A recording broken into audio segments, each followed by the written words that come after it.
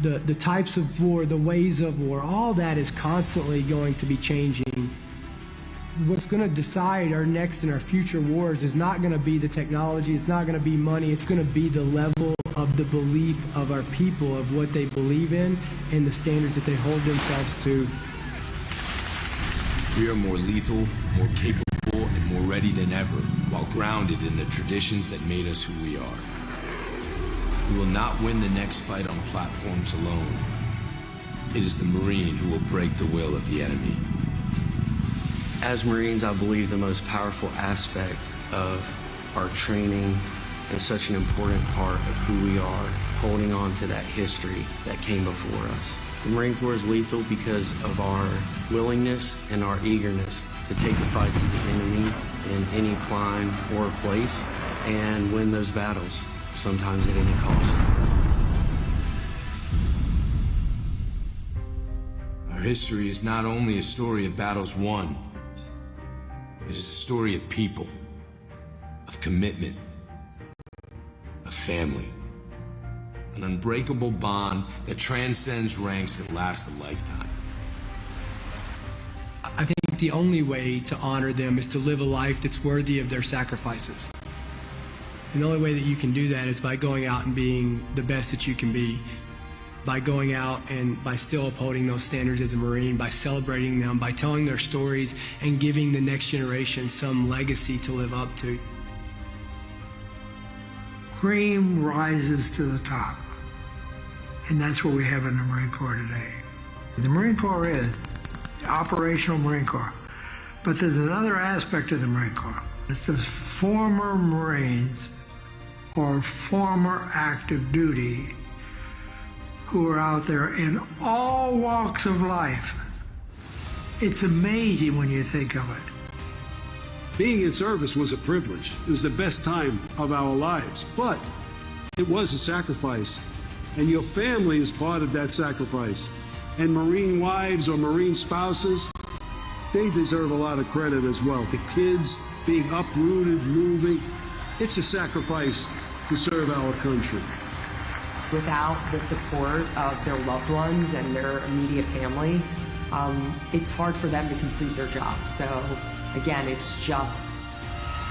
so important for military families and Marine Corps families to understand that their role and the role that they play in supporting their loved one while serving is just as important. For 250 years, we have proven there is no better friend and no worse enemy than a U.S. Marine. For those people who wish evil upon the greater good, David Bellavia said it best, somebody else will raise your children. To the enemies of our nation, don't get comfortable. Whether you're in the air, at sea, or on the ground. We adapt. We always have, and we always will. If it comes down to one-on-one, mano-a-mano, and you turn us loose, I can promise you this, you're not going to survive.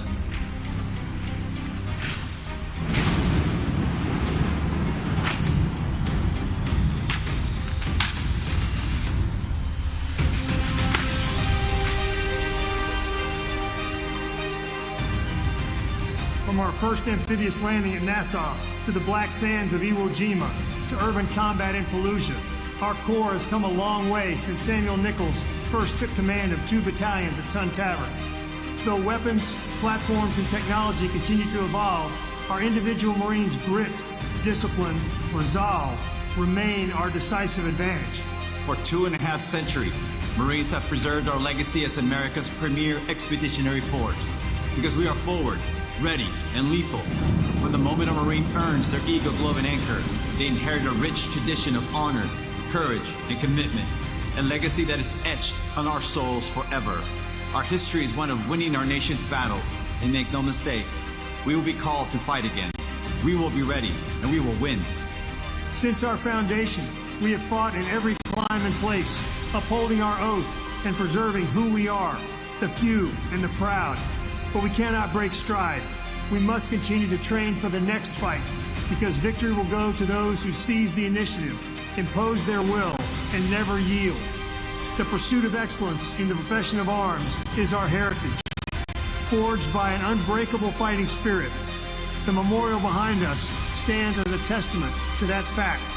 We stand on the shoulders of the giants that came before us. We must not fail them. The challenge is on all of us every day to uphold the standard that the title Marine demands. Happy 250th birthday, Marines. Semper Fidelis.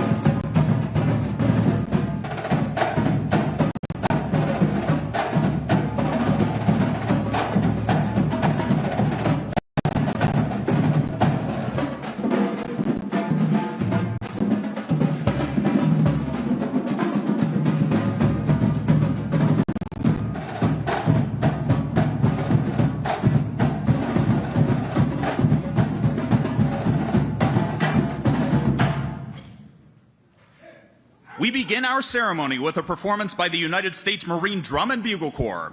Formed in 1934 and known as the Commandant's Own, the unit celebrates more than 90 years of marching and musical excellence while carrying the distinction of being the only drum and bugle corps currently serving in the United States Armed Forces. The concert will open with the timeless classic made famous by the Andrews Sisters as they entertained countless American troops during World War II, Boogie Woogie Bugle Boy. Under the direction of Captain Courtney Lawrence, Marine Barracks, Washington, D.C. is proud to present the Commandant's Own United States Marine Drum and Bugle Corps.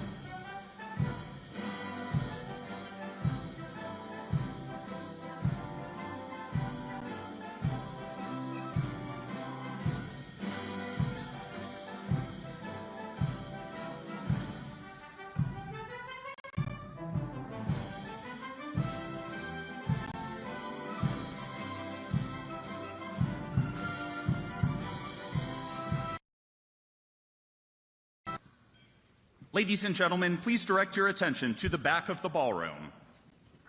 For 250 years, United States Marines have set standards and exceeded expectations. Excellence and precision are at the core of our profession and daily life. The Marines staged across the back of the ballroom represent this legacy. The uniform and weapons have changed, but the ethos has stayed the same, battle-proven for 2.5 centuries. We stand on the shoulders of the giants who once wore these uniforms, and Marines will remain always faithful for the next 250 years and beyond.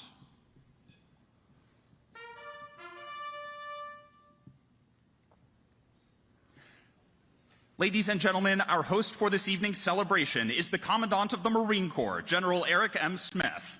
Tonight's guest of honor is the Vice President of the United States, the Honorable J.D. Vance.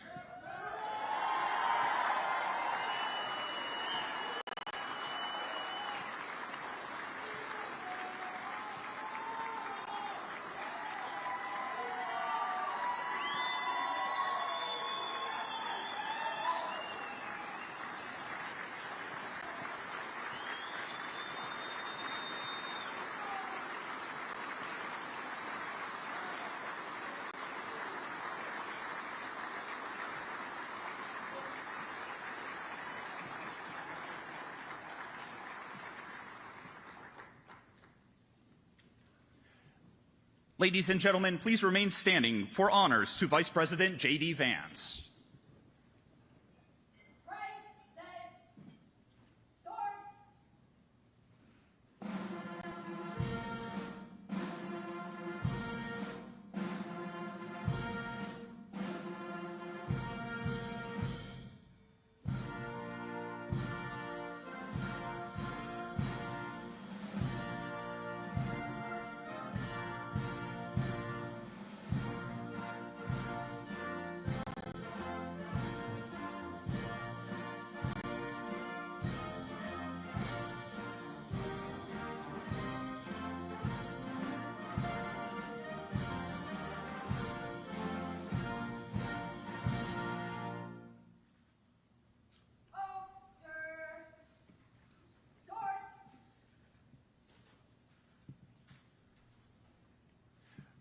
Ladies and gentlemen, please remain standing for the presentation of the colors.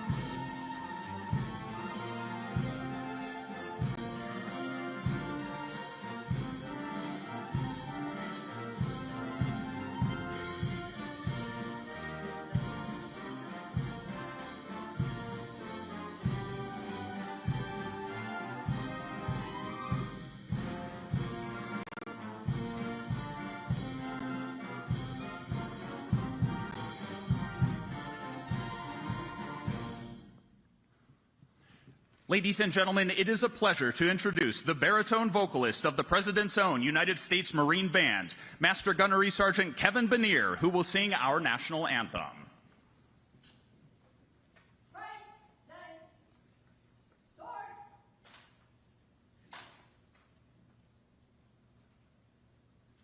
Oh, say, can you see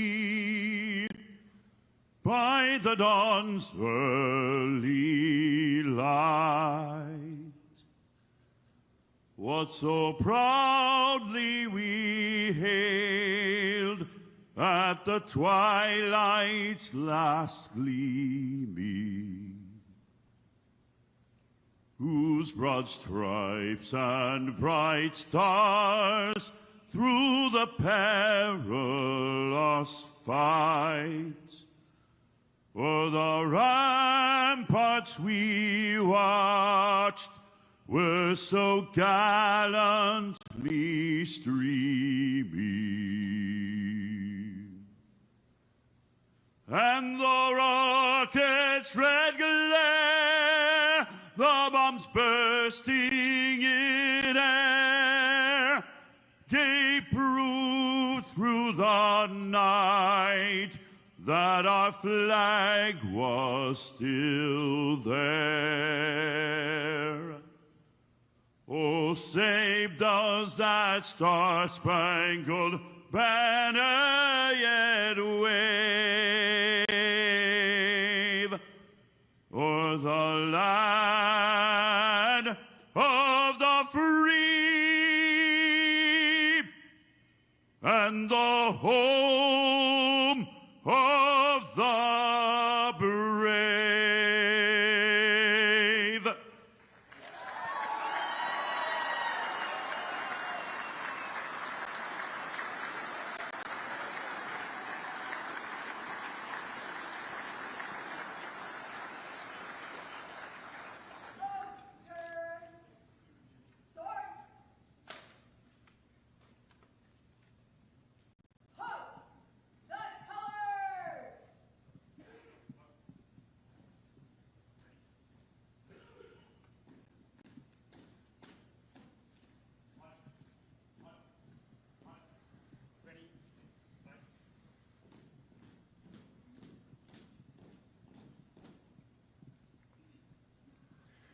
Ladies and gentlemen, please remain standing for the presentation of the Marine Corps birthday cake.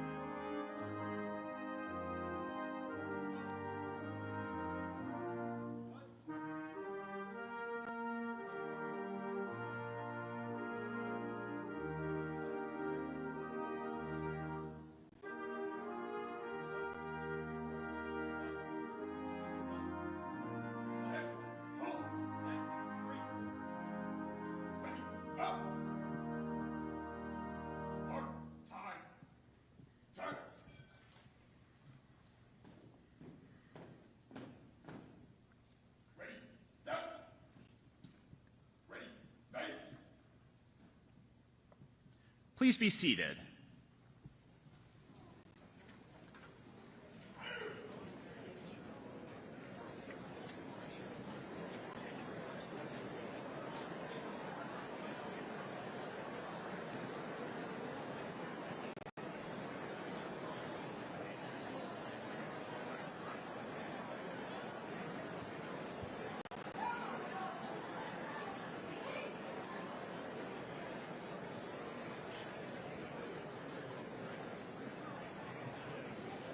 On November 1st, 1921, John A. Lejeune, 13th Commandant of the Marine Corps, directed that a reminder of the honorable service of the Corps be published by every command to all Marines throughout the globe on the birthday of the Corps.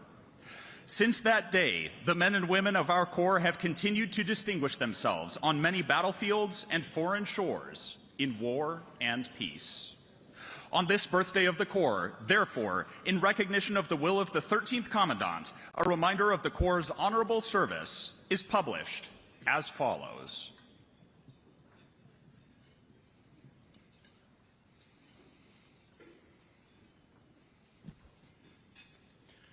On November 10th, 1775, a Corps of Marines was created by a resolution of the Continental Congress. Since that date, many thousand men have borne the name Marine. In memory of them, it is fitting that we who are Marines should commemorate the birthday of our Corps by calling to mind the glories of its long and illustrious history. The record of our Corps is one which will bear comparison with that of the most famous military organizations in the world's history. During 90 of the 146 years of its existence, the Marine Corps has been in action against the nation's foes. From the Battle of Trenton to the Argonne, Marines have won foremost honors in war and in the long eras of tranquility at home. Generation after generation of Marines have grown gray in war in both hemispheres and in every corner of the 7 seas, so that our country and its citizens might enjoy peace and security. In every battle and skirmish since the birth of our Corps, Marines have acquitted themselves with the greatest distinction, winning new honors on each occasion until the term Marine has come to signify all that is highest in military efficiency and soldierly virtue. This high name of distinction and soldierly repute, we who are Marines today have received from those who preceded us in the Corps. With it, we have also received from them the eternal spirit, which has animated our Corps from generation to generation and has been the distinguishing mark of the Marines in every age. So long as that spirit continues to flourish, Marines will be found equal to every emergency in the future, as they have been in the past, and the men of our nation will regard us as worthy successors to the long line of illustrious men who served as soldiers of the sea since the founding of the Corps.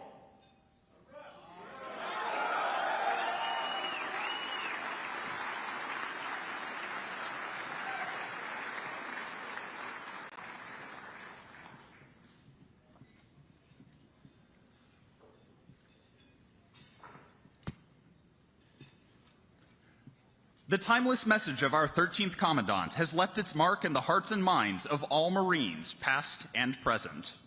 By deed and act, from Belleau Wood to the Argonne, from Guadalcanal to Iwo Jima, from Incheon to the Korean Armistice, from the hard fights in Vietnam to Desert Shield and Desert Storm, to this century's longest wars in Iraq and Afghanistan, and in hundreds of other places where Marines have distinguished themselves, Marines have continued to epitomize those qualities which are their legacy. The success which the men and women who have earned the title Marine have achieved in combat and the faith they have borne in peace will endure forever. The Commandant and our many friends have added their hearty praise and congratulations on this, our 250th birthday.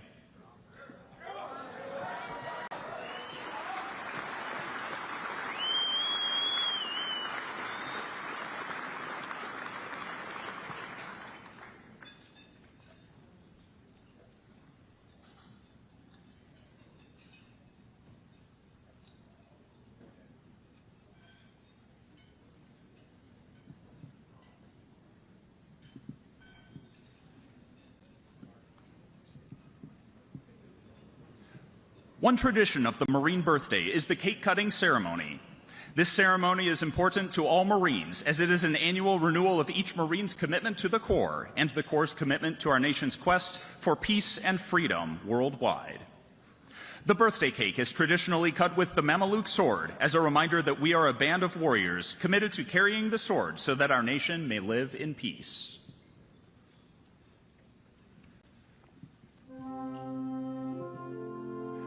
Ladies and gentlemen, the cake before you was designed and handcrafted by Mrs. Gray Pack and Marines from the Marine Corps Enlisted Aid Program. Please join me in a round of applause.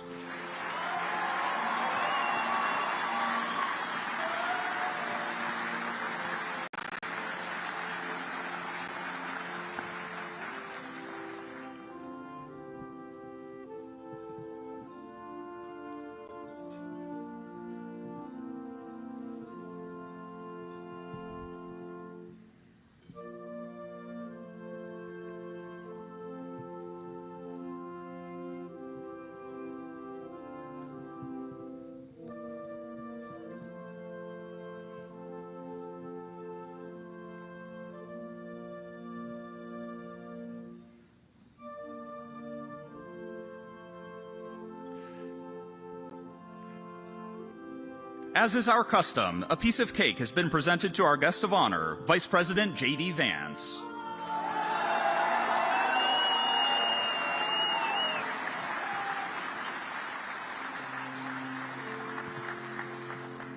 Vice President J.D. Vance will now present the piece of cake to the oldest Marine in attendance as a sign of honor and respect accorded to experience and seniority. Our oldest Marine this evening was born on 26 April 1926 in Brooklyn, New York, and enlisted in the Marine Corps in 1944.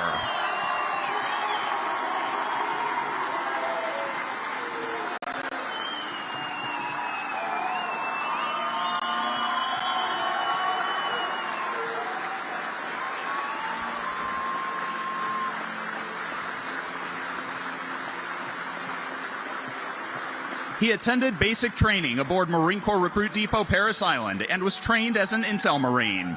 In 1944, he was assigned to 4th Tank Battalion, 4th Marine Division, and fought on Iwo Jima from D-Day +1 on 20 February 1945 to 26 March 1945. He was honorably discharged on 7 June 1946 with the Asiatic Pacific Campaign Medal with 1 battle star and World War II Victory Medal. Ladies and gentlemen, please welcome Corporal Nils Moakler, United States Marine Corps.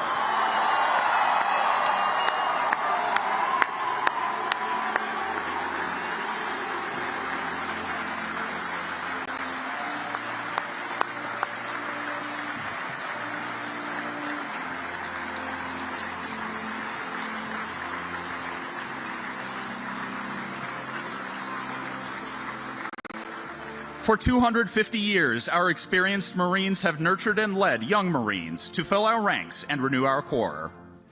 Corporal Moakler has passed the piece of cake to the youngest Marine in attendance, symbolizing the passing of wisdom, knowledge, and experience, as well as signifying trust and confidence in those who will carry on our Marine Corps traditions in the future.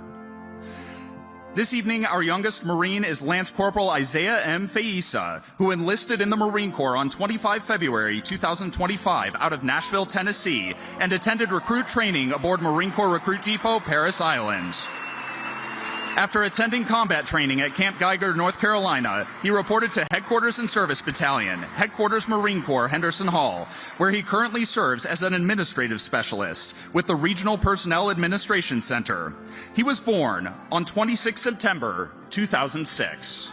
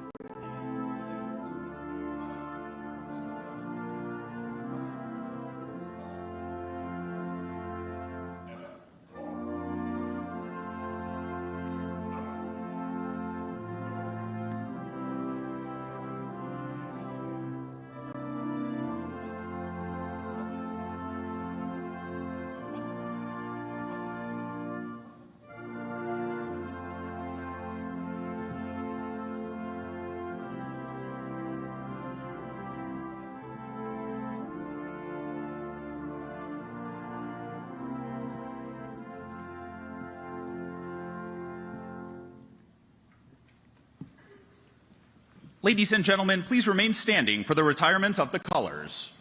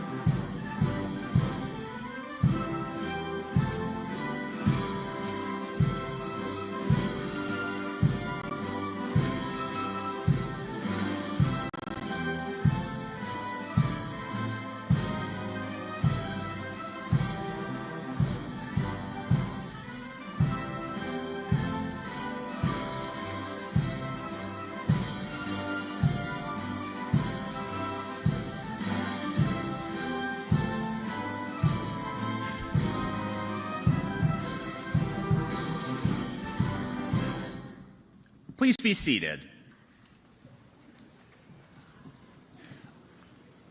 Ladies and gentlemen, at this time, we ask that you please charge your champagne glasses.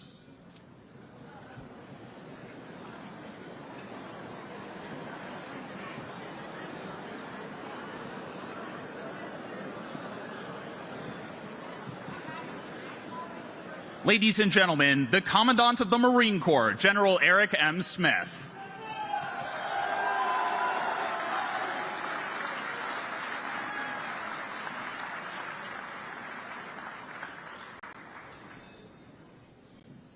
Good evening.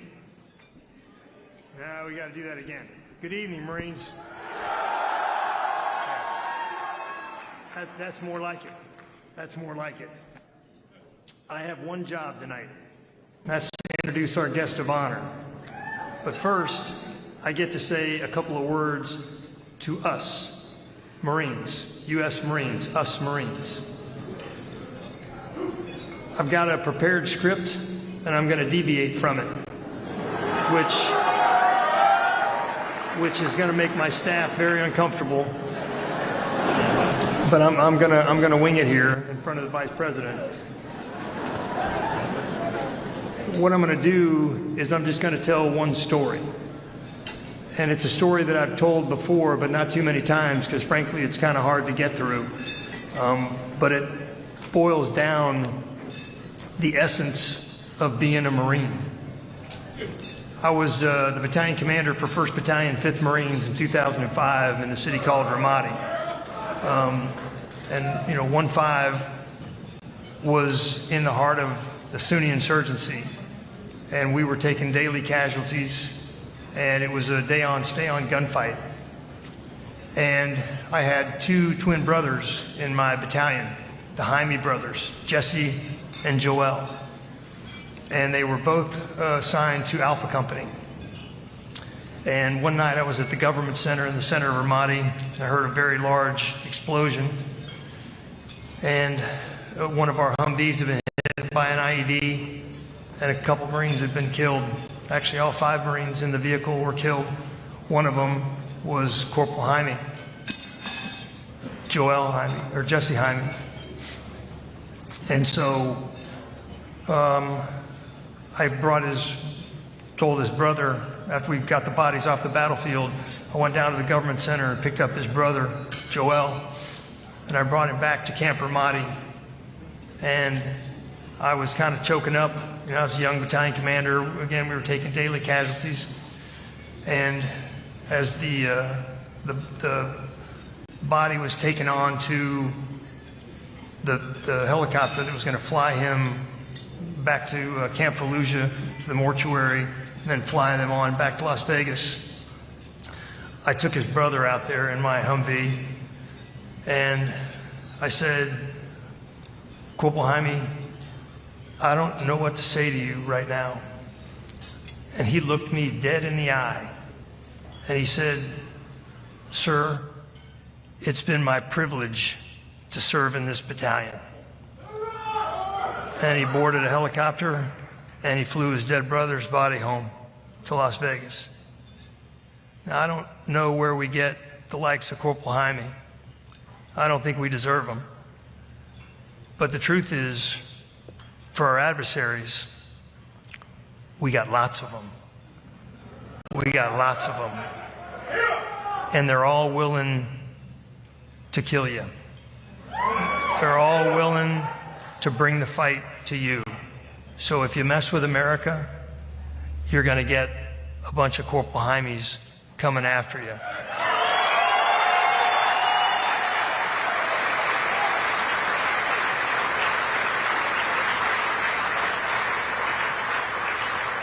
And again, I've committed the ultimate foul because I haven't said all of our VIPs tonight, but everyone here is a VIP. And so we have U.S. senators here tonight. We have distinguished visitors, distinguished guests. We've got too many to name. We've got the former ACMAC, now the Vice Chairman of the Joint Chiefs, Christopher Mo Mahoney.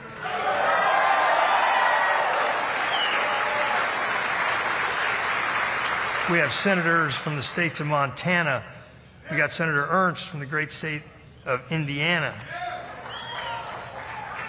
We've got the Honorable Stephen Daines. We've got the Honorable Dan Sullivan, U.S. Senator from the great state of Alaska and a veteran Marine himself. Again, the list goes on. We've got Ambassador Sean O'Neill, Ambassador Designate to Thailand. The Honorable Hung Cao, Undersecretary of the Navy. General Dave Berger, former Commandant of the Marine Corps.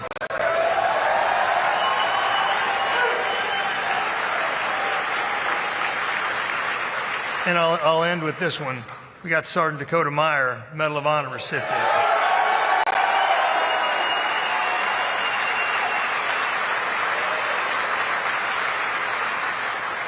We're all honored by your presence here today.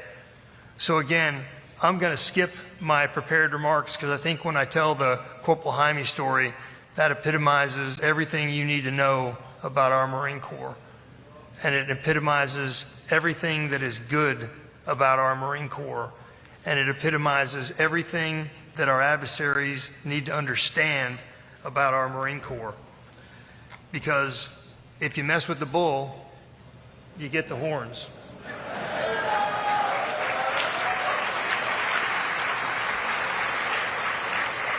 And there's a saying, again, that nobody likes to fight, but somebody has to know how.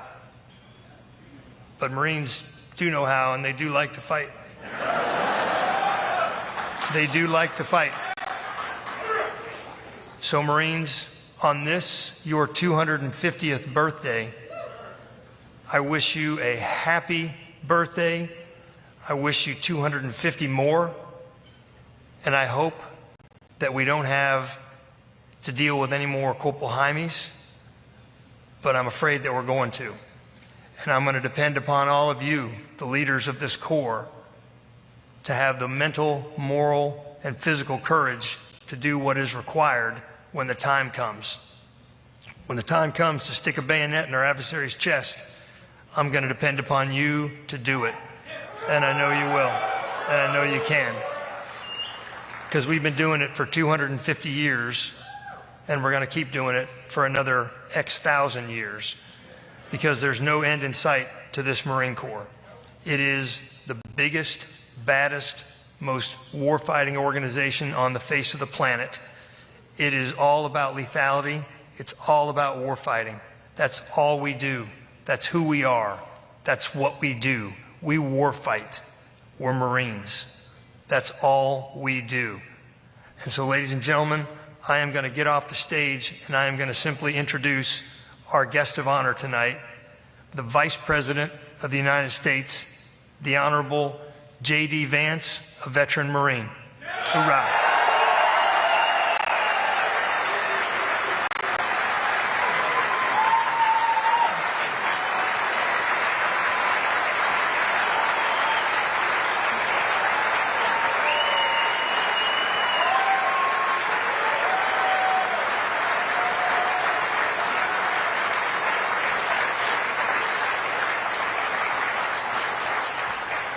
Thank you, Marines. It's great to be with you tonight. I want to thank our great Commandant, General Smith. Thank you so much for everything that you do for our Marine Corps. Let me ask you all, how we doing, Marines? That was pretty good. How we doing, Marines? That was better. That was better. Well, I figured I'd just stand up here and tell a lot of stories about the Marine Corps, because what else should we do when we're among friends on the 250th birthday of the United States Marine Corps than talk about the incredible stories that make our Corps great? And I'm so proud to be here. I'm so proud to be the first Vice President of the United States to have been a United States Marine.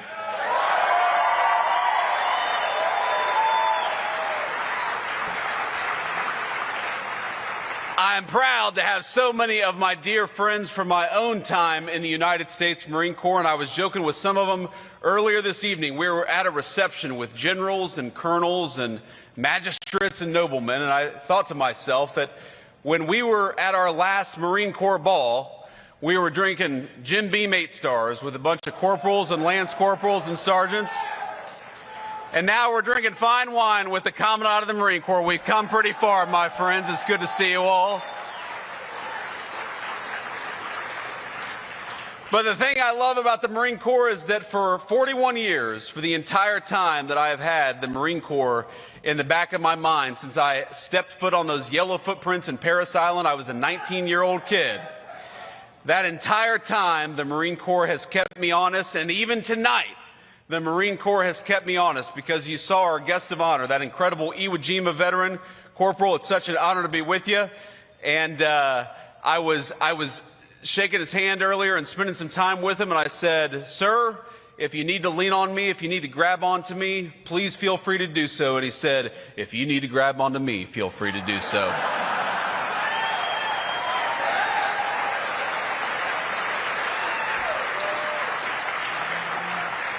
And then I shook the hand of his fellow Iwo Jima veteran, because we have a corpsman here who served in Iwo Jima. And how much, Marines, do we love our corpsmen who keep us safe?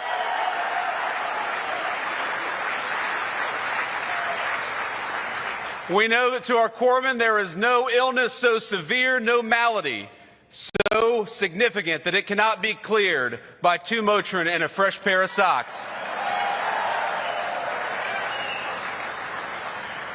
But I shook the hand of this corpsman who's probably close to 100 years old.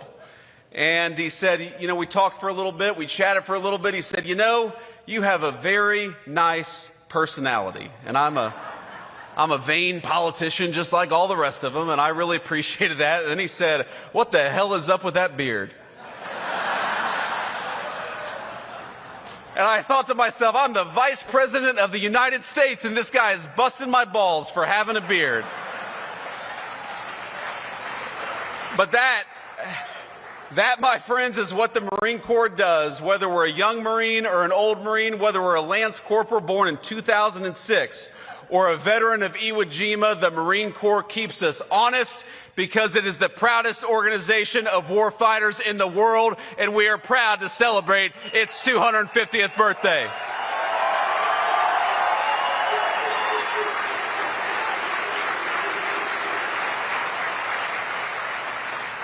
Now, I got this great big speech here. I could talk about Dan Daly. I could talk about Chesty Puller. I could talk about John Basilone. I could talk about all of the incredible Marines. I could talk about my friends, some of whom came home from Iraq or Afghanistan and a couple of whom didn't.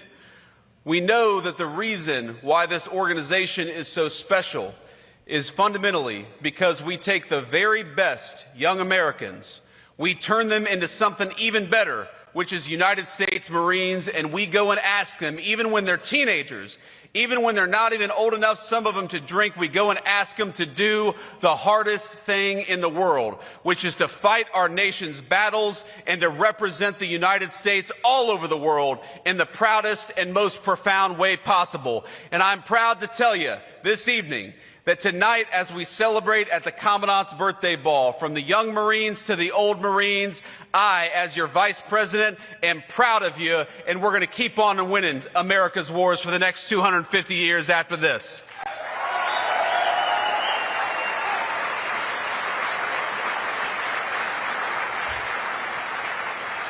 Now, I remember when my cousin Rachel, she's my older cousin, my grandmother's eldest grandchild, when she encouraged me to enlist in the United States Marine Corps, and at the time it sounded like the craziest idea I had ever heard.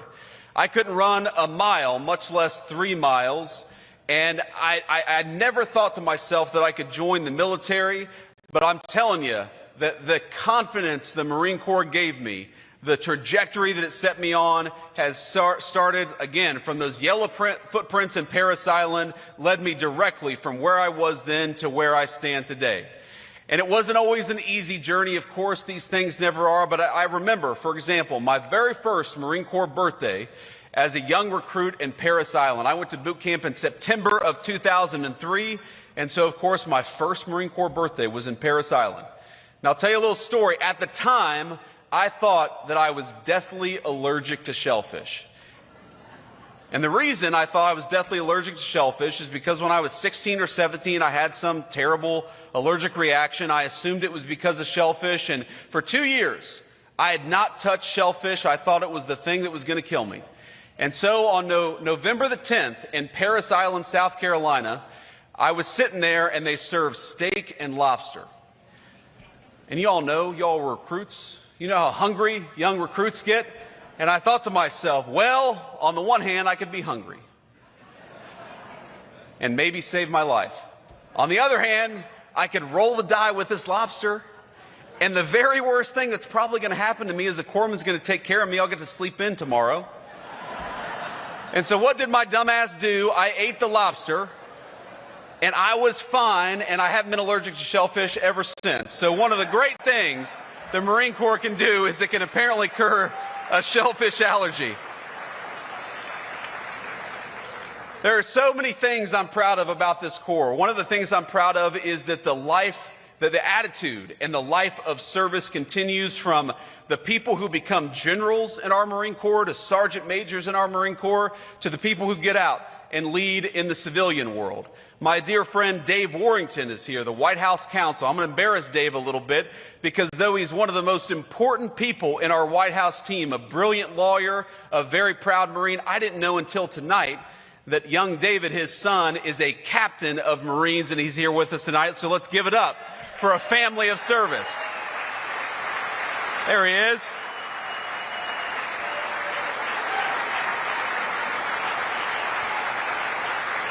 Going to embarrass my friend a little bit, and of course you all know that, you know, when you get around soldiers and sailors and airmen, we like to poke fun at each other.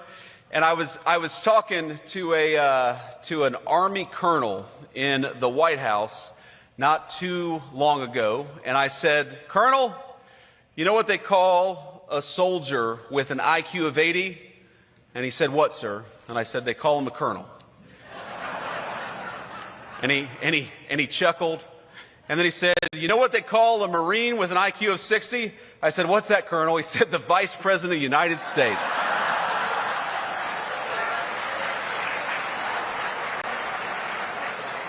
And guess what, Colonel? I've got the last laugh because your ass is going to Siberia on diplomatic duty. So I hope you had your fun in the West Wing, but unfortunately I get the final say. That's one of the good things about this job. But let me just say, first of all, from our Department of War Secretary, Pete Hegseth, a great soldier, but a person I know who loves the Marines deeply, and of course from the President of the United States. They are proud of you.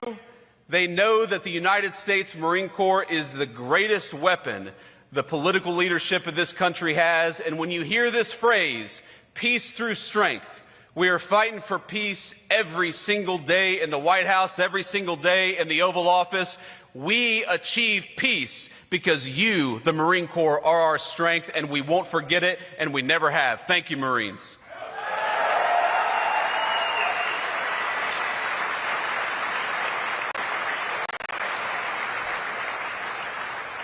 And I know we're going to do a little toast with a Commandant here, but I just want to say something else, because there are two things that your political leadership cares a great deal about. I have to put on my vice president hat and tell you about it, because one of the mistakes that I think we made over the past 40 years, over my entire life, and let's be honest, it was Democrats and Republicans, this is not even a partisan point, is that we were too willing to send our Marines and our soldiers and everybody else off to war without giving you clear guidance about what you needed to do and clear guidelines for when you would come home.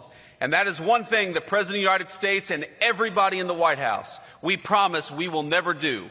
When we send you off to fight our nation's battles, we will do it with full confidence. We will give you the knowledge and the tools you need to win, and we will make it clear that your job is to kick the enemy's ass and come back home safely. That is our sacred promise from the President of the United States on down. That's what we owe every single one of you, is a clear mission and a clear promise that when you do that mission, you're going to come home safely. That's the first point that I want to make. And I want to make a second point, because we live in an era of technology. You saw it in that incredible video.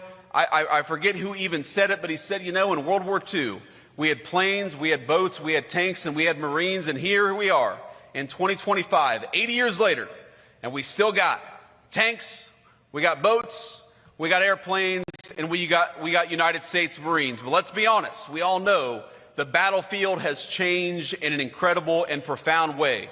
We've got technology that would have been inconceivable even when I was a little kid, is now driving the face of the modern battlefield. We got cybersecurity, we got satellites in space, we got artificial intelligence, we've got all this incredible technology.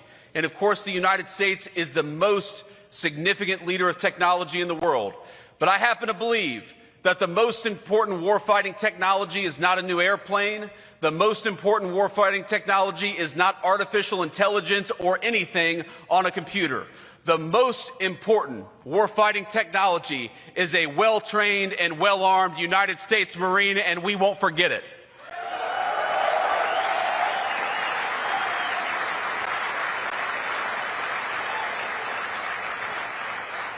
So let me say, Marines, at the age of 250, not a single one of you looks older than 249. You look pretty good out there. This is a good-looking crowd. But I just want to say that everything the Marine Corps has done for me, the Marine Corps gave me great training. It gave me a sense of purpose. It gave me lifelong friends that across the political spectrum, just in the table of people that were dear friends of mine during the United States, my own Marine Corps service. We've got radical leftists and radical right-wingers, and we're all dear friends because we all bleed the same Marine Corps green. The Marine Corps has done a lot for me. The Marine Corps has done more for me than I can possibly repay. But the thing that I promise, so long as I have the honor of being your vice president, is that I will continue to honor the United States Marine Corps. I will continue to remember that you are the most profound warfighting technology that exists on the planet Earth, and I will fight every single day on this 250th birthday of the United States Marines to make sure that the next 250 years is just as damn proud as the first 250. Happy birthday, Marines. It's an honor to be with you.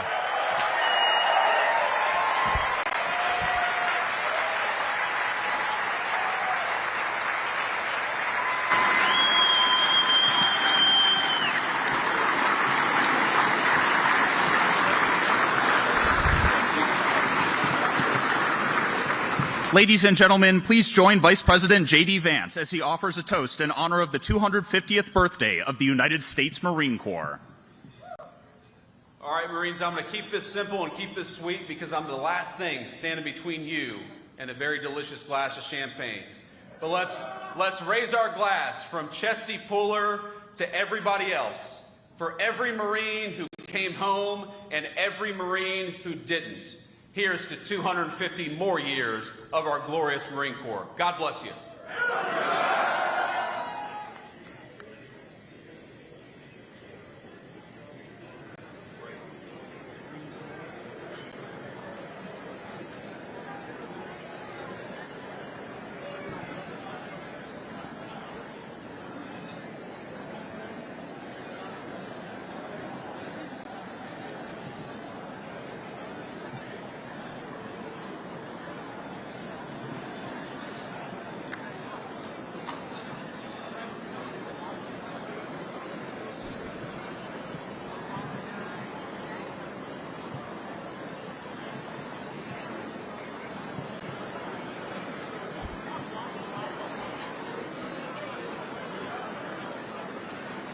Ladies and gentlemen, the Commandant and Sergeant Major of the Marine Corps would like every guest in the ballroom to join Master Gunnery Sergeant Benier as he leads us in the singing of all three verses of the Marines' hymn.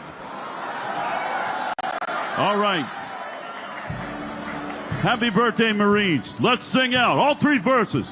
Here we go. From the halls of Montezuma to the shores of Tripoli, we fight our country's battles in the air, on land and sea. First to fight for right and freedom, and to keep our honor clean. We are proud to claim the title of United States Marine. Our flags unfurled to every breeze, from dawn to setting sun. We have fought in every clime and place where we could take a gun. In the snow of far-off northern lands and in sunny tropic scenes, you will find us always on the job, the United States Marines. Here's health to you and to our Corps, which we are proud to serve. In many a strife we fought for life and never lost our nerve. If the Army and the Navy ever look on heaven's scenes, they will find the streets are guarded by United States Marines. Happy birthday, Marines!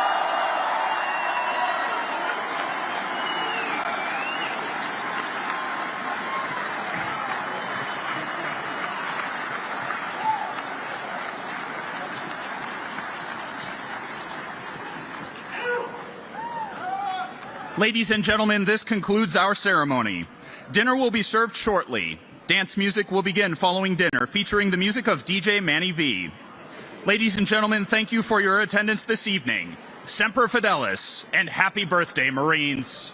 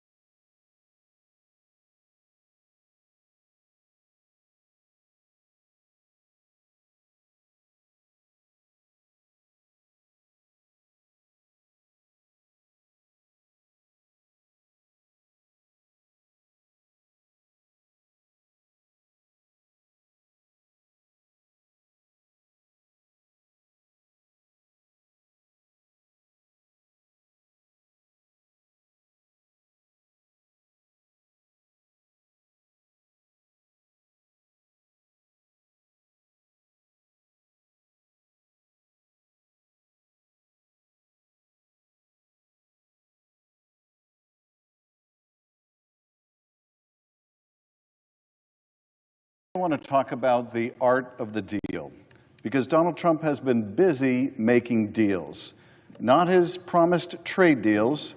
Those are heavy on promises, but very light on actual deals. Not any deals in Congress to lower costs for the American people that could make it easier to afford a home or to buy groceries. In fact, with fewer cargo ships arriving in our ports and our closest allies and neighbors boycotting American goods, the president has done nothing but make your life more difficult. Medicaid is under attack. Social Security offices are closing by the dozens. Food assistance, rental assistance, energy assistance, all on the chopping block. There is no end to the destruction. The first 114 days of this administration have been one bad deal after another for American families. But if your last name is Trump, these 114 days have been just about the greatest deal of all time. New airplanes from your friends in the Gulf, new hotel deals, new golf courses, new meme coins, new towers, new income is flowing in to the Trump family. You name it. Donald Trump and his family are cashing in. So today, I want to highlight just a few of those deals for the Trump family, how he's lining his own pockets and fleecing the rest of us in the process, how his family is getting even richer while the rest of us are treated like suckers. Today, I want to talk about the 10 best deals for Donald Trump and the worst deals for the American people, how the graft is on full display and how you, the American people, are being left holding the bag. You don't have to look far from the White House to find some of the most flagrant examples. So entering in at number 10 of the top 10 deals for Donald Trump and the worst deals for the American people, we only need to look at the South Lawn. We all saw this happen on the White House grounds. Donald Trump and Elon Musk turning the place into a Tesla showroom. But what you might have missed is what happened before and after this photo was taken. Just before Trump turned the White House grounds into a used car lot, Tesla stock had been in an historic and disastrous slump. With their market value cut in half since December, Musk needed a jolt to his ailing company, and he got it. When the president was asked whether his symbolic purchase of a Tesla at the White House might help the company's stock, Trump said, "I hope it does." But that wasn't all, because the best part of the deal for Donald Trump took place after the Teslas had been driven away and the cameras had been packed up. Because not long after the special live stream on X or Twitter had ended, something even more important happened. With Tesla shares on the rebound, Elon Musk promised to pump $100 million into Donald Trump's political operation. That's right, Donald Trump received one of the largest political contributions in American history, all for the price of one measly Tesla Model S and the use of the White House as a sales room. A damn good deal for Donald Trump, if you ask me. For you, the American taxpayer, nothing at all. Zero, zilch, nada. All you got was being taken for a ride. For number 9 of the best deals for Donald Trump, we have to zoom down to Mar-a-Lago, where you can generally find the president golfing on your dime and lining his pockets in the process. We saw this during the first Trump administration, but at that time, he was still finishing the front 9. During his first term, Donald Trump made an astounding 473 trips to his own golf courses while in office. But this term, he seems determined to go for the club record. In just his first 100 days, Donald Trump spent over a quarter of those days while in office, a quarter of those days while in office, golfing. Wouldn't you like a job like that, where you get to play golf every 4 days? Pretty sweet. Through market collapses, Donald Trump is out on the golf course. Through national crises, Donald Trump was out on the golf course, enjoying the golden age in his golden golf cart, playing the back nine, while you struggled to pay your rent or your mortgage. Which is bad in and of itself, that the President of the United States is spending so much time, when there's so many challenges facing American families, out on the golf course. But that's not even the worst of it. Because guess who is paying for all that golf? You are. You are, the American people, the taxpayer. That's right, all those drives and those chip shots, all those slices and those hooks, all the missed putts, you're paying for every hole. This term, reports suggest he's spent well over $30 million in taxpayer funds on these golfing trips. That's your tax dollars at work, ladies and gentlemen. And it's not just the use of these taxpayer funds that's a travesty. It's that these taxpayer dollars go to benefit him directly.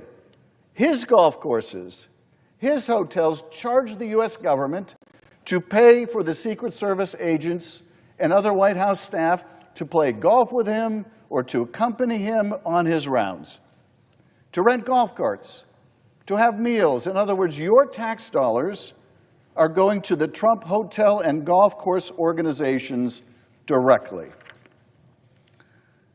And if you're interested and wealthy enough, Mar-a-Lago memberships will cost you a cool $1 million or more, where you can hobnob with the president and his family and see if you too can get any special deals from the federal government. But don't spend all your money at the Trump golf courses, because there is a movie that you're going to want to save some money to rent, because, well, someone has got to watch it. Coming in at number 8 of the top 10 deals for the Trump family is Melania's new documentary. On January 6th of this year, Amazon announced a new documentary coming soon. An unprecedented, quote, unprecedented behind-the-scenes look at First Lady Melania Trump, unquote. And get this, Amazon will be paying out $40 million to the Trump family to license the documentary. Okay, so let me just say that again. Amazon is giving $40 million in cash to his family, the Trump family, to license this documentary. Direct cash into the pockets of the Trump family. But apparently, they're still looking for more. Melania's agent has been trying to sell sponsorships for the film, starting at $10 million to prominent CEOs and billionaires who were at the inauguration. In return for your sponsorship of this Melania documentary, buyers would get thanked at the end of the credits and be invited to the premiere. Reportedly, Trump interests are also pitching Hollywood for a show about Don Jr.'s time outdoors, a hunting show. Seriously, and who wouldn't want to see it?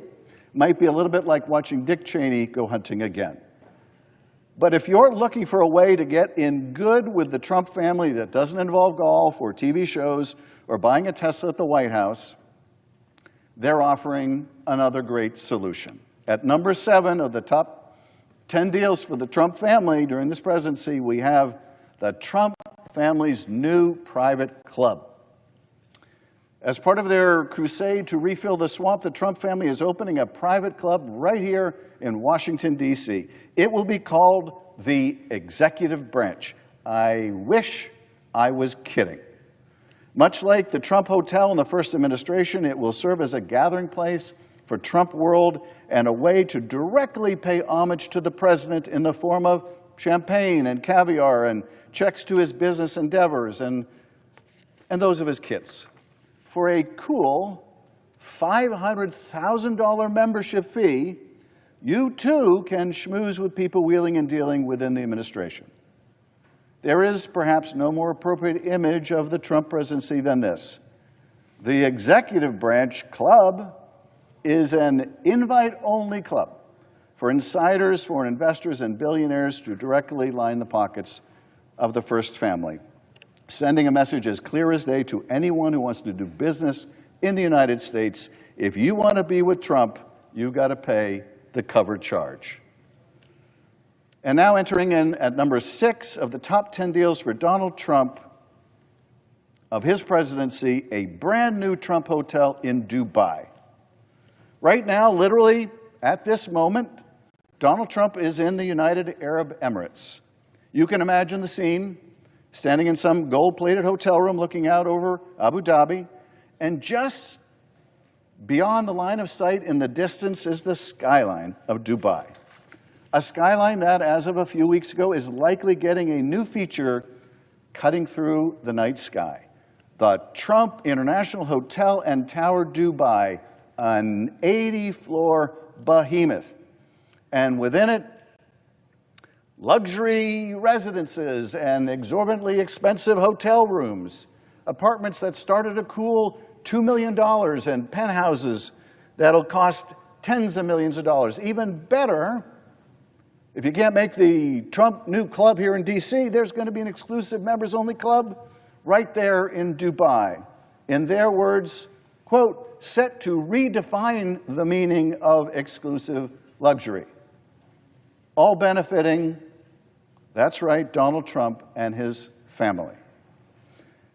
Now, their ventures in the Middle East don't start or end in Dubai, because entering in at number 5 of the best deals for Trump and the Trump family of his presidency, they're cashing in this time in Qatar.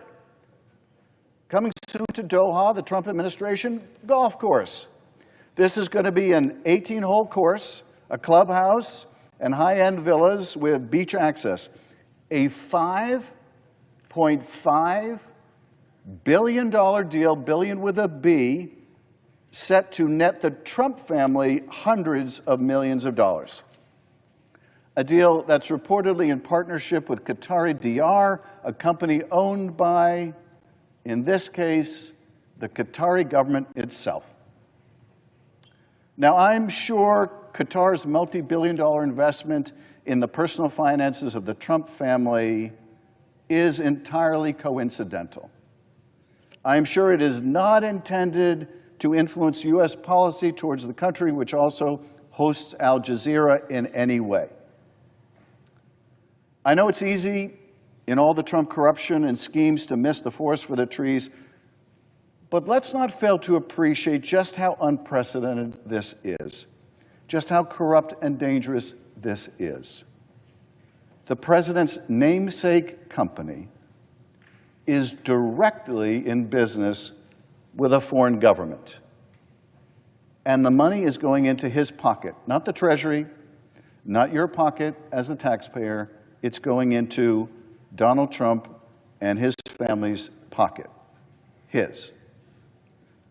But that's not the only Gulf nation in business with the president and his family, not by a long stretch. There is also Saudi Arabia, because entering in at number 4 is the newly announced Trump Tower in Jeddah and their two brand new projects in Riyadh.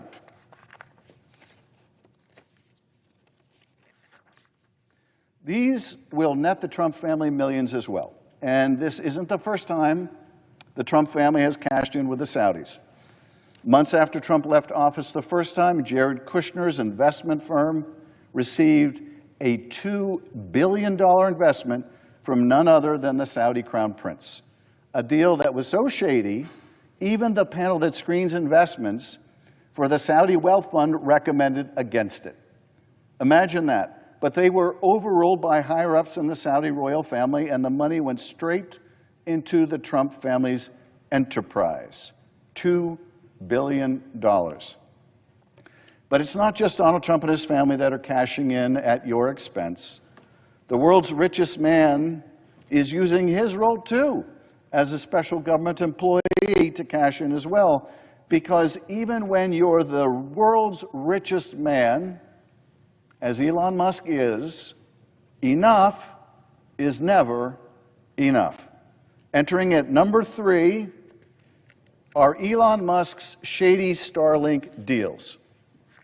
Elon Musk, when he's not tweeting or firing essential government workers, is turning his company Starlink into a global superpower. How? By using the sway of his position and his proximity to Trump to negotiate a whole raft of deals with foreign nations to purchase his Starlink satellite systems. Just look at what happened with the nation of Lesotho, located in South Africa. Donald Trump slapped crippling tariffs on the country. In the hopes of a trade deal, they came to the table, and that meant coming to Elon Musk's table. To understand this best, I want to read verbatim from a leaked internal State Department memo. Quote, as the government of Lesotho negotiates a trade deal with the United States, it hopes that licensing Starlink demonstrates goodwill and the intent to welcome U.S. business. As the government of Lesotho negotiates a trade deal with the U.S., it hopes that licensing Starlink demonstrates goodwill and intent to welcome U.S. businesses. This is from the State Department's own cable in black and white. It's just pay to play to get out from under the tariffs that Trump imposed on Lesotho. That country is going to buy Elon Musk's satellite system. Wow. Pay off Trump's machine, and maybe you'll get a trade deal. And of course, it isn't just the poor country of Lesotho. In February, Elon Musk met with Indian Prime Minister Narendra Modi in Blair House, a government building just steps from the White House. Their meeting was private, but the results were very public. Shortly after the meeting, India announced 2 Starlink distribution deals. Millions into Musk's pockets negotiated steps away from the White House. Since then, since the imposition of these tariffs, since the need of other countries to come in and to negotiate tariffs away with the Trump administration, Elon Musk has reached deals with Somalia, the Democratic Republic of the Congo, Bangladesh, Pakistan, and Vietnam. And that's just what we know about so far. But I promise you, this will not be the end of it. It's among the most obvious, egregious, and dangerous acts of corruption in American history. Want out from under a tariff? Make a deal with Elon Musk and Starlink. And they're barely trying to hide it. Which brings us to number 2 of the top 10 deals for Donald Trump as president, and the top 10 ways that the American people are ending up holding the bag. Because Qatar isn't just investing in a new Trump Tower at home. The Qatari government is also gifting the president a new Air Force One. An aircraft so opulent that they're calling it a sky palace, a palace in the sky. A $400 million gift for Donald Trump that taxpayers will have to pay to debug. You can imagine all the national security implications of getting an airplane with all of its electronics and all of the venues you could hide eavesdropping equipment. You could imagine what will be necessary to debug an aircraft like that. It will need to be retrofit and upgraded to meet the standards of an Air Force One. It will cost taxpayers a fortune. And their plan, the Qataris' plan, is to gift the plane to the Trump Presidential Library before Donald Trump's term ends. That way, the president can keep using it as he pleases. That way, Donald Trump, in addition to his own private plane, in addition to Air Force One, which he is very upset with because it's a few decades old and, you know, it just doesn't have the amenities that Donald Trump has come to expect, he gets to keep this palace in the sky. While American airports are in crisis, air traffic controller shortages, radar blackouts, massive delays, and surging prices for you, the passenger, this is what the President of the United States is focused on. Not bringing down airfare for you, not dealing with those luggage fees and all the hidden costs when you buy airplane tickets. No, that's not what the President of the United States cares about. This is what he cares about. He cares about getting a $400 million gift from the Gutteries, which he calls a nice gesture. Giving a whole new meaning to the term nice gesture. I kind of associate nice gesture with maybe someone picking up the tab at Chipotle, or maybe giving me a ride instead of having to take an Uber somewhere. But for Donald Trump, a nice gesture is a $400 million palace in the sky that he gets to keep or make use of when he's no longer president. Never mind that the gift violates the Constitution's prohibition on a president receiving gifts or emoluments. Never mind that it violates the Constitution. That seems to be of little concern to the president. But the fact is the Qataris are not stupid. They're going to want something for that $400 million plane.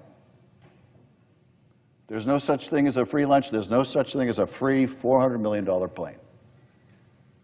And that's something that the Qataris are going to want, is favorable U.S. policies towards Qatar in the Middle East. If they didn't want something for that plane, maybe they would have given it to you or somebody else not named Trump. This is, in fact, why we have a clause in the Constitution that prohibits gifts like this, because we want to know that the President of the United States is acting on our behalf, on our country's behalf, on our national security behalf, our interests, not some foreign interest that gave them a $400 million gift. And if you really believe that Trump won't return the favor when the time comes, when the Qataris want something that may or may not be in our national interest, if you really believe that Trump won't return the favor when that time comes, and I've got a 747 palace in the sky that I'd like to sell you.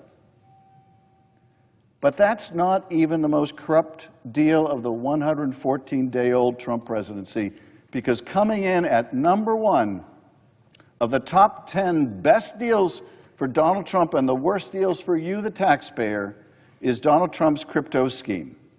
You've heard about the meme coin by now. This is, I think, the logo of the meme coin. The president's most brazen cashing in. A corrupt effort that's already made him and his family billions of dollars between its soaring values and the trading fees. Now, this meme coin's gone up and down in value, but the thing is, every time it gets traded, every time it's bought or sold, this guy gets a cut. He gets the fees, estimated already at the value of hundreds of millions of dollars. It's like posting his Venmo account online, inviting personal monetary tributes from foreign powers, foreign investors, or anyone else who's willing to pay up. You've heard about the private dinner that they're offering associated with this meme coin. The top 220 meme coin owners, many of whom are foreign investors, invited to a private dinner with the President of the United States. Businesses are buying and jockeying to be one of the favored few who also get a private audience with him if they're willing to buy millions of meme coins, not to mention a personal tour of the White House. But beyond the meme coins and the dinner parties, there's something else also brewing behind the scenes. As I speak, Eric Trump and Don Jr. are getting into the action, jetting around the world, building their own financial empire in the crypto business space. In Dubai, the Trump family's World Liberty financial firm announced a joint venture capital firm backed by the government of Abu Dhabi that would invest $2 billion using Trump digital currency. Now, I know it's hard to keep all these billions apart.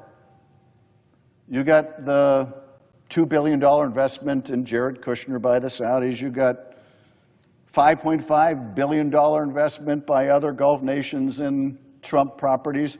You got $2 billion here, $5.5 billion there, another $2 billion here, and pretty soon you're talking about serious money for the Trump family. This deal alone will generate hundreds of millions of dollars in revenue and fees for the Trump family. So that's the art of the deal with this president. Trump gets rich, you get screwed, over and over and over again. It's obvious to anyone who looks, but it bears repeating. He does not care about you. He does not care about making your life better. He does not care that prices are soaring or that home ownership seems impossible. He doesn't care if you have to choose between rent or groceries, let alone whether you'll be able to take that family on a vacation that you've dreamed of. He doesn't care if the health care you rely on gets cut or your local Social Security office closes down. He doesn't care. If it helps pay for his billionaire tax cuts, it's all the same to him. He does not care. Trump cares about one thing and one thing only. The same thing he cared about when he wrote this book. And the same thing he's focused on every day of this presidency. Deals to make himself richer, to make his family richer, to make his billionaire friends richer. And my colleagues, he is succeeding. He is succeeding beyond his wildest imagination.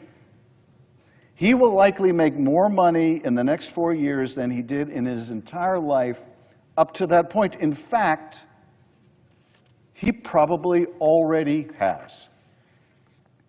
With new gold-plated skyscrapers around the world and a suite of new golf courses to match, a fancy new plane, a speedy new Tesla with the richest man in the world in the passenger seat, a crypto empire and projects around the world that will keep the gravy train going for generations. And no matter what wreckage he leaves behind here, he knows that he can head off to one of those gold-plated skyscrapers, look down on the rest of us, and chuckle at his good fortune. The art of the deal, indeed. For Donald Trump, not for you. I yield back.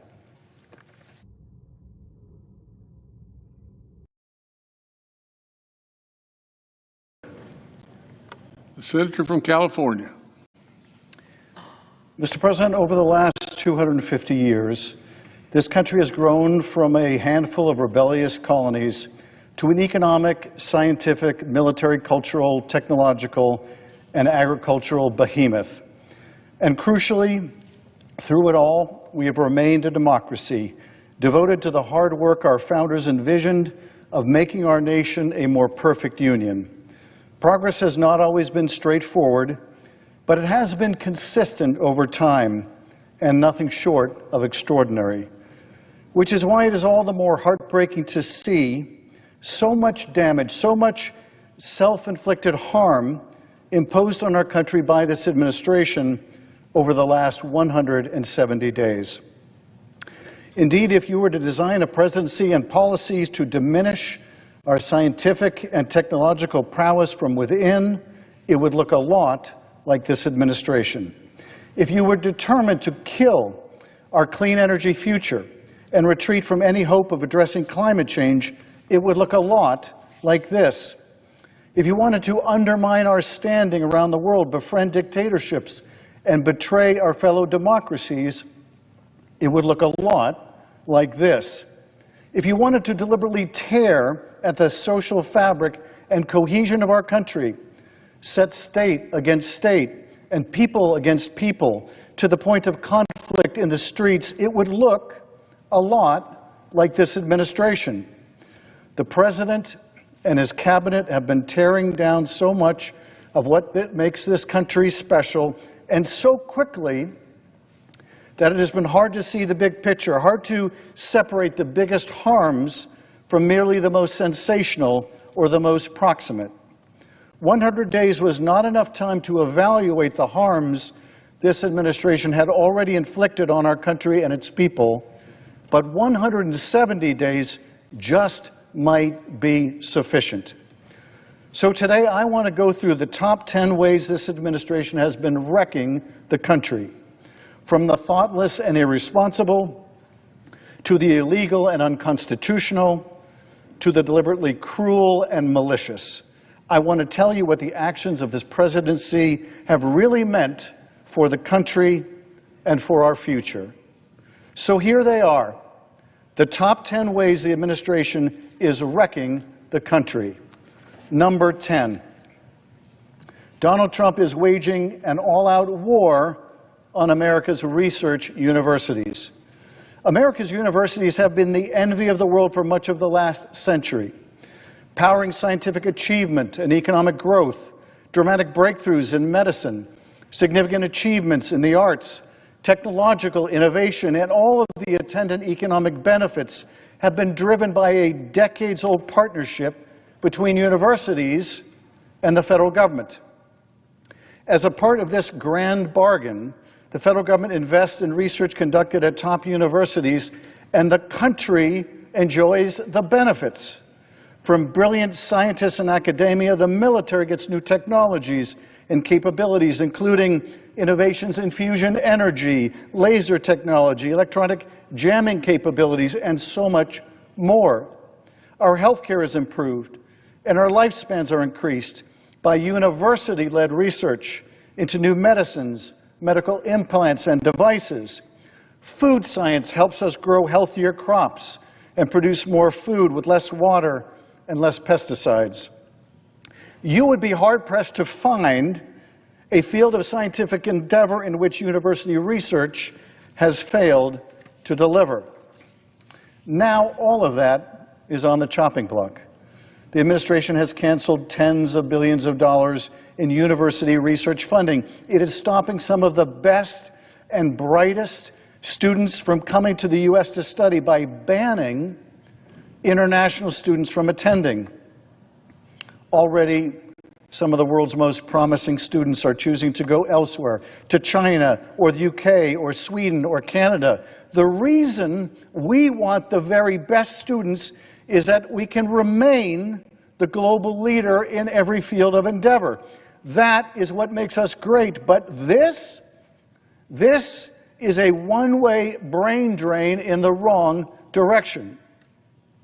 The administration is also raising taxes on research universities and threatening the removal of accreditation from universities which fail to bow to the president's ideological and political whims. And it is using real concerns about anti-Semitism on campus as a pretext, or the policies of athletic departments that it disfavors, to justify attacks on universities that will do nothing but set the country and our economy back. Their real agenda is to change the agenda at schools, to eliminate academic independence, and to indoctrinate students in an ideology that is more to their liking, turning administration bureaucrats into a kind of thought police. Coming in at number 9 of the top 10 ways the administration is wrecking the country, taking away food from hungry kids in America. Donald Trump promised to make America healthy again, but he is not. Instead, he has settled for making America hungry again. The budget just realized through their big ugly bill makes a multi-$100 billion cut to the SNAP program. That's supplemental nutrition and food assistance, basically food for hungry kids and families. This isn't a cut that can be explained away with a vague multi-purpose phrase or platitude like waste, fraud, and abuse, or by engaging in funny math. Feeding hungry families is not wasteful. Providing fresh food at schools for kids that can't otherwise afford to eat is not a fraud. And helping seniors living on the edge of poverty afford a meal is not an abuse. But taking this food away to fund tax cuts for wealthy people and corporations, that is a fraud. That is a waste, and that is an abuse. These cuts will mean more kids who are unable to get a school lunch, more seniors literally sitting and starving in their homes, an America that is more hungry than before, an America that, though it is the richest nation on earth and the most productive agricultural nation on earth, has chosen to adopt more hunger as its policy. Moving on to number 8. Coming in at number 8 of the top 10 ways the administration is wrecking the country, Donald Trump is destroying our alliances with democratic nations around the world and aligning our country with dictators. Across administrations and decades, America has been a symbol of stability for the globe, a trusted partner, a champion of freedom and democracy. We have stood up to evil empires and championed the cause of liberty. And though we have made more than our share of mistakes in trying to rebuild other nations in our image, we have strived to achieve a foreign policy consistent with our values. Now, in just the first few months, so much of that legacy has been betrayed. So many of our alliances have been degraded.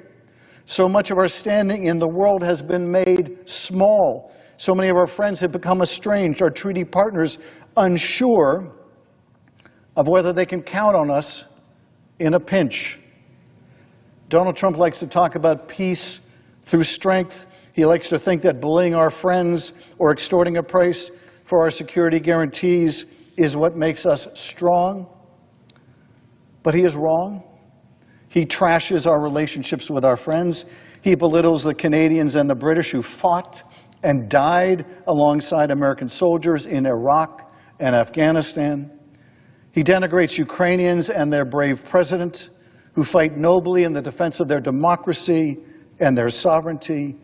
And he insists on Ukraine paying tribute in the form of mineral rights to secure his support.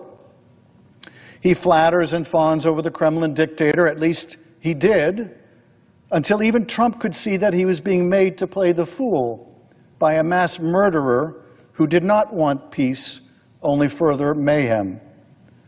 And who can say how long Trump's new resolve against Putin will last before it is overtaken by caprice or self-interest? The only true constant of Trump's foreign policy has been that the United States will be there for you if, and only if, it is pleasing to the president, if you flatter him, if you bow and scrape before him, or if there is something in it for him, personally, like a $400 million aircraft or a multi-billion-dollar crypto deal for his family. He has made it plain that American foreign policy is part protection racket and part just racket. All of this means that America is less safe and secure, with fewer friends we can rely upon out of any sense of shared sacrifice or values. The Mutual Defense Clause of Article 5 of NATO has been invoked only once, and that was on our behalf after we were viciously attacked by terrorists on September 11th. Our friends and allies rushed to our defense, and not just out of a sense of treaty obligation, but because of a shared sense of purpose and our common humanity. The problem with turning every relationship into a transitional or transactional one is that everyone will want something in return, and no one will be there when you really need them.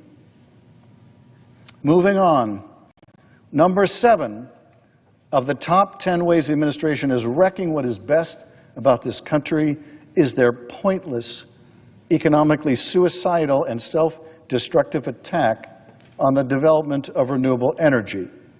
Renewable energy can lead the world away from a climate catastrophe. It can be an economic slingshot catapulting us into an abundant energy future that is American-made. It can truly make us energy independent instead of simply more dependent on the fossil fuel industry. But Trump has attacked clean energy with a vengeance, repealing incentives passed during the Biden administration. And why? Because they were passed during the Biden administration, and because Donald Trump made a promise to oil companies in exchange for campaign cash. Lots of it. More than $1 billion of it. The big ugly bill phases out tax credits meant to spur development of solar and wind power and replaces them with tax credits for coal. If you were wondering whether you heard that right, you did. Tax credits for coal mining. In the year 2025, At a time when we've harnessed the capacity of the sun and the wind to power entire communities, we are disinvesting in a renewable energy future in order to fund an industry from the 1800s. It is the policy equivalent of investing in black lung, and it will choke our energy supply over time and kneecap our economic potential. China knows this. In May, China installed 93 gigawatts of solar capacity. That's enough to power almost 70 million homes. And they did it in a single month. China is installing almost 100 solar panels every second. And that's not because the Chinese Communist Party is populated by a bunch of crazy environmentalists. It's because they know this is the industry of the future. They want to dominate the global market in clean energy, and thanks to Donald Trump, they will. So how will Trump's energy policies impact you at home? It means your energy bills are going to go up, way up, by hundreds of dollars a month. Renewable sources of energy are the vast majority of new energy coming online in America.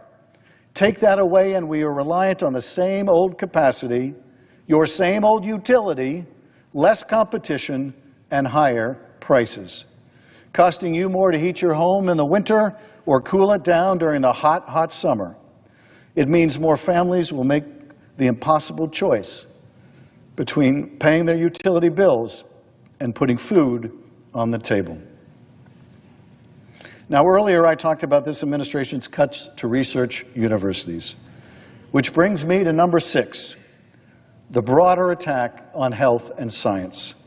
The administration is slashing the National Institutes of Health, the nation's premier medical research agency. They have cut NIH by almost half. Almost half. Now, I'm no scientist, but I took enough science classes in college to know my way around a lab. And I'm certainly no economist, but I can do basic math. And I can tell you with certainty, as anyone can who looks at this, that cutting NIH in half, massively gutting research grants and positions, will lead to the cancellation of clinical trials and new treatments, and to Americans needlessly suffering from any number of illnesses and disease. It will mean scaling back research efforts on everything from cancer to Alzheimer's to HIV/AIDS, destroying years or decades of research in any number of fields that might have been weeks or months away from a breakthrough. That hurts everyone. There isn't a senator in this body who hasn't been visited by families with sick children or sick parents or constituents who are ill themselves. Constituents who have pleaded with us that we increase funding for NIH, who have put a human face on the hope that they or their loved ones might be saved. Saved if only we invest in NIH. And now we turn our back on them. And for what? For what? At number 5, of the top 10 ways the administration is wrecking the country, we have the massive DOGE cuts to the federal workforce and federal agencies everywhere. Elon Musk and his lot of unqualified, unvetted, unrestrained tech bros have taken a chainsaw to any number of federal grants, federal contracts, federal departments, and federal jobs without the slightest understanding of the human consequences. Musk may have held himself harmless during these massive cuts. He managed to use his position in the administration to expand his billions in government contracts at Starlink. But everyone else was made to suffer. Now that he is gone, the wrecking crew continues its work. DOGE accidentally cut nuclear safety staff, then had to rush and try to rehire them. They cut specialists in bird flu, and then they had to try to rush and rehire them. Remember those coal tax credits I mentioned earlier? Well, they're cutting mine safety efforts, making dangerous work even more so. They doged USAID and diminished our soft power around the world.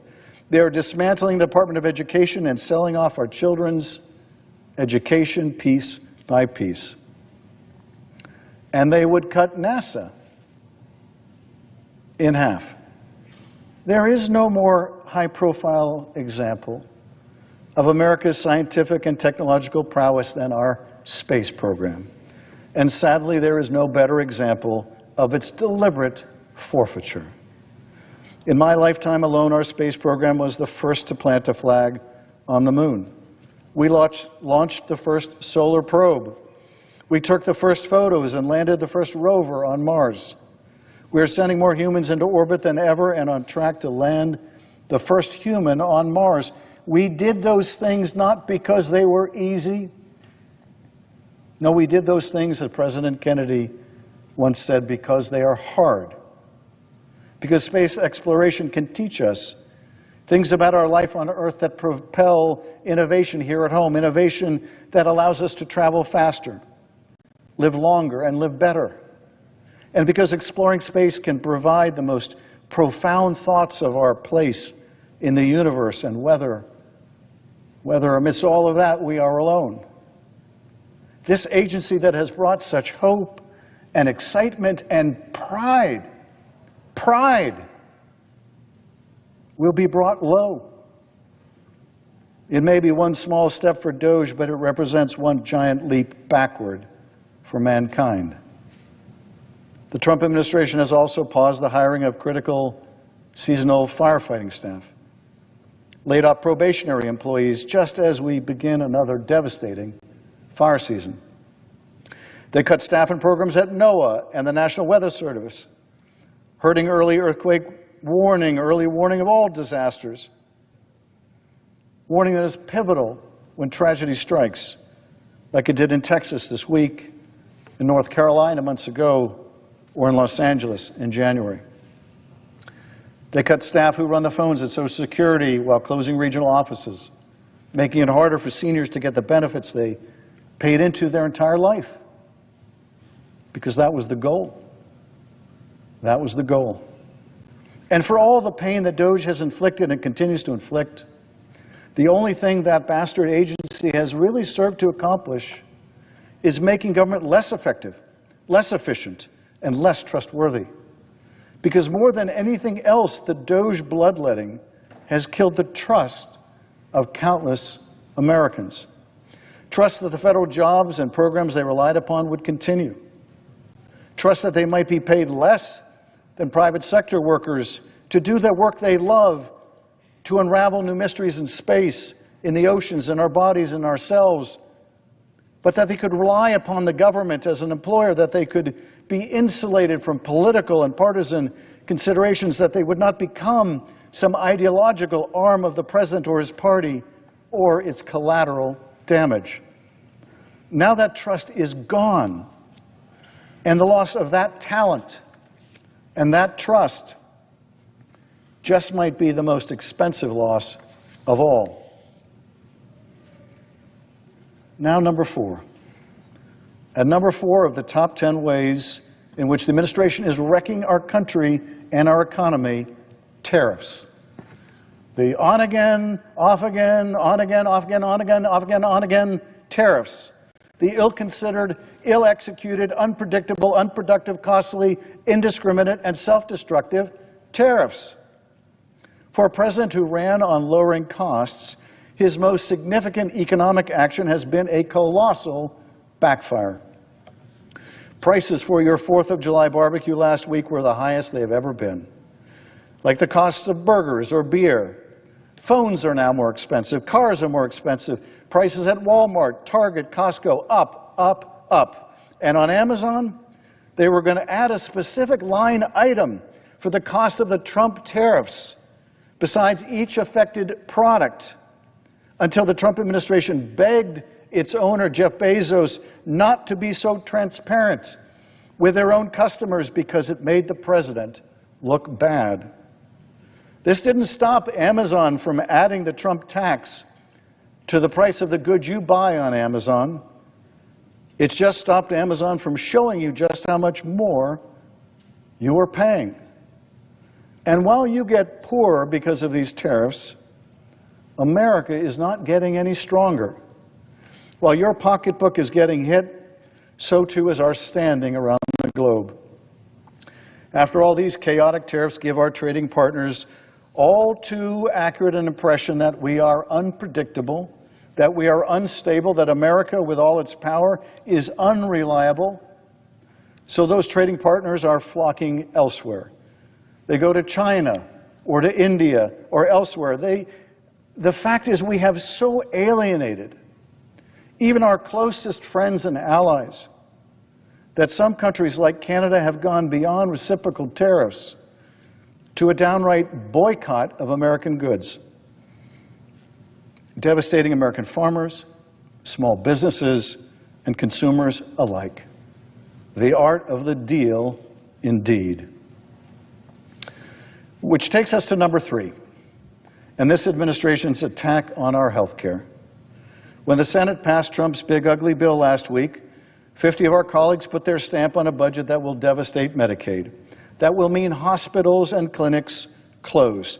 That millions of Americans will lose access to life-saving care. That will mean people get their care denied. That will mean the long, hard fight against opioids will be set back by cuts to substance abuse treatment. After promising that Medicaid would not be touched, that our health care would not be harmed, they cut it by $1 trillion. Trillion with a T, to fund tax cuts for wealthy people by the trillions. And when your hospital closes because it loses millions of Medicaid dollars, it won't matter whether you were personally on Medicaid. Your hospital will be gone. You and everyone else will have to drive farther to find an emergency room, to have a baby, to get dialysis, or to be treated for a stroke. The quality of your care will decline. Your access to care will diminish, especially reproductive care, but every kind of care. Most of us will pay more, a lot more, for the care we receive. But some will go without care altogether. In the richest nation on earth, we will move farther away from universal quality care to a period of even greater scarcity, even shorter lifespans, even lesser quality of life. And again, for what? More tax cuts for wealthy people who don't need them and who already have all the care that they need? Now we have reached number 2. Number 2 of the top 10 most destructive acts of the administration: Trump's undermining of the rule of law.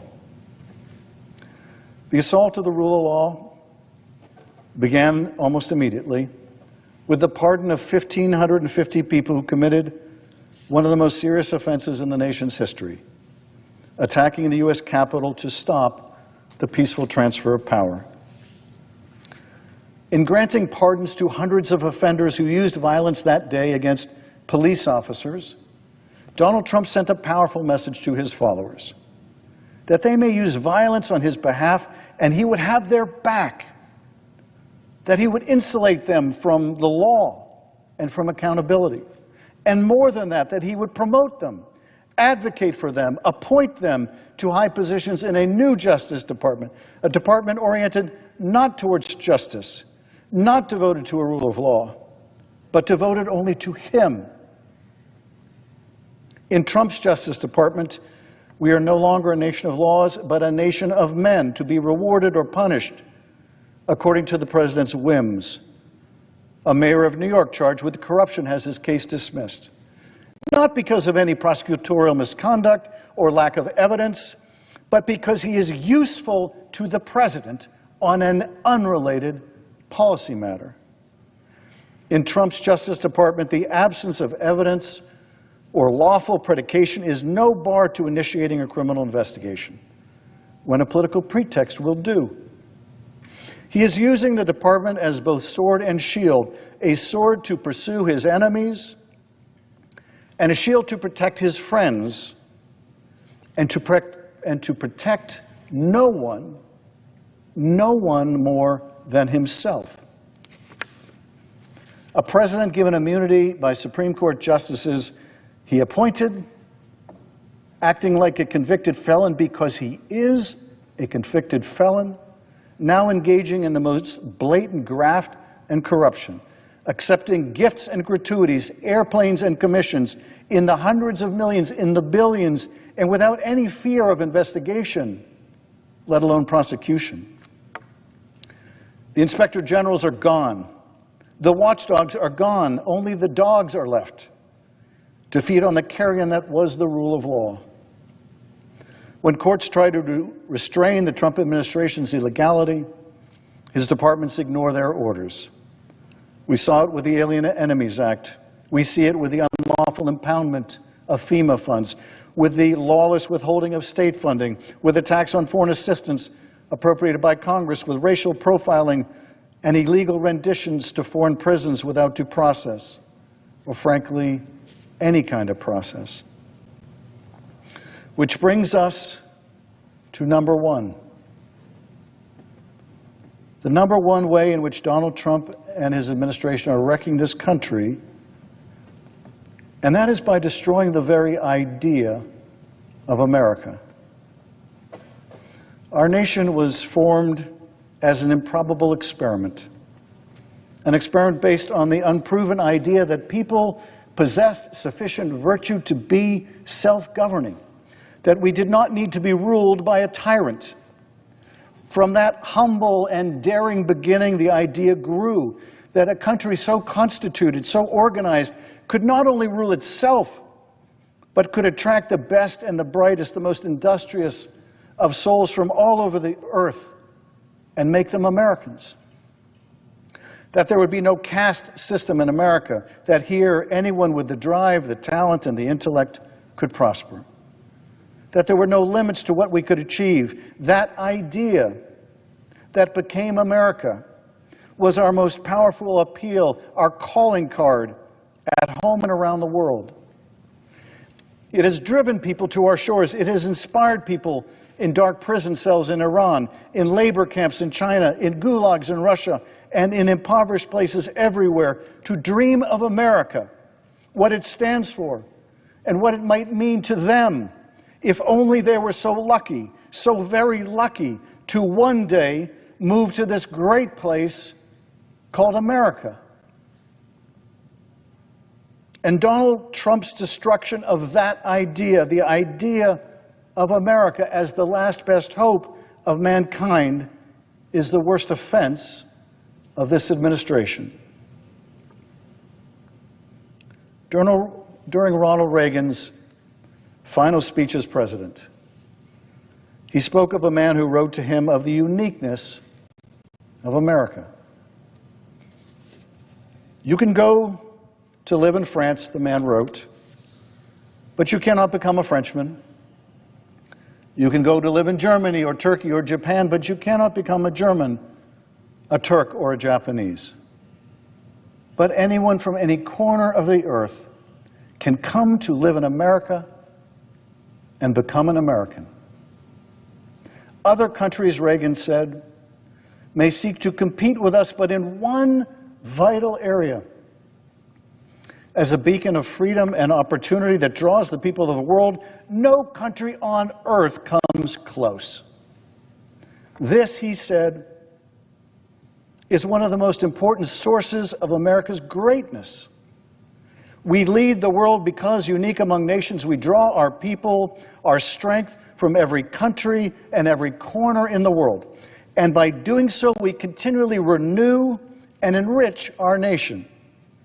While other countries cling to the stale past, here in America we breathe life into dreams. We create the future, and the world follows us into tomorrow. Thanks to each wave of new arrivals to this land of opportunity, we're a nation forever young, forever bursting with energy and new ideas, and always on the cutting edge, always leading the world to the next frontier. This quality is vital to our future as a nation. If we ever close the door to new Americans, our leadership in the world would soon be lost. That was Ronald Reagan. But now we have Donald Trump, a president who, more than any other in our history, clings to a stale past. I can forgive the president for his reckless tariff policies, for his sycophantic hires, or his foolish tax giveaways to the rich.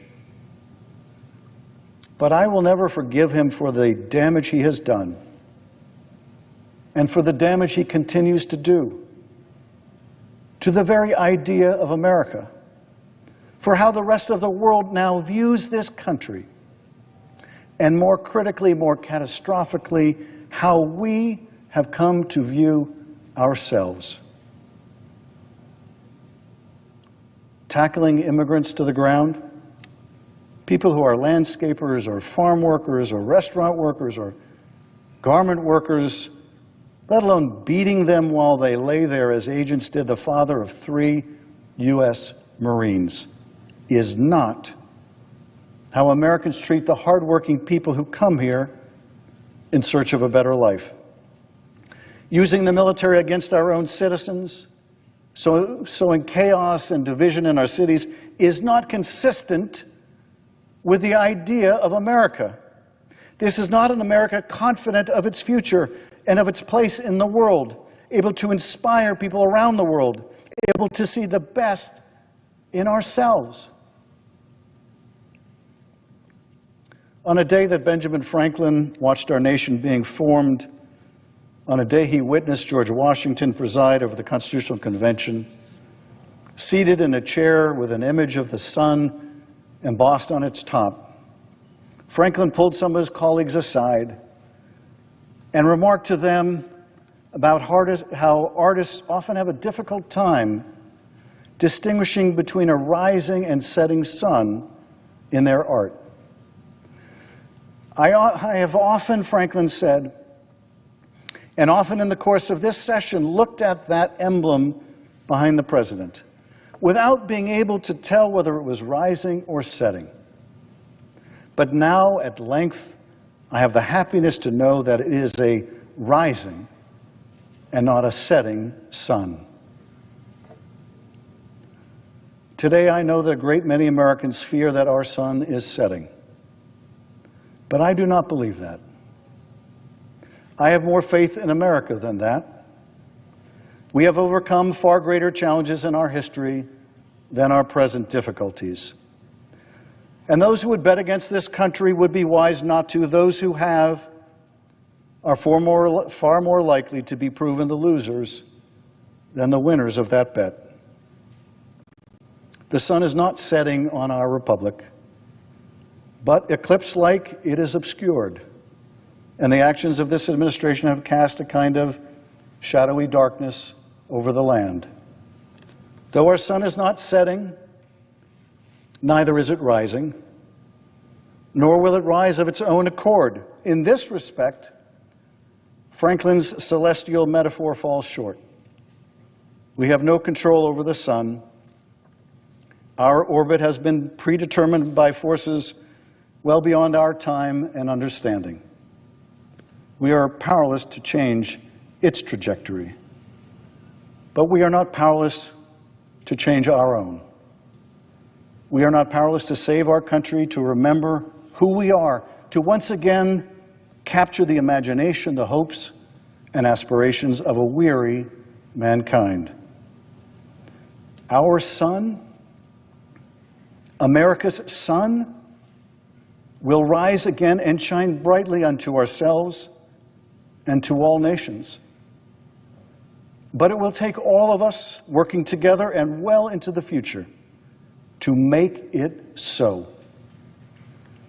Until then, we must press on, doing all we can to mitigate the harms of the current administration, until we can end them, until we can bind up our nation's wounds, as Lincoln said, and begin again the sacred work of restoring the very best of America.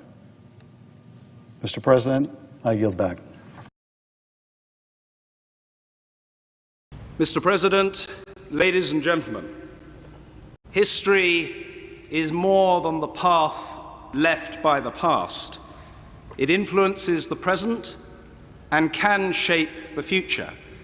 We meet today in Westminster Hall, a building begun 900 years ago when the Vikings were visiting the shores of what would become the United States, even if it was Columbus who would subsequently demonstrate the politician's art of arriving late but claiming all the credit. This hall has witnessed grim trials and the sentencing to death of a king, coronation banquets, ceremonial addresses, and the coffins of those receiving the last respects of our people. Few places reach so far into the heart of our nation. Yet, until today, no American president has stood on these steps to address our country's parliament. It is my honor, Mr. President, to welcome you as our friend and as a statesman. Statesmanship is the cement which seals our shared idealism as nations. It makes meaningful the unity of ambition, passion for freedom, and abhorrence of injustice that is the core of our close alliance. It has fallen to you to tackle economic turbulence at home, to protect the health of those without wealth, and to seek that precious balance between security, which is too often threatened, and human rights, which are too often denied. History is not the burden of any one man or woman alone, but some are called to meet a special share of its challenges. It is a duty that you discharge with a dignity, determination, and distinction that are widely admired. Abraham Lincoln once observed that nearly all men can stand adversity, but if you want to test a man's character, give him power. Ladies and gentlemen, the President of the United States of America, Barack Obama.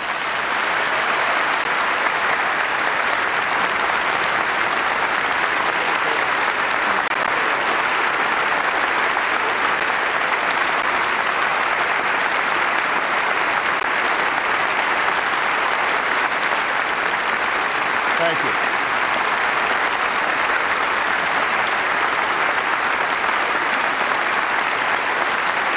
Thank you very much. Thank you. Thank you. Thank you so much.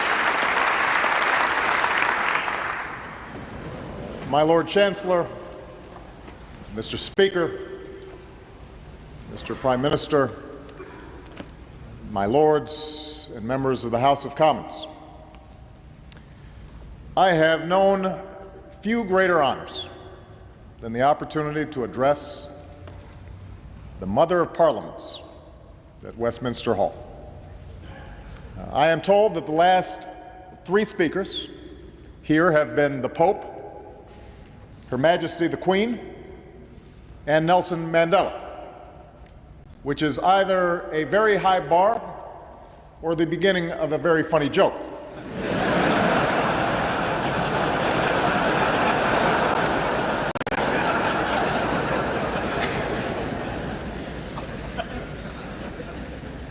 I've come here today to reaffirm one of the oldest, one of the strongest alliances the world has ever known. It's long been said that the United States and the United Kingdom share a special relationship. And since we also share an especially active press corps, that relationship is often analyzed and overanalyzed for the slightest hint of stress or strain. Of course, all relationships have their ups and downs. Admittedly, ours got off on the wrong foot with a small scrape about tea and taxes. There may also have been some hurt feelings when the White House was set on fire during the War of 1812. But fortunately, it's been smooth sailing ever since. And the reason for this close friendship doesn't just have to do with our shared history, our shared heritage, our ties of language and culture, or even the strong partnership between our governments. Our relationship is special because of the values and beliefs that have united our people through the ages. Centuries ago, when kings, emperors, and warlords reigned over much of the world, it was the English who first spelled out the rights and liberties of man in the Magna Carta. It was here, in this very hall, where the rule of law first developed, courts were established, disputes were settled, and citizens came to petition their leaders. Over time, the people of this nation waged a long and sometimes bloody struggle to expand and secure their freedom from the crown.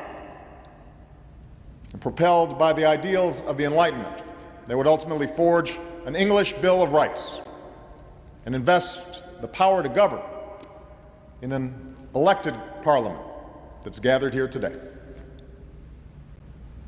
What began on this island would inspire millions throughout the continent of Europe and across the world. But perhaps no one drew greater inspiration from these notions of freedom than your rabble-rousing colonists on the other side of the Atlantic. As Winston Churchill said, the Magna Carta, the Bill of Rights, habeas corpus, trial by jury, and English common law find their most famous expression in the American Declaration of Independence. For both of our nations, living up to the ideals enshrined in these founding documents has sometimes been difficult, has always been a work in progress. The path has never been perfect. But through the struggles of slaves and immigrants, women and ethnic minorities, former colonies and persecuted religions, we have learned better than most that the longing for freedom and human dignity is not English or American or Western. It is universal, and it beats in every heart. Perhaps that's why there are few nations that stand firmer, speak louder, and fight harder to defend democratic values around the world than the United States and the United Kingdom. We are the allies who landed at Omaha and Gold, who sacrificed side by side to free a continent from the march of tyranny and help prosperity flourish from the ruins of war. And with the founding of NATO, a British idea, we joined a transatlantic alliance that has ensured our security for over half a century. Together with our allies, we forged a lasting peace from a Cold War. When the Iron Curtain lifted, we expanded our alliance to include the nations of Central and Eastern Europe and built new bridges to Russia and the former states of the Soviet Union. And when there was strife in the Balkans, we worked together to keep the peace. Today, after a difficult decade that began with war and ended in recession, our nations have arrived at a pivotal moment once more. A global economy that once stood on the brink of depression is now stable and recovering. After years of conflict, the United States has removed 100,000 troops from Iraq. The United Kingdom has removed its forces, and our combat mission there has ended. In Afghanistan, we've broken the Taliban's momentum and will soon begin a transition to Afghan lead. And nearly 10 years after 9/11, we have disrupted terrorist networks and dealt al-Qaeda a huge blow by killing its leader, Osama bin Laden. Together, we have met great challenges. But as we enter this new chapter in our shared history, profound challenges stretch out before us. In a world where the prosperity of all nations is now inextricably linked, a new era of cooperation is required to ensure the growth and stability of the global economy. As new threats spread across borders and oceans, we must dismantle terrorist networks and stop the spread of nuclear weapons, confront climate change, and combat famine and disease. And as a revolution races through the streets of the Middle East and North Africa, the entire world has a stake in the aspirations of a generation that longs to determine its own destiny. These challenges come at a time when the international order has already been reshaped for a new century. Countries like China, India, and Brazil are growing by leaps and bounds. We should welcome this development, for it has lifted hundreds of millions from poverty around the globe and created new markets and opportunities for our own nations. And yet, as this rapid change has taken place, it's become fashionable in some quarters to question whether the rise of these nations will accompany the decline of American and European influence around the world. Perhaps, the argument goes, these nations represent the future, and the time for our leadership has passed. That argument is wrong. The time for our leadership is now. It was the United States and the United Kingdom and our democratic allies that shaped a world in which new nations could emerge and individuals could thrive. And even as more nations take on the responsibilities of global leadership, our alliance will remain indispensable to the goal of a century that is more peaceful, more prosperous, and more just. At a time when threats and challenges require nations to work in concert with one another, we remain the greatest catalysts for global action. In an era defined by the rapid flow of commerce and information, it is our free market tradition, our openness, fortified by our commitment to basic security for our citizens, that offers the best chance of prosperity that is both strong and shared. As millions are still denied their basic human rights because of who they are or what they believe or the kind of government that they live under, we are the nations most willing to stand up for the values of tolerance and self-determination that lead to peace and dignity. Now, this doesn't mean we can afford to stand still. The nature of our leadership will need to change with the times. As I said the first time I came to London as president for the G20 summit, the days are gone when Roosevelt and Churchill could sit in a room and solve the world's problems over a glass of brandy. Although I'm sure that Prime Minister Cameron would agree that some days we could both use a stiff drink. In this century, our joint leadership will require building new partnerships, adapting to new circumstances, and remaking ourselves to meet the demands of a new era.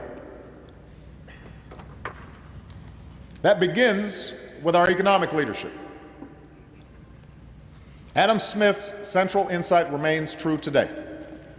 There is no greater generator of wealth and innovation than a system of free enterprise that unleashes the full potential of individual men and women. That's what led to the Industrial Revolution that began in the factories of Manchester. That is what led to the dawn of the information age that arose from the office parks of Silicon Valley. That's why countries like China, India, and Brazil are growing so rapidly, because in fits and starts, they are moving toward market-based principles that the United States and the United Kingdom have always embraced. In other words, we live in a global economy that is largely of our own making. And today, the competition for the best jobs and industries favors countries that are free-thinking and forward-looking, countries with the most creative and innovative and entrepreneurial citizens. That gives nations like the United States and the United Kingdom an inherent advantage. For from Newton and Darwin to Edison and Einstein, from Alan Turing to Steve Jobs, we have led the world in our commitment to science and cutting-edge research, the discovery of new medicines and technologies. We educate our citizens and train our workers in the best colleges and universities on earth. But to maintain this advantage in a world that's more competitive than ever, we will have to redouble our investments in science and engineering and renew our national commitments to educating our workforces. We've also been reminded in the last few years that markets can sometimes fail. In the last century, both our nations put in place regulatory frameworks to deal with such market failures. Safeguards to protect the banking system after the Great Depression, for example. Regulations that were established to prevent the pollution of our air and our water during the 1970s. But in today's economy, such threats of market failure can no longer be contained within the borders of any one country. Market failures can go global and go viral and demand international responses. A financial crisis that began on Wall Street infected nearly every continent, which is why we must keep working through forums like the G20 to put in place global rules of the road to prevent future excesses and abuse. No country can hide from the dangers of carbon pollution, which is why we must build on what was achieved at Copenhagen and Cancun to leave our children a planet that is safer and cleaner. Moreover, even when the free market works as it should, both our countries recognize that no matter how responsibly we live in our lives, hard times or bad luck, a crippling illness or a layoff may strike any one of us. And so part of our common tradition has expressed itself in a conviction that every citizen deserves a basic measure of security. Health care if you get sick, unemployment insurance if you lose your job, a dignified retirement after a lifetime of hard work. That commitment to our citizens has also been the reason for our leadership in the world. And now, having come through a terrible recession, our challenge is to meet these obligations while ensuring that we're not consuming and hence consumed with a level of debt that could sap the strength and vitality of our economies. And that will require difficult choices, and it will require different paths for both of our countries. But we have faced such challenges before and have always been able to balance the need for fiscal responsibility with the responsibilities we have to one another. And I believe we can do this again. As we do, the successes and failures of our own past can serve as an example for emerging economies. That it's possible to grow without polluting. That lasting prosperity comes not from what a nation consumes, but from what it produces and from the investments it makes in its people and its infrastructure. Now, just as we must lead on behalf of the prosperity of our citizens, so we must safeguard their security. Our two nations know what it is to confront evil in the world. Hitler's armies would not have stopped their killing had we not fought them on the beaches and on the landing grounds, in the fields and on the streets. We must never forget that there was nothing inevitable about our victory in that terrible war. It was won through the courage and character of our people. Precisely because we are willing to bear its burden, we know well the cost of war.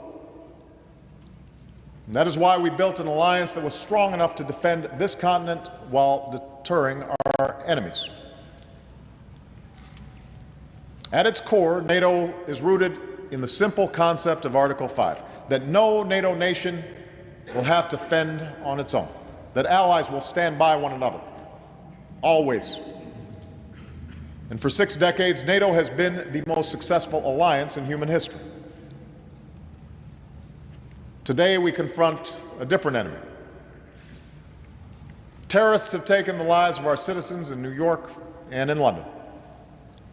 And while al-Qaeda seeks a religious war with the West, we must remember that they have killed thousands of Muslims, men, women, and children around the globe. Our nations are not and will never be at war with Islam. Our fight is focused on defeating al-Qaeda and its extremist allies. In that effort, we will not relent, as Osama bin Laden and his followers have learned. And as we fight an enemy that respects no law of war, we will continue to hold ourselves to a higher standard by living up to the values, the rule of law, and due process that we so ardently defend. For almost a decade, Afghanistan has been a central front of these efforts. And throughout those years, you, the British people, have been a stalwart ally, along with so many others who fight by our side. Together, let us pay tribute to all of our men and women who have served and sacrificed over the last several years. For they are part of an unbroken line of heroes who have borne the heaviest burden for the freedoms that we enjoy. Because of them, we have broken the Taliban's momentum.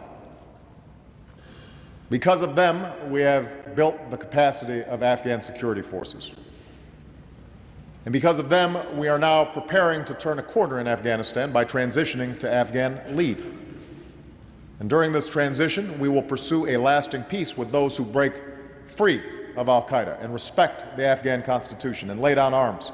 And we will ensure that Afghanistan is never a safe haven for terror, but is instead a country that is strong, sovereign, and able to stand on its own 2 feet.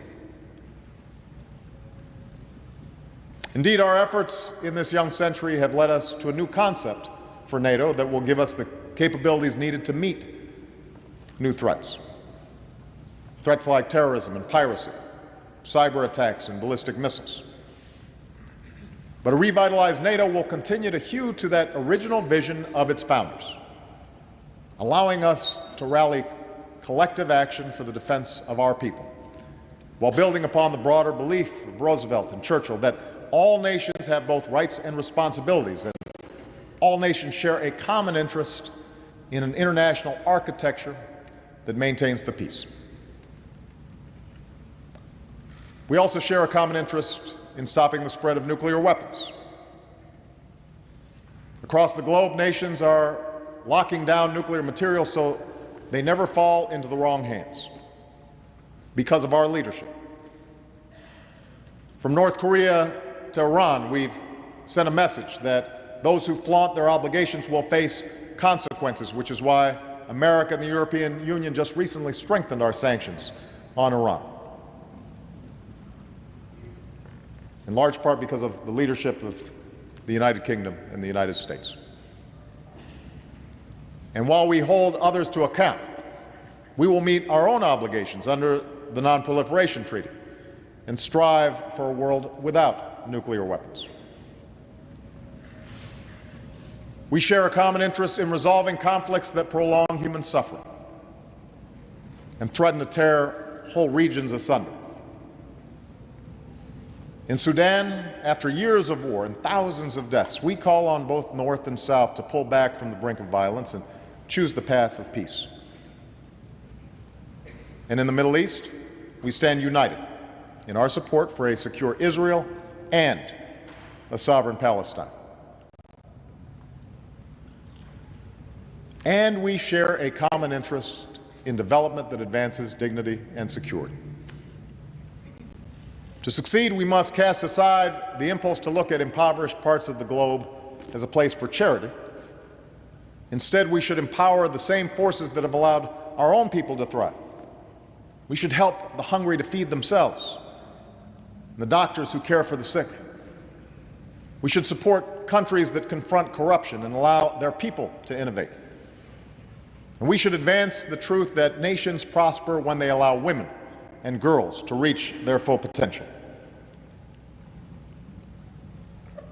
We do these things because we believe not simply in the rights of nations, we believe in the rights of citizens.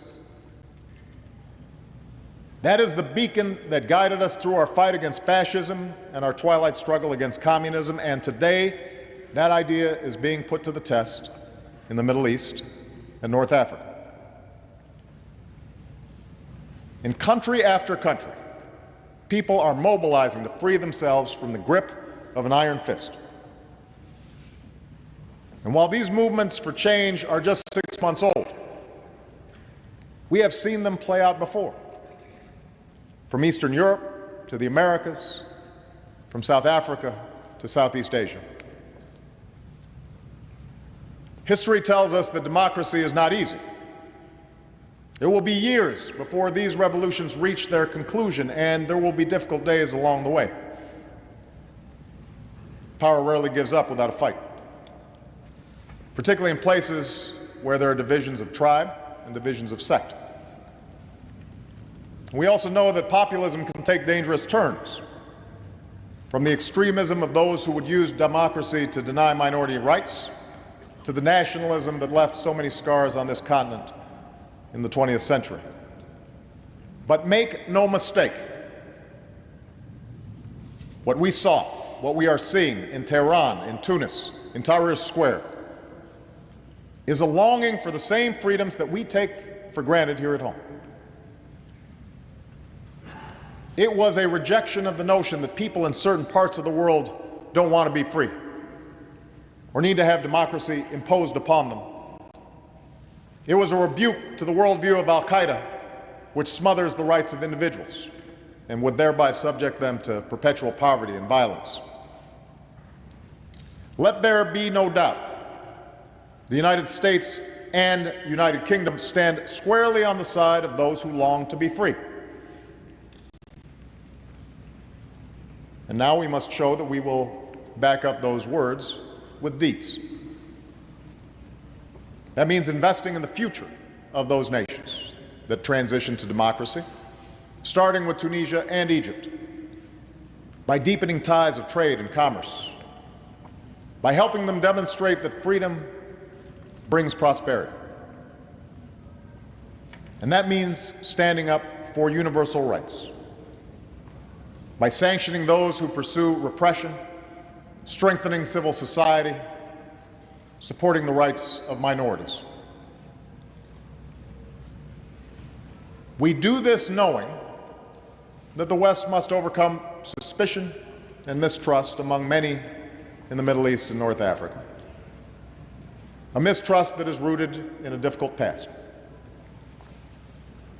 For years, we've faced charges of hypocrisy from those who do not enjoy the freedoms that they hear us espouse. And so to them, we must squarely acknowledge that, yes, we have enduring interests in the region to fight terror, sometimes with partners who may not be perfect, to protect against disruptions of the world's energy supply. But we must also insist that we reject as false the choice between our interests and our ideals, between stability and democracy. For our idealism is rooted in the realities of history, that repression offers only the false promise of stability, that societies are more successful when their citizens are free, and that democracies are the closest allies we have. It is that truth that guides our action in Libya. It would have been easy at the outset of the crackdown in Libya to say that none of this was our business, that a nation's sovereignty is more important than the slaughter of civilians within its borders. That argument carries weight with some. But we are different. We embrace a broader responsibility. And while we cannot stop every injustice, there are circumstances that cut through our caution. When a leader is threatening to massacre his people, and the international community is calling for action. That's why we stopped a massacre in Libya. And we will not relent until the people of Libya are protected and the shadow of tyranny is lifted. We will proceed with humility and the knowledge that we cannot dictate every outcome abroad. Ultimately, freedom must be won by the people themselves, not imposed from without. But we can and must stand with those who so struggle, because we have always believed that the future of our children and grandchildren will be better if other people's children and grandchildren are more prosperous and more free. From the beaches of Normandy to the Balkans to Benghazi. That is our interests and our ideals. And if we fail to meet that responsibility, who would take our place? And what kind of world would we pass on? Our action, our leadership, is essential to the cause of human dignity. And so we must act and lead with confidence in our ideals and an abiding faith in the character of our people who sent us all here today. For there is one final quality that I believe makes the United States and the United Kingdom indispensable to this moment in history. And that is how we define ourselves as nations. Unlike most countries in the world, we do not define citizenship based on race or ethnicity. Being American or British is not about belonging to a certain group. It's about believing in a certain set of ideals. The rights of individuals, the rule of law. That is why we hold incredible diversity within our borders. That's why there are people around the world right now who believe that if they come to America, if they come to New York, if they come to London, if they work hard, they can pledge allegiance to our flag and call themselves Americans. If they come to England, they can make a new life for themselves and can sing God Save the Queen just like any other citizen. Yes, our diversity can lead to tension. And throughout our history, there have been heated debates about immigration and assimilation in both of our countries. But even as these debates can be difficult, we fundamentally recognize that our patchwork heritage is an enormous strength. That in a world which will only grow smaller and more interconnected, the example of our two nations says it is possible for people to be united by their ideals instead of divided by their differences. It is possible for hearts to change and old hatreds to pass. That it's possible for the sons and daughters of former colonies to sit here as members of this great parliament, and for the grandson of a Kenyan who served as a cook in the British Army to stand before you as President of the United States.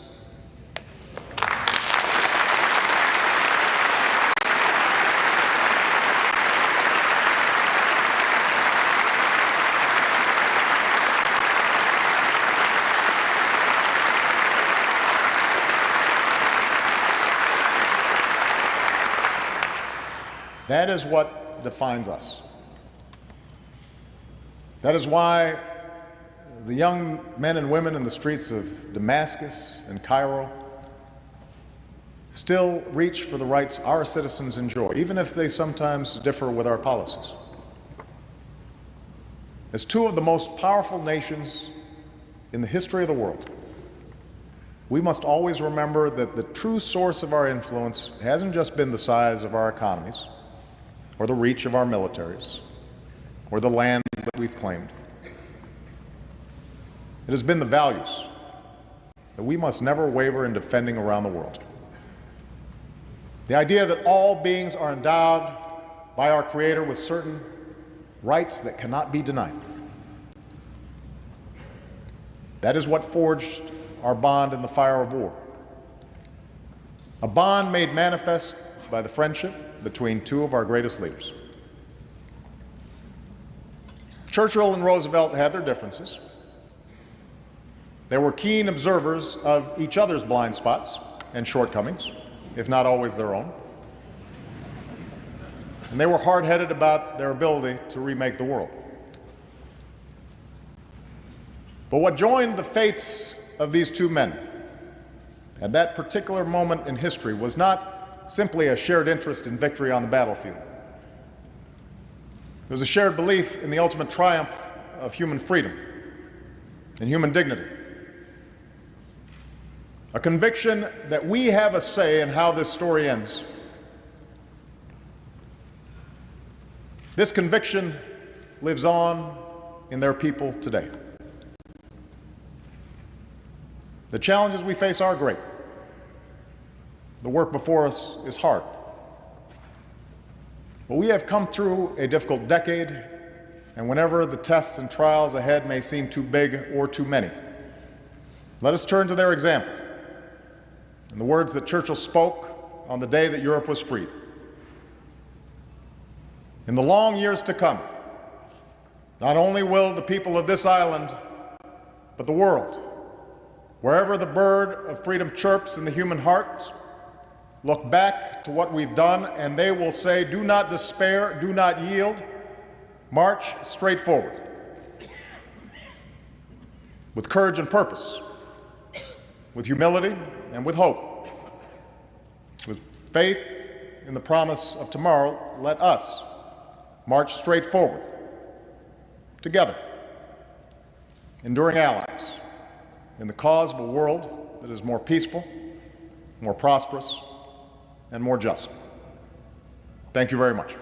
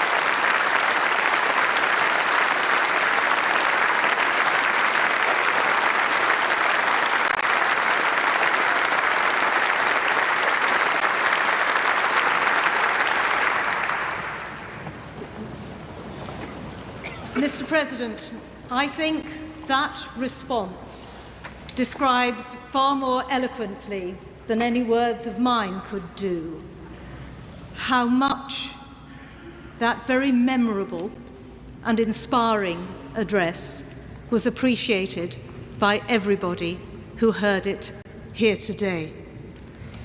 You spoke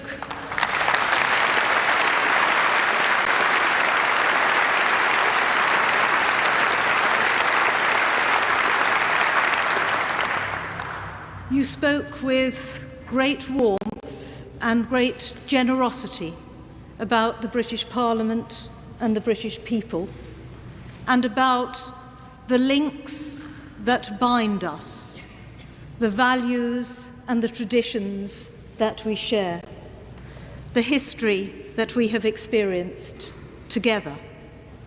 But more than that, you spoke too, not just of the relationships of the past, but the relationships of the future. And I think that was what made what you said so inspirational. It was a distinguished American governor of New York who remarked on the propensity of politicians to campaign in poetry, but to govern in prose. The world you described to us today was not just one that is prosaic. It was one where the challenges are difficult and sometimes dangerous, one that is fast-moving, that is complex, sometimes contradictory, and that offers at least as many threats as opportunities. But in the eloquence of your address, you reminded us of the importance of maintaining the poetry in government. Because to lead, that poetry is necessary. Necessary not only to articulate the challenges, as you did so masterfully, but also to bring others together to face those challenges with common principles and with shared purpose. Mr. President, it has been a privilege for all of us to hear you speak today. It is a privilege for me to have the responsibility of thanking you on behalf of both Houses of Parliament for coming to Westminster and to wish you and Mrs. Obama a very happy and pleasant rest of your stay in the United Kingdom. Thank you so much.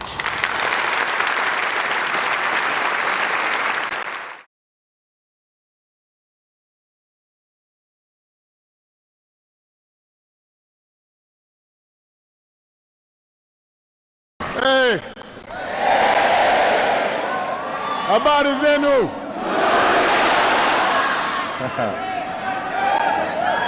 Wa Kenya Impio.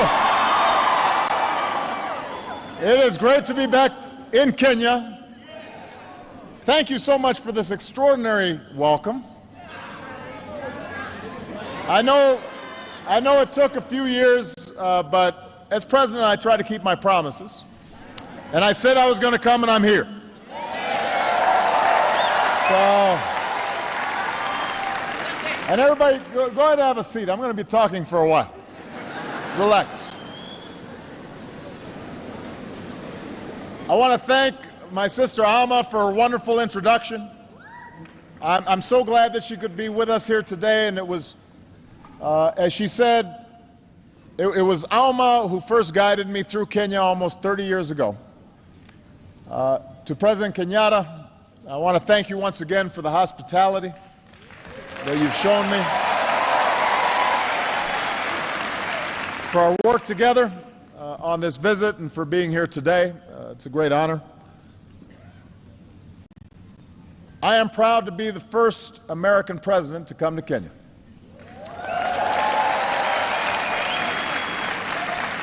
And of course, I'm the first Kenyan American to be president of the United States.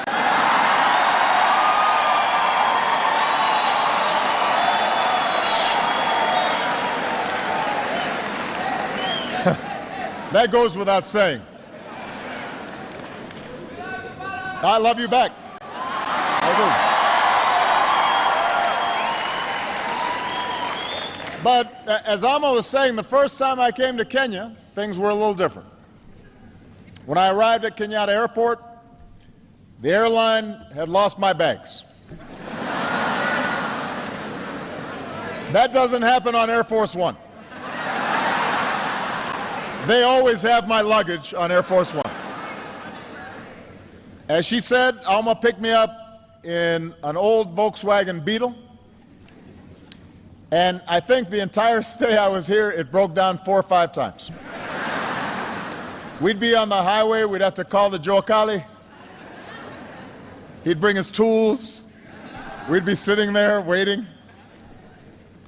And I slept on a cot in her apartment.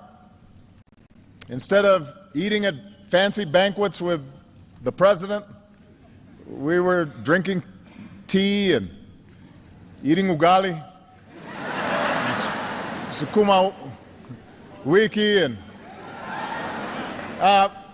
so there wasn't a lot of luxury. Sometimes the lights would go out. They still do, is that what someone said? But you know, there was something more important than luxury on that first trip. And that was a sense of being recognized, being seen. I was a young man, and I was just a few years out of university. I had worked as a community organizer in low-income neighborhoods in Chicago. I was about to go to law school, and when I came here, you know, in many ways I was a Westerner. I was an American, unfamiliar with my father and his birthplace, really disconnected from half of my heritage. And at that airport, as I was trying to find my luggage, there was a woman there who worked for the airlines, and she was helping fill out the forms, and she saw my name, and she looked up and she asked if I was related to my father, who she had known. And that was the first time that my name meant something, right? And that it was recognized. And over the course of several weeks, I'd meet my brothers, aunts, and uncles. I'd travel to Alego, the village where my family was from. I saw the graves of my father and my grandfather. And I learned things about their lives that I could have never learned through books. And in many ways, their lives offered snapshots of Kenya's history. But they also told us something about the future. My grandfather, for example, he was a cook for the British. And as I went through some of his belongings when I went up country, I found the passbook he had had to carry as a domestic servant. It listed his age and his height, his tribe, listed the number of teeth he had missing. And he was referred to as a boy, even though he was a grown man in that passbook. And he was in the King's African Rifles during the Second World War and was taken to the far reaches of the British Empire, all the way to Burma.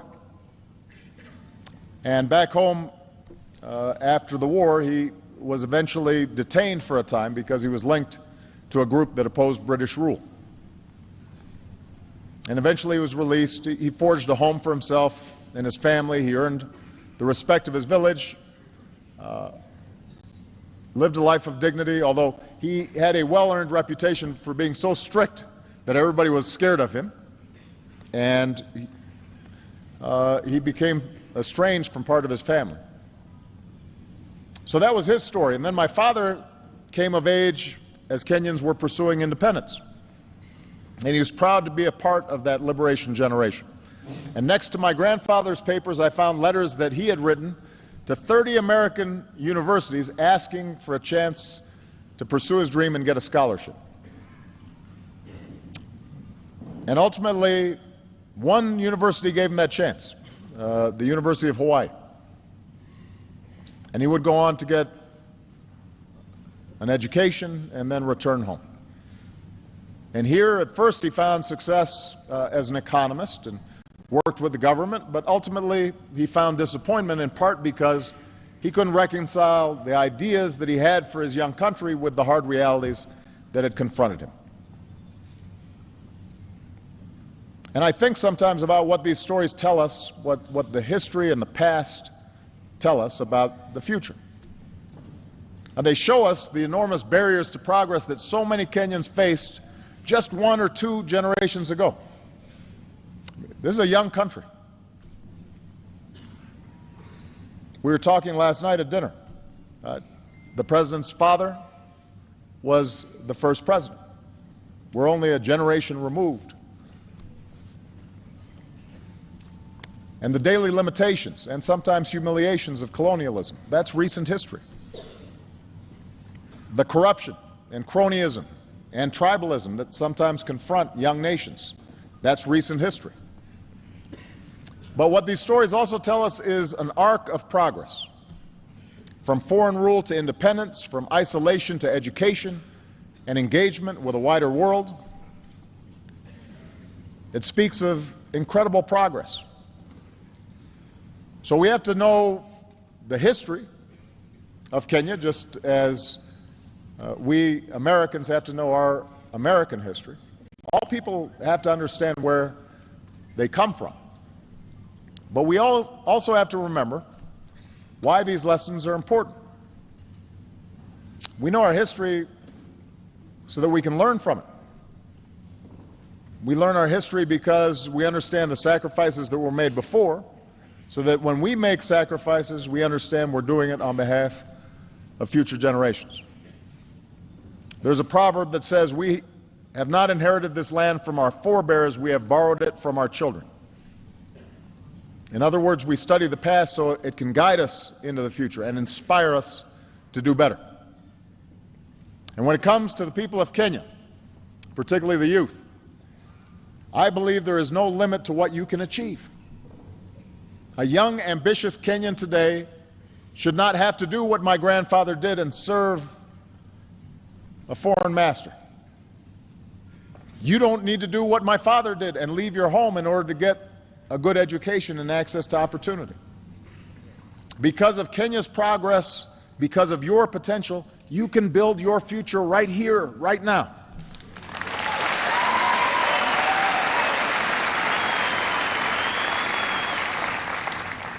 Now, like any country, Kenya is far from perfect, but it has come so far in just my lifetime. After a bitter struggle, Kenyans claimed their independence just a few years after I was born, and after decades of one-party rule, Kenya embraced a multi-party system in the 1990s, just as I was beginning my own political career in the United States. Tragically, just under a decade ago, Kenya was nearly torn apart by violence at the same time that I was running for my first campaign for president. And I remember hearing the reports of thousands of innocent people being killed or driven from their homes. And from a distance, it seemed like the Kenya that I knew, a Kenya that was able to reach beyond ethnic and tribal lines, that it might split apart across those lines of tribe and ethnicity. But look what happened. The people of Kenya chose not to be defined by the hatreds of the past. You chose a better history.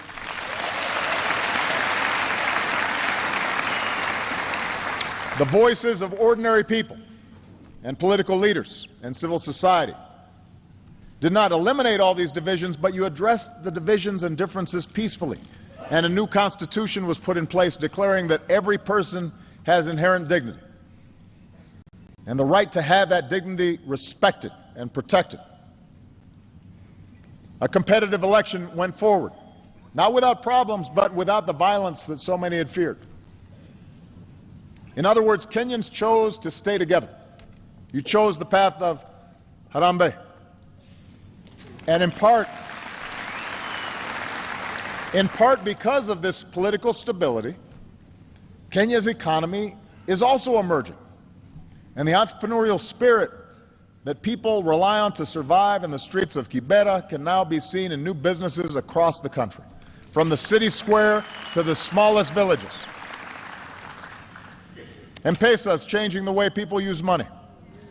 New investment is making Kenya a hub for regional trade.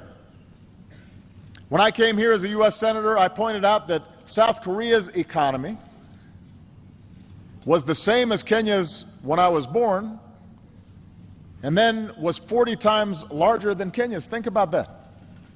Started at the same place. South Korea had gone here and Kenya was here. But today that gap has been cut in half, just in the last decade, which means Kenya is making progress. And meanwhile, Kenya continues to carve out a distinct place in the community of nations as a source of peacekeepers for places torn apart by conflict, a host for refugees driven from their homes, a leader for conservation, following the footprints of Wangari Maathai.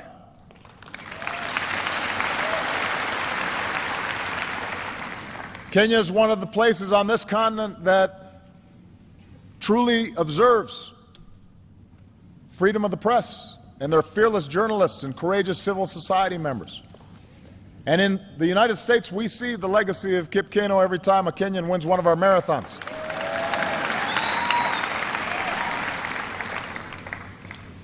And maybe the First Lady of Kenya is going to win one soon.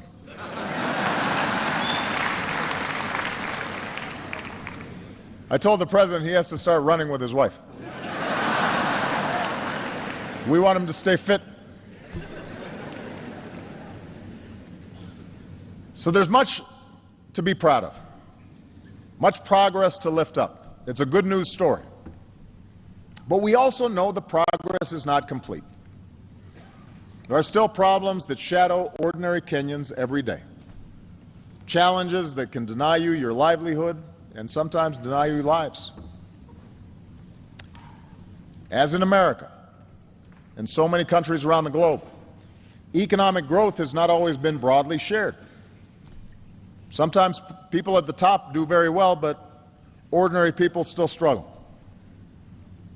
Today, a young child in Nyanza province is 4 times more likely to die than a child in Central province, even though they are equal in dignity in the eyes of God. That's a gap that has to be closed. A girl in Rift Valley is far less likely to attend secondary school than a girl in Nairobi. That's a gap that has to be closed. Across the country, one study shows corruption costs Kenyans 250,000 jobs every year, because every shilling that's paid as a bribe could be put into the pocket of somebody who's actually doing an honest day's work.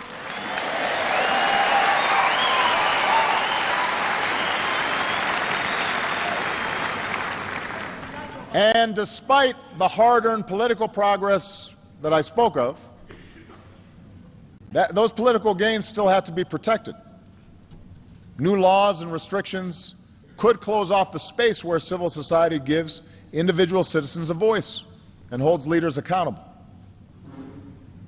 Old tribal divisions and ethnic divisions can still be stirred up. I want to be very clear here. A politics that's based solely on tribe and ethnicity is a politics that's doomed to tear a country apart. It is a failure of imagination. Of course, here in Kenya, we also know the specter of terrorism has touched far too many lives, and we remember the Americans and Kenyans who died side by side in the attack on our embassy in the 90s. We remember the innocent Kenyans who were taken from us at Westgate Mall. We weep for the nearly 150 people slaughtered at Garissa, including so many students who had such a bright future before them. We honor the memory of so many other innocent Kenyans whose lives have been lost in this struggle. So Kenya is at a crossroads, a moment filled with peril, but also enormous promise. And with the rest of my time here today, I'd like to talk about how you can seize the moment, how you can make sure we leave behind a world that's better, a world that we've borrowed from our children. When I first came to Sub-Saharan Africa as president, I made clear my strong belief that the future of Africa is up to Africans.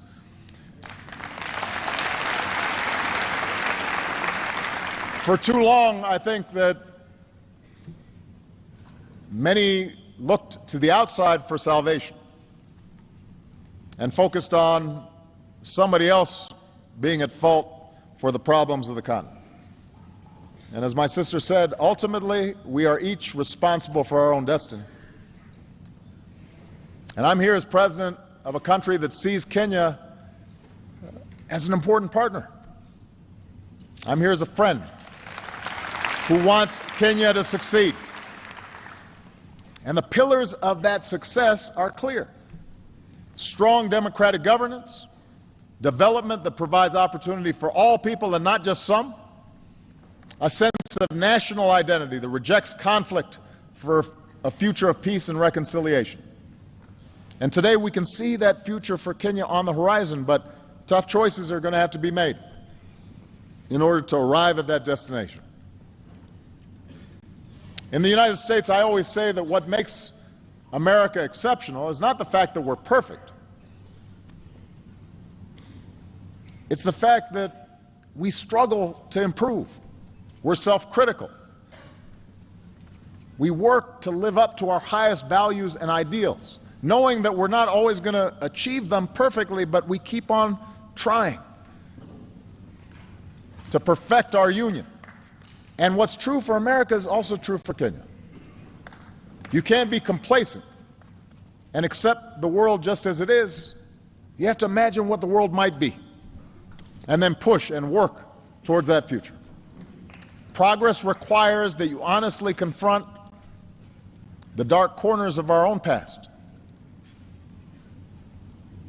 extend rights and opportunities to more of your citizens, see the differences and diversity of this country as a strength, just as we in America try to see the diversity of our country as a strength and not a weakness.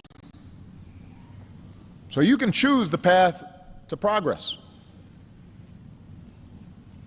but it requires making some important choices.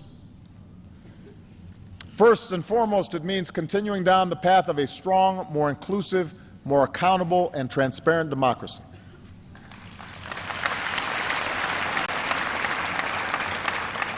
You know, democracy begins with a peacefully elected government. It begins with elections, but it doesn't stop with elections.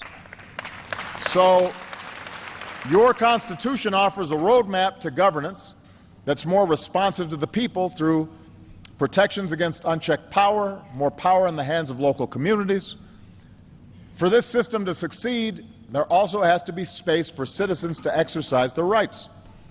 And we saw the strength of Kenya's civil society in the last election when groups collected reports of incitement so that violence could be stopped before it spun out of control. And the ability of citizens to organize and advocate for change, that's the oxygen upon which democracy depends. You know, democracy is sometimes messy, and for leaders, sometimes it's frustrating. Democracy means that somebody's always complaining about something. Nobody is ever happy in a democracy about their government. If you make one person happy, somebody else is unhappy.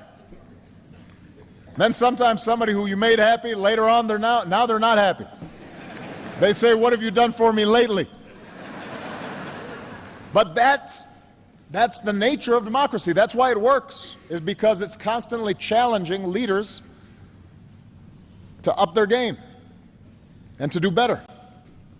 And such civic participation and freedom is also essential for rooting out the cancer of corruption. Now, I want to be clear. Corruption is not unique to Kenya. I mean, I want everybody to understand that there's no country that's completely free of corruption. Certainly, here in the African continent, there are many countries that deal with this problem, and I want to assure you I speak about it wherever I go, not just here in Kenya. So I don't want everybody to get too sensitive. But the fact is, too often, here in Kenya, as is true in other places, corruption is tolerated because that's how things have always been done. People just think that that is sort of the normal state of affairs. And there was a time in the United States where that was true too. My hometown of Chicago was infamous for Al Capone and you know, the mob and organized crime corrupting law enforcement. But what happened was that over time people got fed up, and leaders stood up and they said, we're not going to play that game anymore. And you changed the culture and you changed habits. Here in Kenya, it's time to change habits and decisively break that cycle, because corruption holds back every aspect of economic and civil life. It's an anchor that weighs you down and prevents you from achieving what you could. If you need to pay a bribe and hire somebody's brother who's not very good and doesn't come to work in order to start a business, well, that's going to create less jobs for everybody. If electricity's going to one neighborhood because they're well connected and not another neighborhood, that's going to limit development of the country as a whole.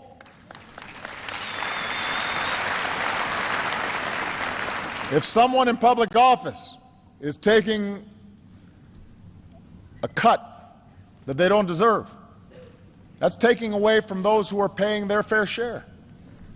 So this is not just about changing one law, although it's important to have laws on the books that are actually being enforced. It's important that not only low-level corruption is punished, but folks at the top, if they are taking from the people, that has to be addressed as well. But it's not something that is just fixed by laws or that any one person can fix. It requires a commitment by the entire nation, leaders and citizens, to change habits and to change culture. Tough laws need to be on the books. And the good news is your government is taking some important steps in the right direction. People who break the law and violate the public trust need to be prosecuted. NGOs have to be allowed to operate, who shine a spotlight on what needs to change. And ordinary people have to stand up and say, enough is enough. It's time for a better future. And as you take these steps, I promise that America will continue to be your partner in supporting investments in strong democratic institutions. Now, we're also going to work with you to pursue the second pillar of progress, and that is development that extends economic opportunity and dignity for all of Kenya's people. You know, America partners with Kenya in areas where you're making enormous progress, and we focus on what Kenyans can do for themselves in building capacity. On entrepreneurship, where Kenya's becoming an engine for innovation. On access to power, where Kenya is developing clean energy that can reach more people. On the important issue of climate change, where Kenya's recent goal to reduce its emissions has put it in the position of being a leader on the continent. On food security, where Kenyan crops are producing more to meet the demands of your people and a global market. And on health, where Kenya has struck huge blows against HIV, AIDS, and other diseases, while building up the capacity to provide better care in your communities. America is also partnering with you on an issue that's fundamental to Kenya's future. We are investing in youth. We are investing in the young people of Kenya and the young people of this continent. Robert F. Kennedy once said, "It is a revolutionary world that we live in, and it is the young people who must take the lead." It's the young people who must take the lead. So through our Young African Leaders Initiative, we are empowering and connecting young people. Connecting young people from across the continent who are filled with energy and optimism and idealism and are going to take Africa to new heights. And these young people, they're not weighed down by the old ways. They're creating a new path. And these are the elements for success in this 21st century. To continue down this path of progress, it will be vital for Kenya to recognize that no country can achieve its full potential unless it draws on the talents of all its people, and that must include the half of Kenyans, maybe a little more than half, who are women and girls. Now, I'm going to spend a little time on this just for a second. Every country and every culture has traditions that are unique and help make that country what it is. But just because something is a part of your past doesn't make it right. It doesn't mean that it defines your future. You know, look at us in the United States. Recently, we've been having a debate about the Confederate flag. Some of you may be familiar with this. This was a symbol for those states who fought against the Union to preserve slavery. Now, as a historical artifact, it's important. But some have argued that it's just a symbol of heritage that should fly in public spaces. The fact is, it was a flag that flew over an army that fought to maintain a system of slavery and racial subjugation. So we should understand our history, but we should also recognize that it sends a bad message to those who were liberated from slavery and oppression.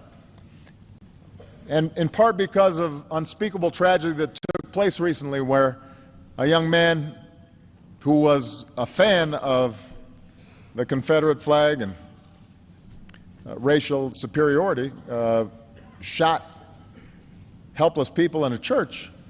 More and more Americans of all races are realizing now that that flag should come down. Just because something's a tradition doesn't make it right. Well, so around the world, there is a tradition of repressing women and treating them differently and not giving them the same opportunities, and husbands beating their wives, and children not being sent to school. Those are traditions. Treating women and girls as second-class citizens, those are bad traditions. They need to change. They're holding you back.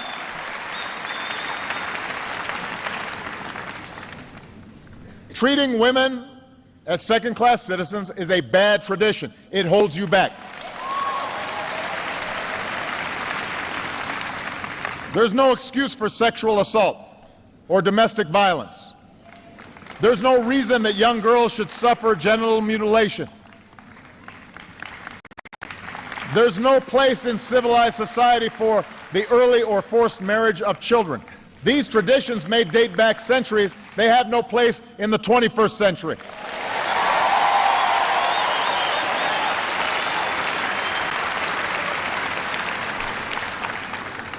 These are issues of right and wrong in any culture. But they're also issues of success and failure. Any nation that fails to educate its girls or employ its women and allowing them to maximize their potential is doomed to fall behind in the global economy. You know, we're in a sports center. Imagine if you have a team and you don't let half of the team play. That's stupid. That makes no sense. And the evidence shows that communities that give their daughters the same opportunities as their sons, they are more peaceful, they are more prosperous, they develop faster, they are more likely to succeed. That's true in America, that's true here in Kenya. It doesn't matter. And that's why one of the most successful development policies you can pursue is giving girls an education and removing the obstacles that stand between them and their dreams. And by the way, if you educate girls, they grow up to be moms, and they, because they're educated, are more likely to produce educated children.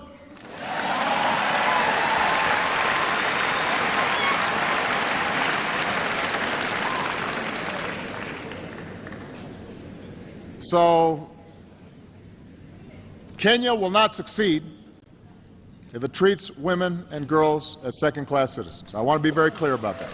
Now, this leads me to the third pillar of progress, and that's choosing a future of peace and reconciliation.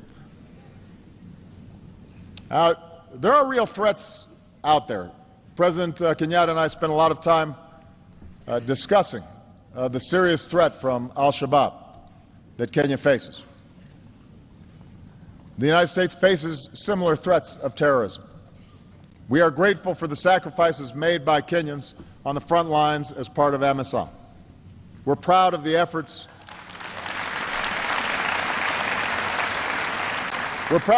that we're making to strengthen Kenya's capabilities through our new Security Governance Initiative. We're going to stand shoulder to shoulder with you in this fight against terrorism for as long as it takes.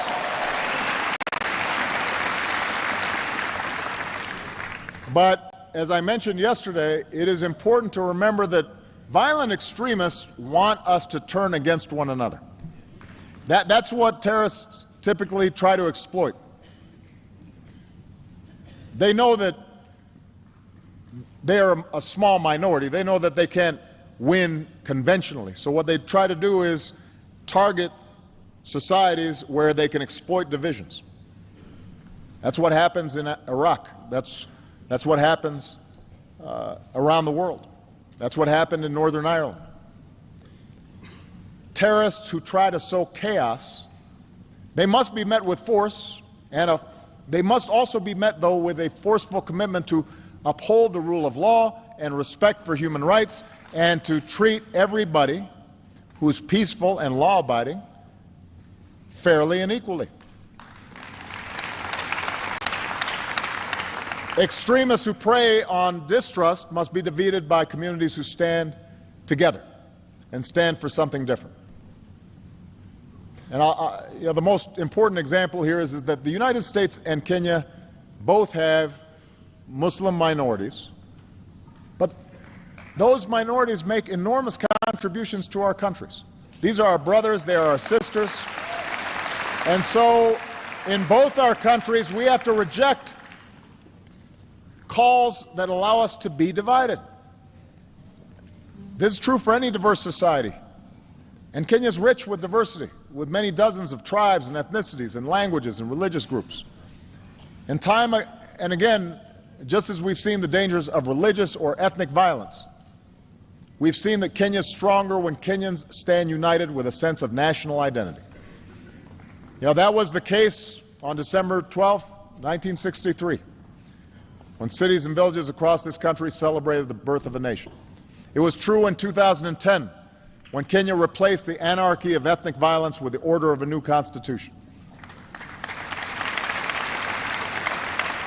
So we can all appreciate our own identities, our bloodlines, our beliefs, our backgrounds. That tapestry is what makes us who we are. But the history of Africa, which is both the cradle of human progress and a crucible of conflict, shows us that when we define ourselves narrowly, in opposition to somebody just because they're of a different tribe or race or religion, and we ignore who's a good person or a bad person, are they working hard or not, are they honest or not, are they peaceful or violent, when we start making distinctions solely based on status and not what people do, then we're taking the wrong path, and we inevitably suffer in the end. This is why Martin Luther King called on people to be judged not by the color of their skin, but the content of their character. And in the same way, people should not be judged by their last name or their religious faith, but by their content of their character and how they behave. Are they good citizens? Are they good people? In the United States, we embrace the motto, E pluribus unum. In Latin, that means out of many, one. In Kenya, Harambee, we are in this together.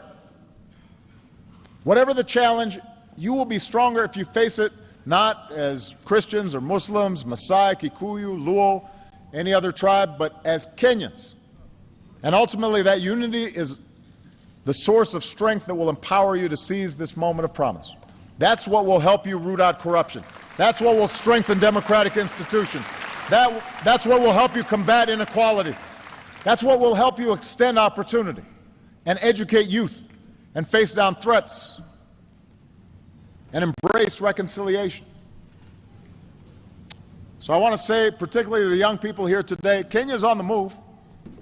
Africa is on the move. You are poised to play a bigger role in this world as the shadows of the past are replaced by the light that you offer an increasingly interconnected world. And in the light of this new day, we have to learn to see ourselves in one another.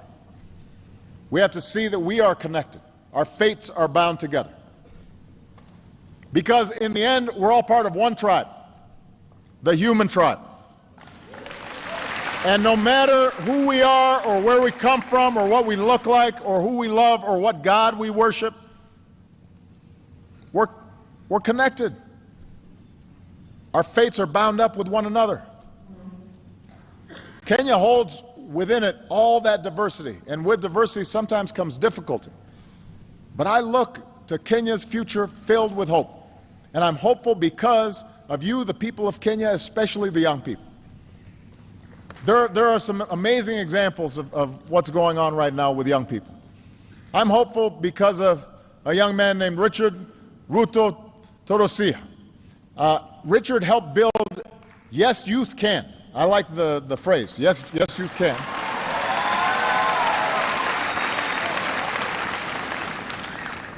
It became one of the most prominent civil society organizations in Kenya with over 1 million members.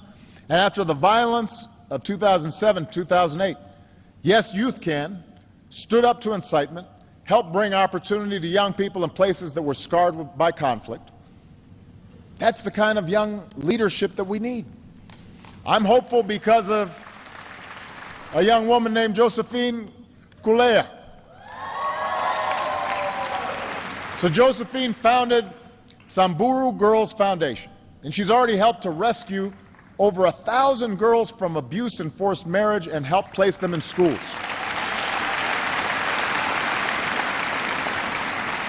A member of the Samburu tribe herself, she's personally planned rescue missions to help girls as young as 6 years old. And she explains that the longer a girl is in school, everything for her income, for her family, for this country, everything changes. She gives me hope. I'm hopeful because of a young woman named Jamila Abbas.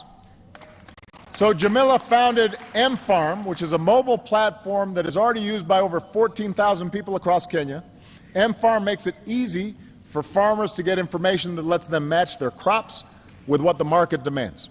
And studies show that it can help farmers double their sales. So here's what Jamila said. I love Kenya because you feel you are home anywhere you go. Home anywhere you go. That's the Kenya that welcomed me nearly 30 years ago as a young man. You helped make me feel at home, and standing here today as President of the United States, when I think about those young people and all the young people in attendance here, you still make me feel at home. And I'm confident that your future is going to be written across this country and across this continent by young people like you. Young men and women who don't have to struggle under a colonial power, who don't have to look overseas to realize your dreams. Yes, you can realize your dreams right here, right now.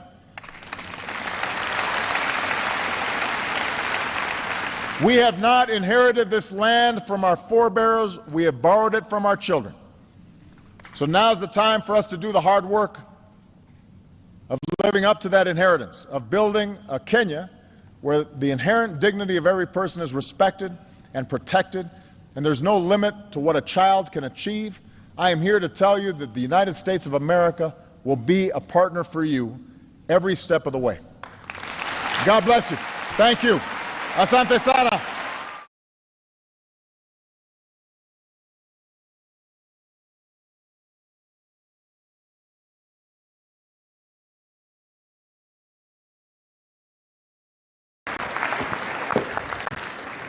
You guys are an amazing crowd. Good afternoon and welcome to the University of Johannesburg's Soweto campus. My name is Nkepile Mabuse and I will be the moderator this afternoon.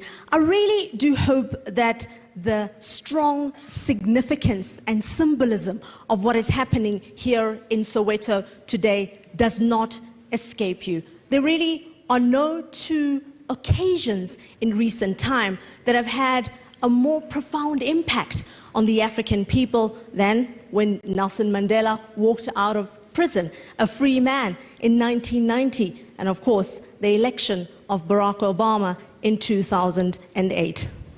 Now, these two men are politicians, and their legacies will be judged by history. But there's absolutely no doubt that these two developments in history have had a profound impact on the African continent. They have brought hope in Africa and also began the process of restoring pride and dignity in the African people. Now, as I speak to you, and as you all know, President Nelson Mandela is lying in hospital, critically ill. The euphoria that engulfed this continent when President Obama was elected is fading.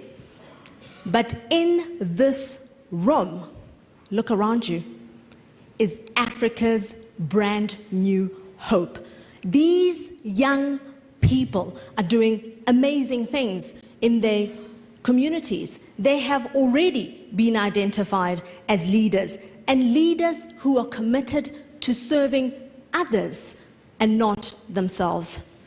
Exactly 37 years ago this month, young school children here in Soweto braved apartheid bullets fighting for freedom. It's no coincidence that a new generation of young people is here today. And like the 76 generation, they refuse to conform, but are inspired to transform their world. When President Obama launched the Young African Leaders Initiative in 2010, he described them as the Africa that is overlooked. Well, at this moment, the world can see and hear you. President Obama will come here, address you, and then engage you. We will take a question here in South Africa before we cross to Kenya, Uganda, and then Lagos, Nigeria. When the president selects you, please be proud. Introduce yourselves and ask a short, sharp, smart question.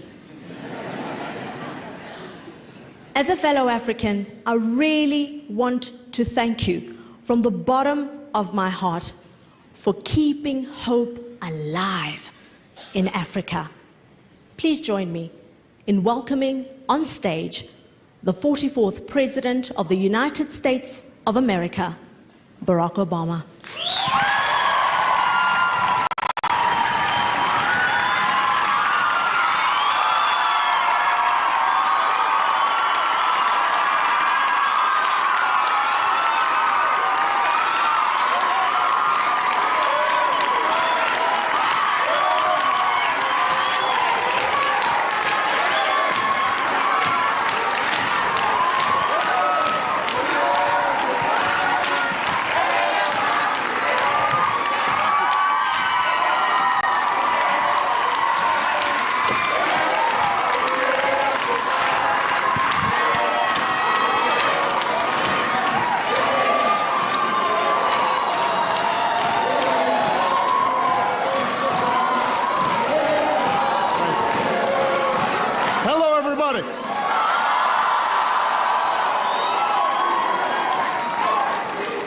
Yebo Manzazi.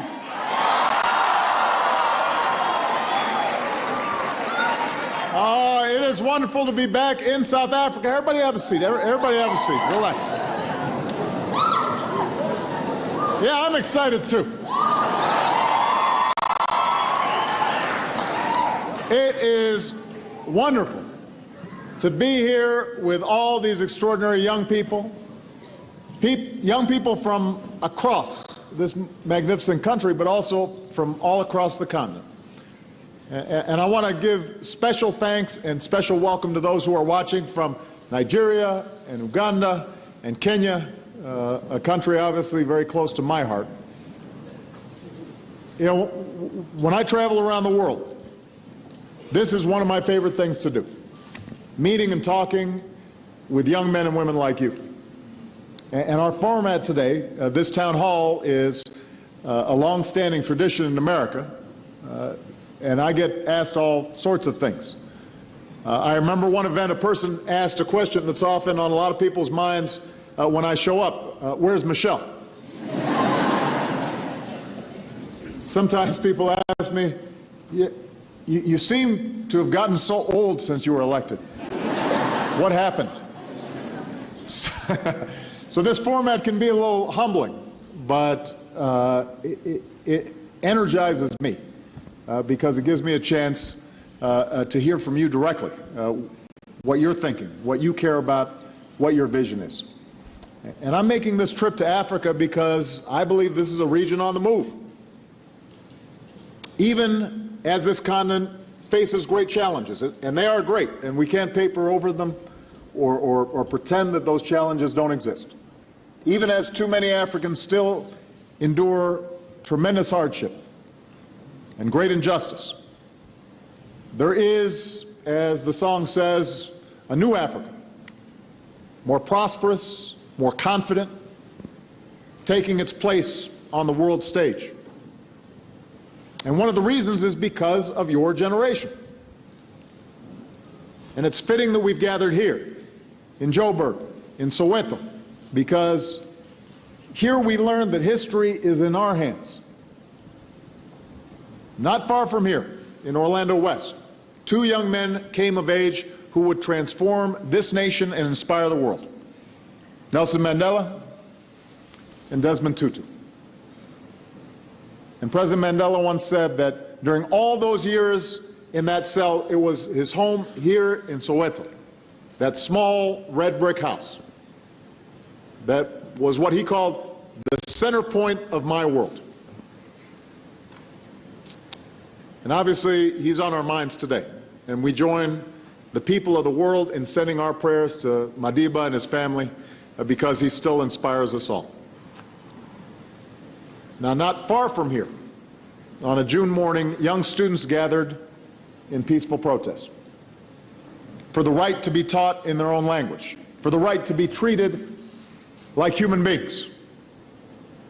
And after all the police bullets, after the smoke cleared, the world was shocked by that image, protesters holding the body of a young boy, Hector Peterson. And what a powerful tribute it is to Hector's sacrifice and to all who struggled that we can gather here today in a free South Africa, at a university that serves all South Africans. And I know the story of Soweto inspires you in your lives, but keep in mind it inspired me too. The uprising here helped open my mind to a broader world and to our responsibilities to choose between fairness and injustice, between right and wrong. And as a senator, during my first visit to South Africa, I was able to go to Hector Peterson's memorial and pay tribute to an African boy who moved the world.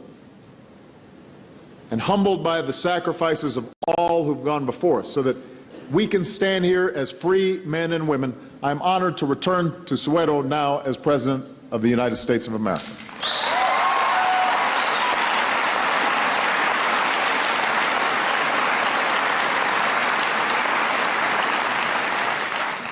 Now, tomorrow I'll be down in Cape Town at the University of Cape Town, and I'll speak about the future that we can build together, Africans and Americans. And that's where Robert Kennedy delivered his eloquent address to another generation of young people. The challenges of our world, he said, demand the qualities of youth. Not a time in life, but a state of mind, a temper of the will, a quality of the imagination, a predominance of courage over timidity, of the appetite for adventure over the love of ease. That's what young people are. That's the spirit of youth. And it's still true. And that's why 3 years ago I launched a new effort to make sure we're tapping those qualities of youth. The imagination, the courage, the yes we can attitude of young Africans like you. It's our Young African Leaders Initiative, and I kicked it off by welcoming young men and women from across Africa to the White House, and we had a town hall similar to this one. I think some of you were there, in fact. And since then, we've helped empower young people across this continent with new skills in entrepreneurship and leadership, and new partnerships in education and health and technology. You know, Michelle came here to Soweto for a forum with some inspiring young women. And she's here today in Josie, meeting with students who... Did I say that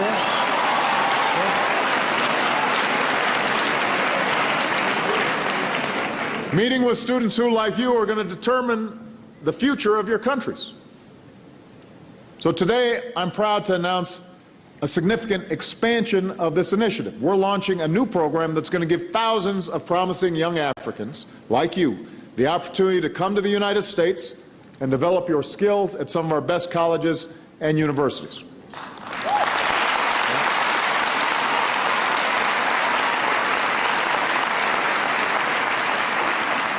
It's called the Washington Fellowship for Young African Leaders.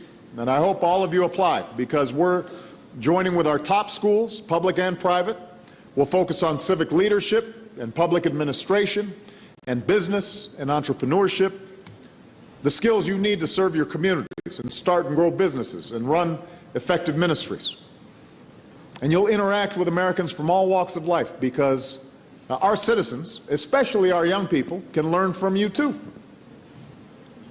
You'll meet with leaders in business and nonprofits and government, including me. And I look forward to welcoming you at a summit that I'll host in Washington, because I want to hear directly from you, your hopes, your dreams, what we can achieve together. And your time in America will be just the beginning. When you come back home, new grants will help you turn your ideas into new businesses and new nonprofits. And we're going to partner with American companies here in Africa to provide internships and mentoring and job opportunities to help you grow into the next generation of business leaders. We're going to partner with your governments and regional organizations here in Africa, and foundations and civil society, to amplify your voices as you stand up for democracy and equality. And with the connections you make as a Washington Fellow, you'll have something else for the rest of your life. And that is a network of Africans and Americans ready to collaborate on the future that you want to build. So this won't be the most expensive program that we have, but I actually believe this is going to end up being one of the most important. And it's important to me personally, because it's a great way for me to show my faith and confidence in all of you. I believe in you, and I intend to make this a lasting part of our engagement with Africa beyond my presidency for years to come. We want to empower entrepreneurs like Fred Swaniker. Where's Fred? He's from Ghana. Where is he? There he is. He's Fred. So, Fred's got a fan club over here. Fred helped to start a biotech company and now uses his expertise to help other young Africans develop their leadership skills so that they can come back and put those skills to use, serving their communities, starting businesses, creating jobs. So thank you, Fred, for the great work that you're doing.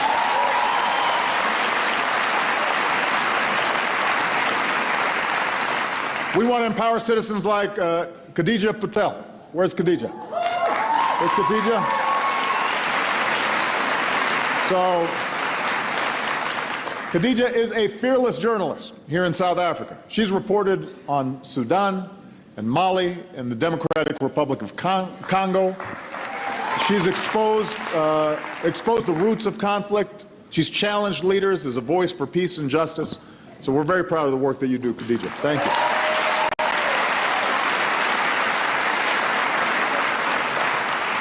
We want to empower advocates like Jacob Jabari. Where's Jacob? Right here.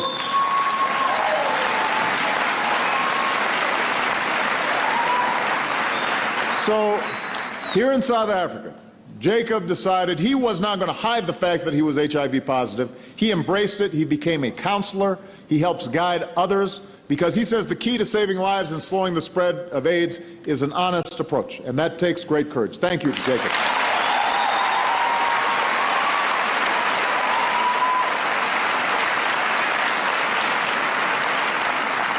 And we want to empower women, like Lebu Bogipane.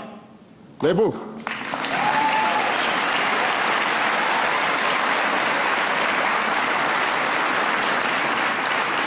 You know, growing up, Lebu endured domestic abuse and violence, which led to homelessness and hunger. Over many years, she didn't simply rebuild her own life. She built a crisis center here in South Africa that's helped thousands of women and children escape abuse as well. What a great legacy. Thank you, Lebu.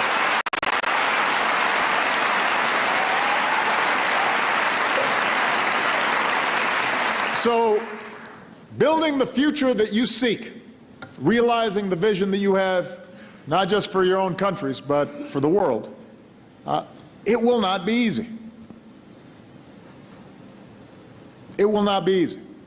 But as you go forward, I want you to think of the man who's in our prayers today. Think about 27 years in prison. Think about the hardships and the struggles and being away from family and friends. Reflecting on his years in prison, Nelson Mandela wrote that there were dark moments that tested his faith in humanity, but he refused to give up. And he said, "I'm fundamentally an optimist. Whether it comes from nature or nurture, I cannot say.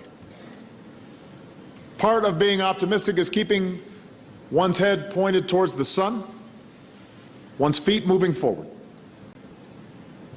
So in your lives, there will be time to test your faith. But no matter how old you grow, I say to all of you today, don't lose those qualities of youth. Your imagination, your optimism, your idealism. Because the future of this continent is in your hands. And if you keep your head pointed towards the sun and you keep your feet moving forward, I promise you will have no better friend and partner than the United States of America." Thank you very much, everybody. Thank you. Thank you.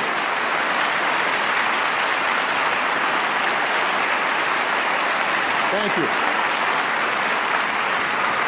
So now I get to do what I really want to do, which is to hear from you. So why don't we open up for questions? And I understand that we've got somebody from South Africa here, perhaps. Yes, the plan is to get somebody here in Soweto before we move across to other parts of the continent. Okay. The choice is yours, Mr. President. Well, this is a good-looking group. Let me. I'm going to call on this young lady right here. Introduce yourself. Good afternoon, President Obama. My name is Musa. I'm an attorney and I'm passionate about telecoms in Africa. My question is the African Growth and Opportunities Act. The term expires in 2015, and I understand that there's a bill which provides for an extension to 2019. Do you think this bill will be passed? And if it isn't passed, what do you think the impact will be on small states in Africa that are benefiting, such as Lesotho and Togo? It's a great question. By the way, what kind of law are you practicing? Oh, right now I actually do cross-border African work. Excellent. Yeah, M&A work. Fantastic. For those of you who are not as familiar with it, the program we call AGOA is basically a trade arrangement that allows probably 95% of goods from Africa to come into the United States without tariffs, duty-free. And as a consequence, it obviously gives African exports a greater advantage. And the whole idea is that, historically, if you look at the relationship between Africa and the rest of the global market, dating back to colonial days, the idea was somehow that raw materials get sent somewhere else, they get produced somewhere else or refined somewhere else. Sometimes they're sold back to Africa, but the jobs, the value, the profits are all someplace else. And we graduated from those colonial times to the idea of aid, which continues to be critically important. There are parts of Africa where right now people just need food, or right now people just need medicine. And it is the obligation of wealthier nations to help deliver that food or that medicine. But everywhere I go in Africa, what's very clear is people want to break out of a dependency trap. The idea is not that Africa somehow should be the ward of some other country. What we need is an Africa that is building, manufacturing, creating value, inventing, and then sending those products around the world and receiving products in return in fair terms of trade. And if we do that, then there's no reason why Africa cannot succeed.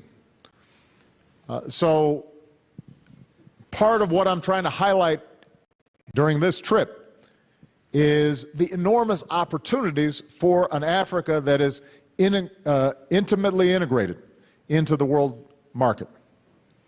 I want small and medium-sized businesses and entrepreneurs and startups here in Africa to see their potential not just in the local market, but to be able to sell goods and services all around the world, and to bring those profits back to Africa and reinvest in Africa and hire Africans. And so as part of that, we want to make sure that the United States is a critical trading partner. And by the way, we're not doing it out of charity.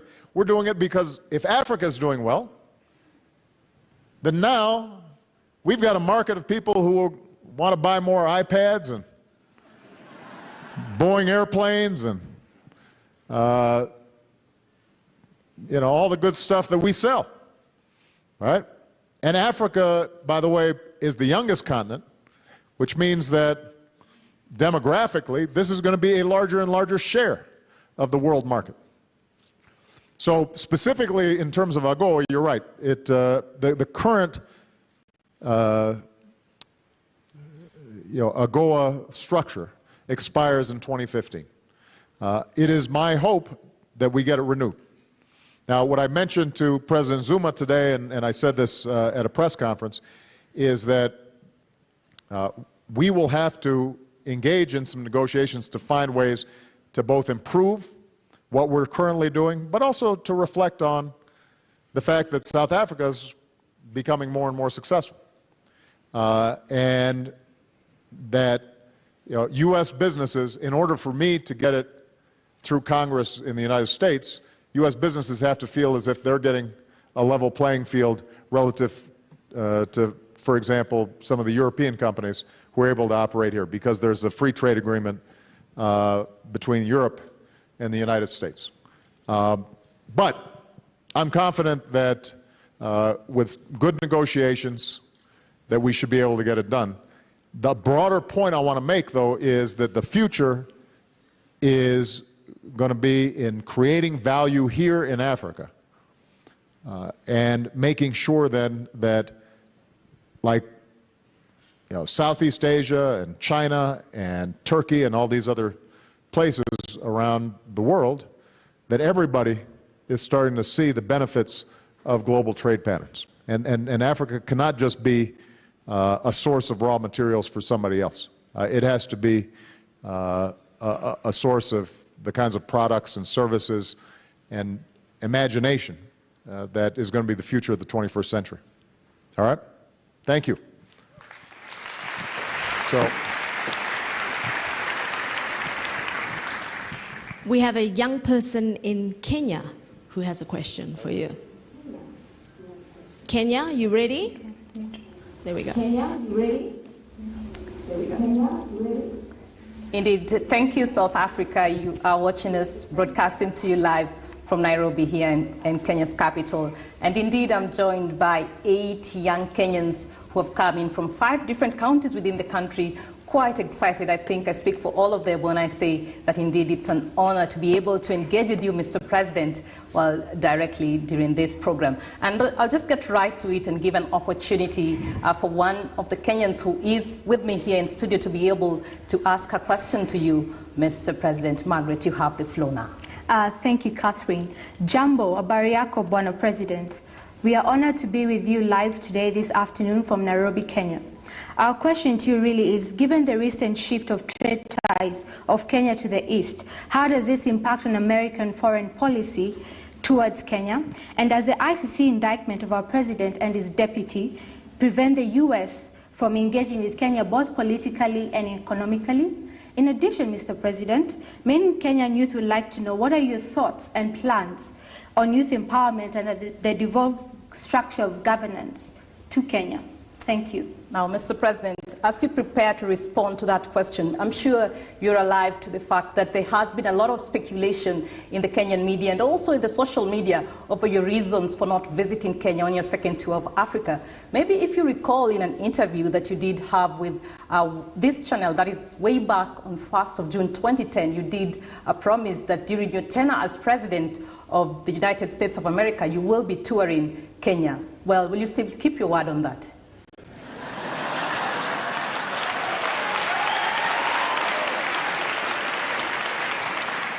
Well, asante sana. It's wonderful to see all of you.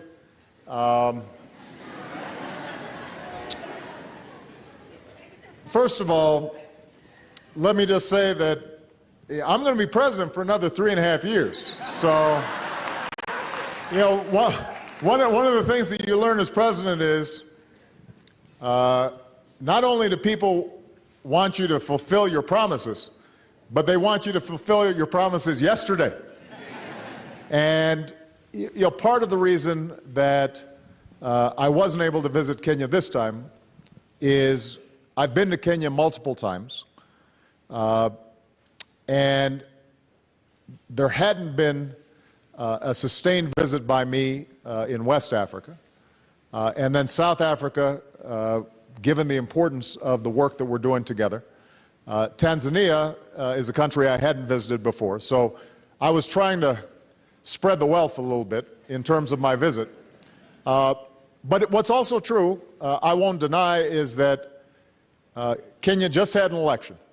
I was very proud to see the restraint in which the election was held. We did not see a repeat of the violence that we saw in the last election. But with the new administration, that's also having to manage some of the international issues around the ICC, I did not think it was the optimal time for me to visit. But as I said, I've got 3.5 years. So if in 3 years and 7 months I'm not in Kenya, then you can fault me for not following through on my promise. You raised the issue of whether our attitudes towards Kenya changed because of Kenya's orientation towards trade and commerce with the East. And this was asked of me before. It's a general question that I get during this visit. People saying, well, you know, China's here a lot, and you know, is this what's motivating America to want to be more involved? And I want to make 2 points. First of all, our commitment to Africa is based on our belief in Africa's promise and Africa's future, and we want to be part of that future. Second of all, I think everybody should be involved in Africa. I want China, and I want India, and I want Brazil, and I want Singapore, and everybody come on down to Africa, because 6 of the 10 fastest growing economies in the world are right here in Africa. You are seeing a shift inside of Africa in which a commitment to democracy and transparency is beginning to take hold. Yeah, I just visited Senegal where President Sall has embarked on a reform agenda, including, by the way, shortening his term from 7 years to 5 years. And a belief that, for example, members who join the government need to disclose their assets, just basic measures that can help to root out corruption. And so when you start seeing these changes, everybody should be excited about wanting to do business here in Africa and doing business with Kenya. Now, what I said during a press conference today, I want to repeat, which is I want to make sure that as countries come to Africa, that it's benefiting Africans. So if somebody's building a road here in Africa, make sure they're hiring some Africans. If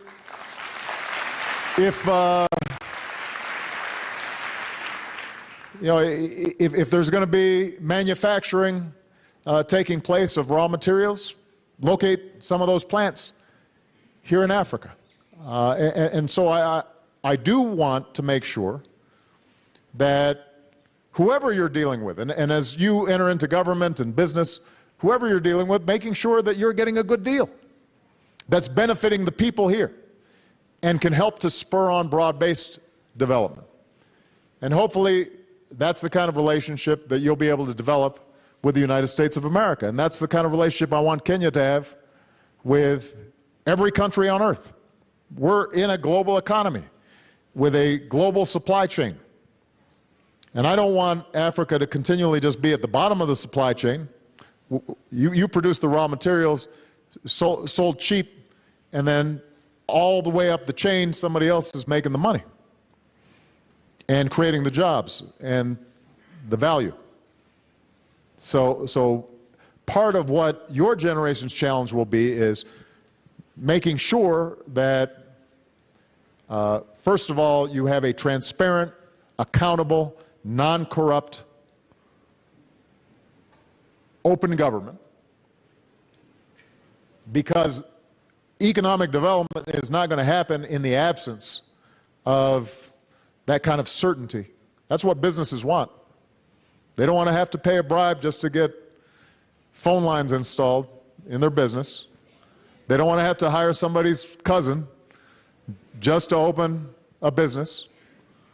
And we have to be honest about it. In a lot of countries, that's still the case. And that discourages investment.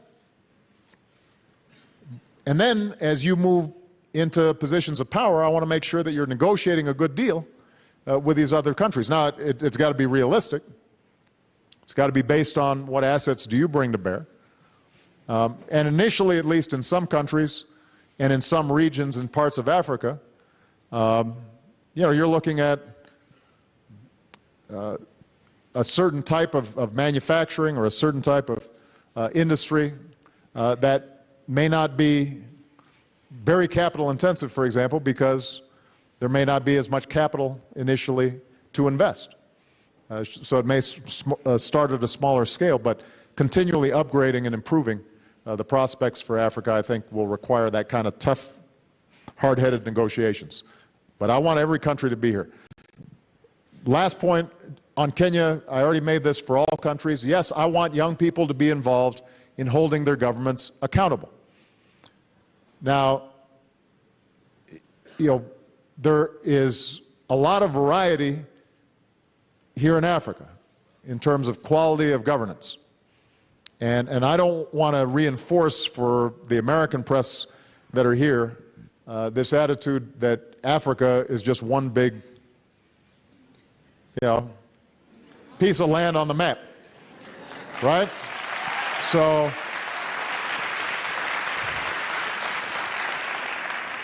there's a lot of variation. Some countries are doing great work when it comes to accountability and democracy and an active civil society and a free press and freedom of assembly. And some countries are not doing as well. But what's exciting right now is you're starting to see more and more a norm, a standard take hold in Africa. And young people, I think especially, have high expectations about how government should function, and it should function for the public good, not for the benefit of just a few. And people should be able to speak their mind, and they should be able to organize without fear of retribution. And they should be able to cast a ballot without problem. And South Africa, I think, has been a great model. This is one of the greatest legacies of Nelson Mandela, is to show that through a commitment to the Constitution and rule of law and equal treatment for all people, that a country can prosper despite a tragic history. And the same should be true in Kenya, which is why I was heartened that the process of the last election at least did not result in chaos. And that should be true for every country. And President Zuma said something important today at the press conference, and I'm going to see what we can do to work with them. The African Union, I think, is trying to create sort of a peer review system so that it's not just the United States coming in and lecturing some African country that's not observing democracy. It's fellow Africans who are saying, what are you doing? You know, why are you suppressing your people? Why are you throwing political dissidents in jail? Why are you blocking people's ability to organize new political parties? And when peers are organizing in that fashion, then slowly standards get raised and new norms are established. And all of you can be at the forefront of that. So, thank you, Kenya. Thank you. We are going to stay in East Africa and take a question from Kampala, Uganda. Hello from Kampala in Uganda, the Pearl of Africa, as we're known. I am Nancy Kachingira, a news presenter with NTV Uganda. And Uganda is a very youthful nation. More than half of our population is actually under the age of 15. I'm here today with a group of vibrant and dynamic young people. And as you can see, they are very excited to be addressing President Obama today and asking him a question. Now, I've had the chance to interact with the young people here today, and they're all great young leaders in their own right. And they all have different backgrounds and different experiences. But I've found that one of the things they do have in common is their passion for a better Uganda and for a better Africa. Mr. President, one of them is now going to ask you a question on behalf of the rest of the group. Hello, Mr. President. It's an honor. My name is Irene Ikomo, and my question comes on behalf of everyone seated here with me. Unfortunately, it's also regarding trade. Mr. President, as young Ugandan leaders, we are looking to the world for equal business partners and commitments, and not necessarily aid. We are not looking for donors. And yet, Mr. President, the policy you've just described right now seems to emphasize help coming in from the US, but emphasizing offering jobs and employment within the countries that they come into. As young leaders, Mr. President, we want to do the businesses at home and be the ones to own our home markets. So how do you, Mr. President, plan on assisting us in reframing the US policy to achieve this vision? Well,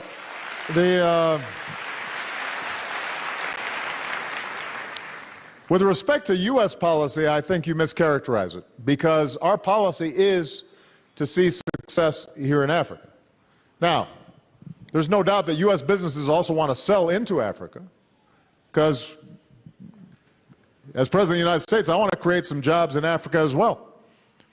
But my attitude is that the more successful African entrepreneurs are, then the more they're going to be purchasing and interested in purchasing U.S. goods.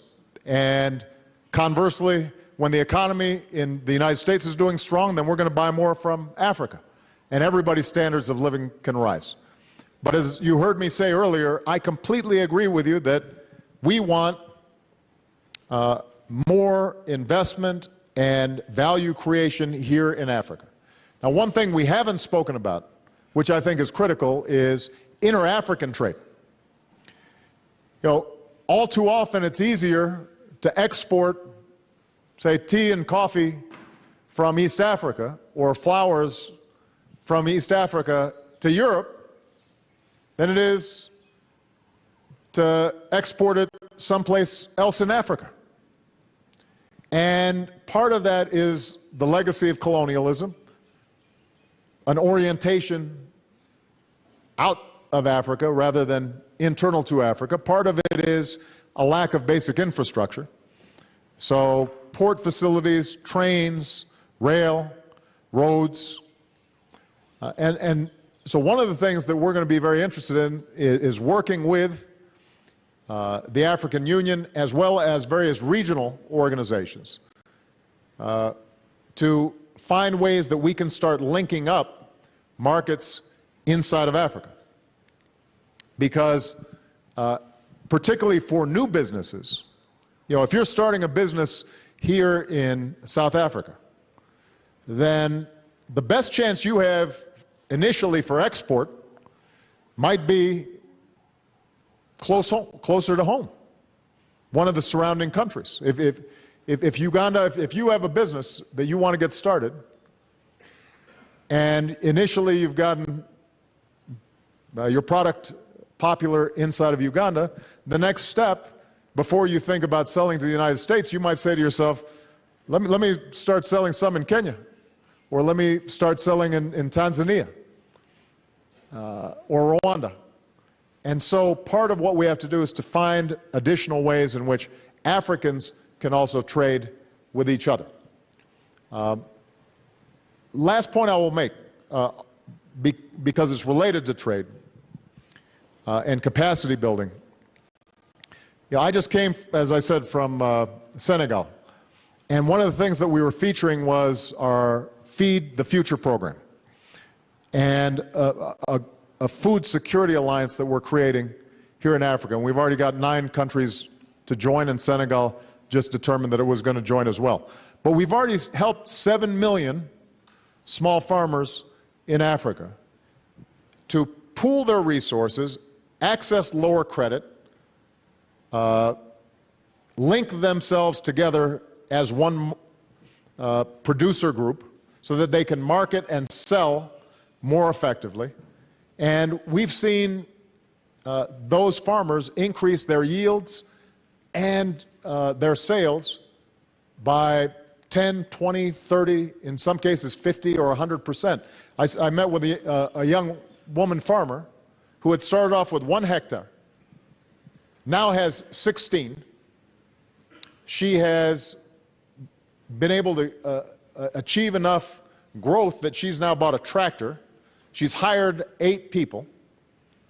Now, that's not what we ordinarily think of as business or entrepreneurship.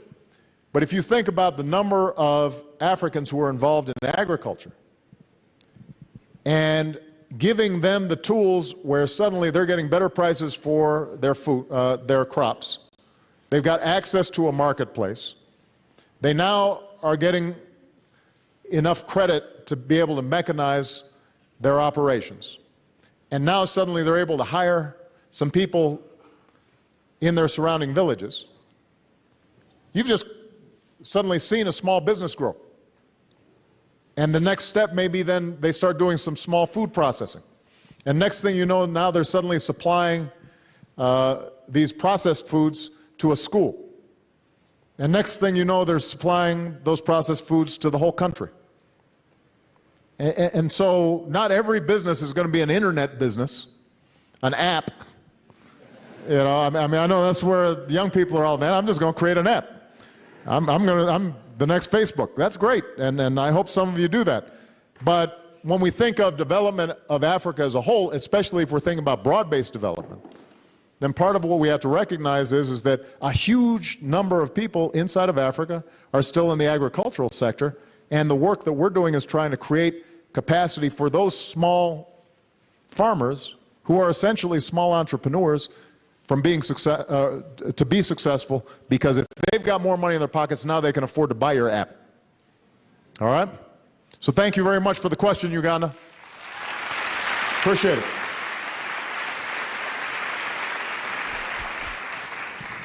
Mr. President, we're moving over to West Africa now, and we're going to take a question from Lagos, Nigeria.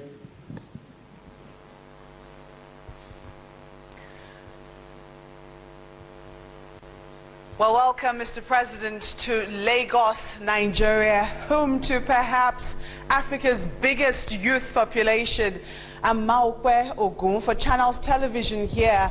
And here with me in the studio are a selection of some of Nigeria's brightest and best. And I must tell you, Mr. President, they're mostly women, so you had better be careful around them. And they say they're on the march and they have their question ready. Over now to you, Aisha. Good afternoon, Mr. President. My name is Aisha Maina, and I represent 7 other people here. In acknowledging our challenges and our responsibility as the young leaders of Nigeria to accept our challenges and make the difference, we would like to thank you for your support to Nigeria and Africa as a whole. The largest resource in Nigeria is our human capital, and we would like to ask a two-pronged question. The first is, how can the United States deepen its investment in deploying technology that would develop our vast human capital as well as the education of her youth? My second question is two-pronged, sorry, Mr. President. Considering how long the war on terror has been on for, would you say that we're winning the war on terror, seeing that there are new terrorist groups developing in Africa, one of which is in Nigeria? Thank you. Well, those are both great questions. Thank you. And before I answer the question, I just want to be clear. I am surrounded by opinionated women in my house all day long. So I've got good practice dealing with strong women. You guys haven't met Michelle, but you've probably seen her on TV. She's not shy. And Malia and Sasha, they're just taken right up after her. So every night at dinner, I'm surrounded. In terms of human capital and young people, I think there is no doubt that the most important investment any country can make, not just an African country, any country can make, is educating its youth and providing them the skills they need to compete in a highly technological, advanced world economy. Countries that do not do that well will not succeed. Countries that excel at training their young people are going to succeed, because these days businesses can go anywhere. And one of the key criteria for any business is, where can I find outstanding workers? Where can I find outstanding people to manage a plant or manage my sales force? And if you have countries with high illiteracy rates or limited skills, you're going to have problems. And I want to be clear that this is a problem in the United States, not just a problem in Africa. One of the main things that I'm spending a lot of time on is trying to push Congress to improve our early childhood education, because it turns out that children are most susceptible to learning between the ages of 0 and 3. And so working with parents, particularly mothers, around reading to their children, proper nutrition, stimulating activities. Then when they get to school, making sure that our schools are prepared and redesigned for today, because a lot of the schools in the United States were first created during the agricultural era and aren't always appropriate for what's required today. And then on into what we call community colleges, which are 2-year colleges or 4-year colleges and universities. Somebody should have told my helicopter to quiet down while I'm talking. Yeah, so across the board, we're having to rethink education and workforce training. And one of the things that we want to do is to partner with a country like Nigeria and identify ways that we can provide direct value added, whether it's in helping to train teachers, helping to incorporate technologies into the education process. So, for example, one of the things that you hear across the continent is because a lot of Africans still live in rural areas, it may be difficult for them to access education and schooling once they get beyond a certain level.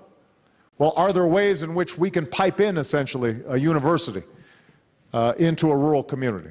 And suddenly you've got the lecturer right there without the same costs or obligation for a young person to take on when they go to travel far away from home in order to study. And so I think that there's some excellent ideas that sometimes we're doing country by country, depending on the country plan. But this is an area where I would love to get more input from young people in terms of what they think would work. And so part of the Young African Leaders Initiative may be to elicit additional ideas from those, particularly those who may be working in education and have a sense of what are the barriers right now for young people in order to succeed. Now, with respect to the so-called war on terror, there's no doubt that we've made some progress in dealing with some extremist groups. For example, core al-Qaeda and bin Laden that was based in the Fatah area between Pakistan and Afghanistan, that they have been greatly diminished. But what is also true is that in some ways the problem has metastasized. You have more regional terrorist organizations like a Boko Haram in Nigeria, espousing an extremist ideology, showing no regard for human life, and although they may not have the same transnational capacity that some of the earlier organizations did, they're doing great harm in Africa and in the Middle East and in South Asia. People always talk about the terrorist threat to the United States or the West, but the truth of the matter is that the number of people who are killed by terrorist attacks in African countries or in Muslim countries or in South Asia far outstrips any deaths that are experienced by Westerners. It's typically people right there where these organizations are based that are most likely to be killed. When the Kenya embassy bombing happened, the overwhelming majority of people who were killed were Kenyans, not Americans. And so this is not just a problem for us, this is a problem for everybody. Now the question is, how do we address this this problem? It is my strong belief that terrorism is more likely to emerge and take root where countries are not delivering for their people, and where there are sources of conflict and underlying frustrations that have not been adequately dealt with. The danger we have right now, for example, in a place like Somalia, is that it's been 2 generations, maybe 3, since there was a functioning government inside of Somalia. Now, we've started to see actually some progress, in part because of intervention by African nations in Somalia to clear the space, to create the space for governance. But you look at what's happening in Mali, for example, right now. Part of the problem is that you had a weak central government and democratic institutions that weren't reaching out as far into the country as were necessary. And we've got to build those institutions. A lot of what we talked about in terms of responsiveness and governance and democracy, those things become defense mechanisms against terrorism. They're the most important defense against terrorism. So I don't start with the attitude of a military solution to these problems, I think the more that we're giving people opportunity, the more that we're giving people education, the more that we're helping resolve conflicts through regular democratic processes, the less likely they are to take root. Now, having said that, there are some extremist groups that will not compromise or work through a democratic process. And we have to also be realistic about that. And what we want to do is partner with African countries to figure out how we can help. But I promise, this notion somehow that we want to somehow expand our military reach. I was elected to end a war. I've ended one. I'm now in the process of ending another one. Every few weeks, I go and visit soldiers who are your age, who've had their legs blown off in Afghanistan, or worse. Every week, I'm writing letters to the families of fallen soldiers.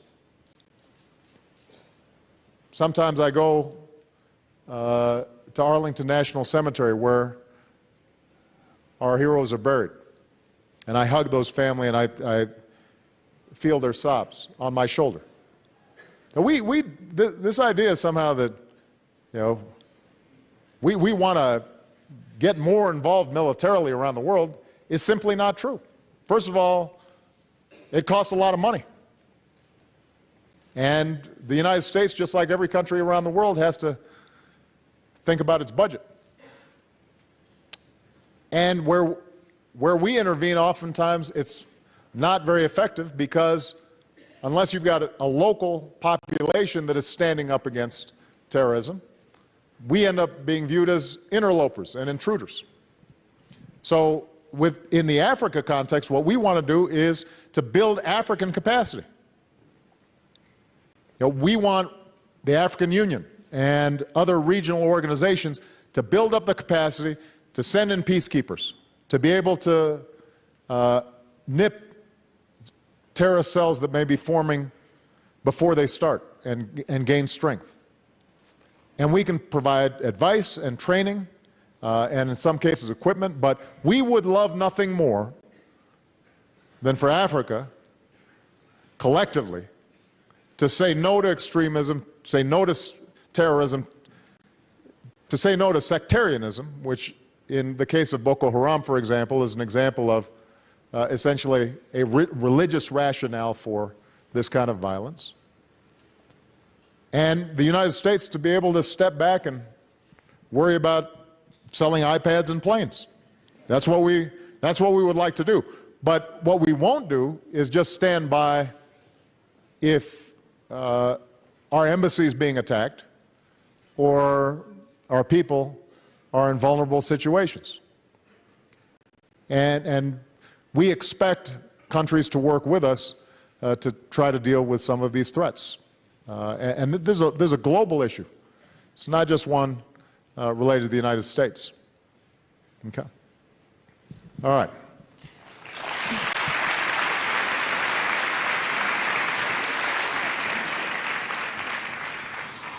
We have time to take one last question from Soweto. If it's a really short question, I'll give a short answer and we'll get two in.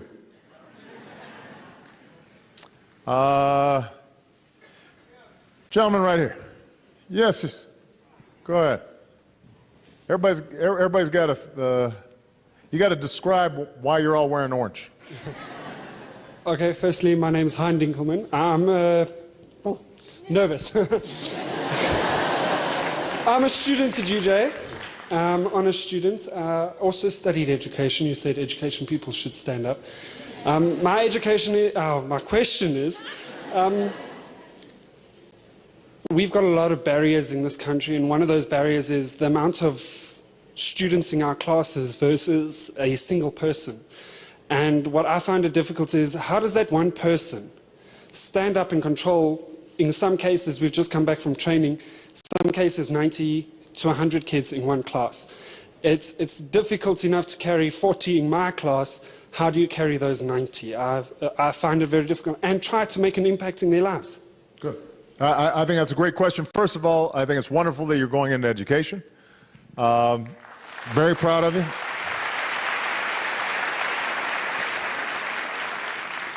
No job more important than educating our young people. This is a challenge that we have in the United States as well, and that is the issue of class size. Now, our problem typically is that our class sizes are around 35 or 33, and we'd like to see if we can get it down in the 20s.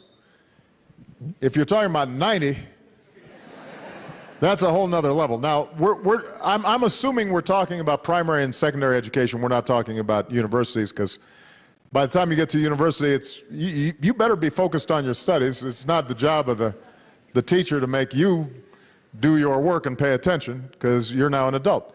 But when it comes to young people, studies do show that, particularly for poorer children, the more one-on-one attention that they can get from their teachers, the more personalized instruction they can get, the better they're going to do.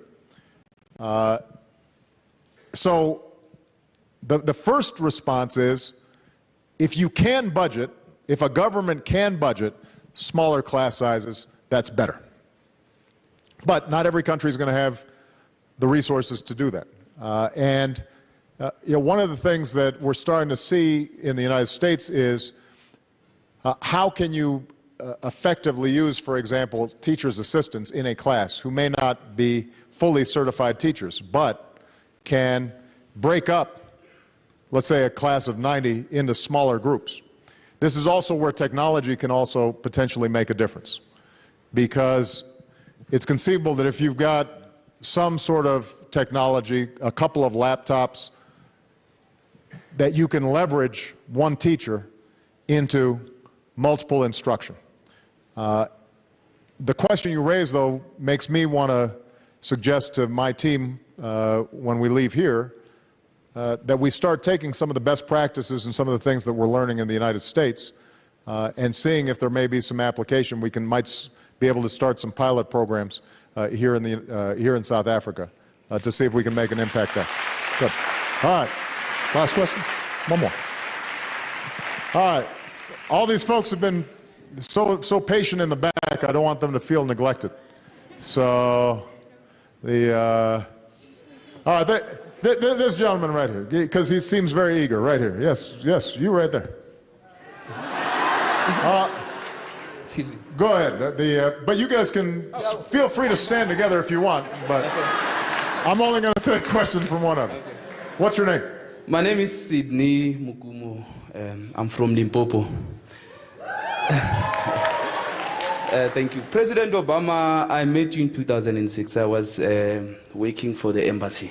Excellent. Yes.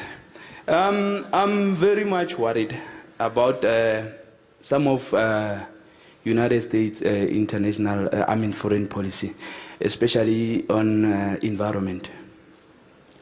President Obama, today I want you to tell these young leaders about the foreign policy of United States in environment. On the environment? Yes, because South Africa is facing the same problem. Whatever is happening in America, it's affecting us. Good. Please tell this is your children. Tell us today. Yes. Just like people who are protesting outside, there are people who are crying. And then now you must address them. Okay, here, let's go. And then tell them outside what is happening. Make it clear, and then when you go back, you'll have a safe trip. Thank you very much, President. I'm ready. I'm ready. I'm ready.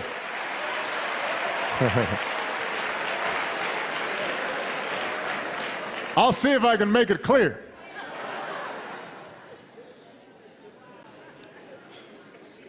U.S. environmental policy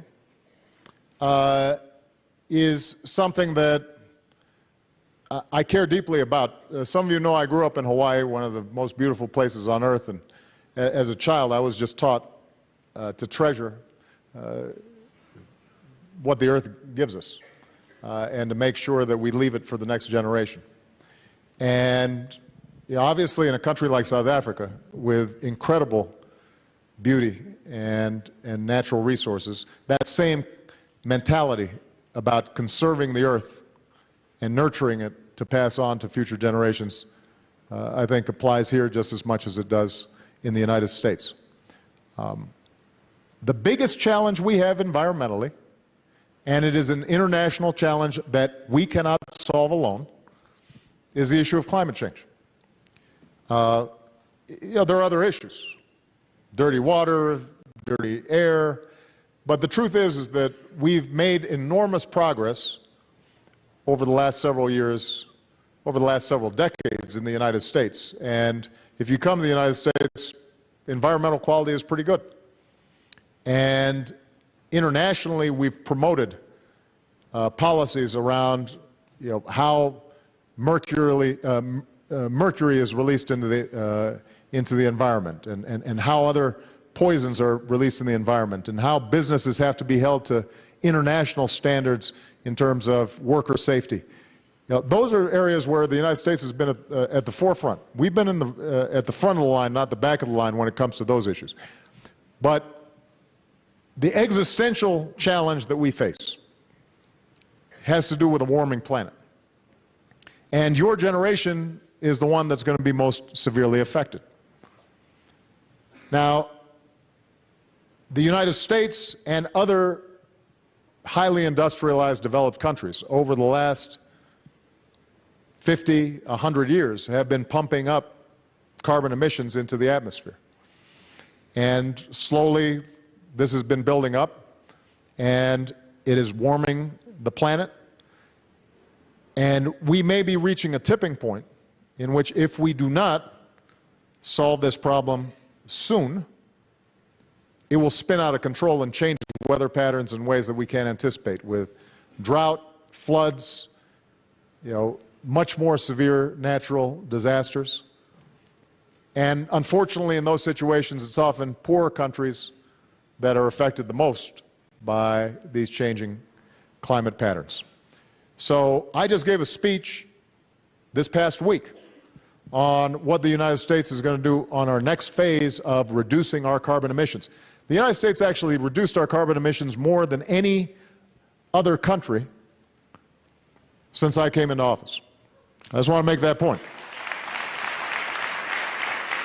We doubled fuel efficiency standards on cars. We're investing in clean energy like solar and wind. And we will actually want to share that technology, because we think that all countries need to benefit. And part of the opportunity for Africa is to see if we can leapfrog some of the polluting practices of America or Europe and go straight to the clean energy strategies that will allow you to advance economic growth but not corrupt the planet.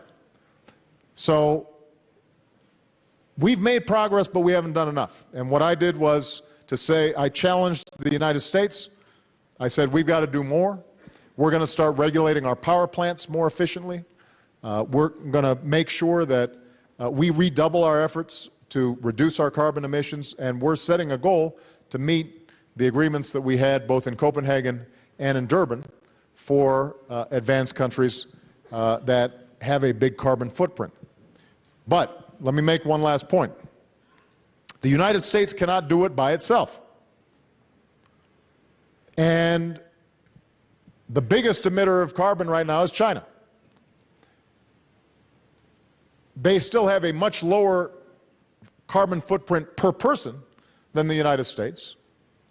But because they have so many people, it's going up rapidly. And Chinese leaders understand this. The same thing that's sending all the carbon into the atmosphere is also making it difficult to breathe in Beijing. So they recognize they've got to come up with a new development model. India is going to have to come up with new development models.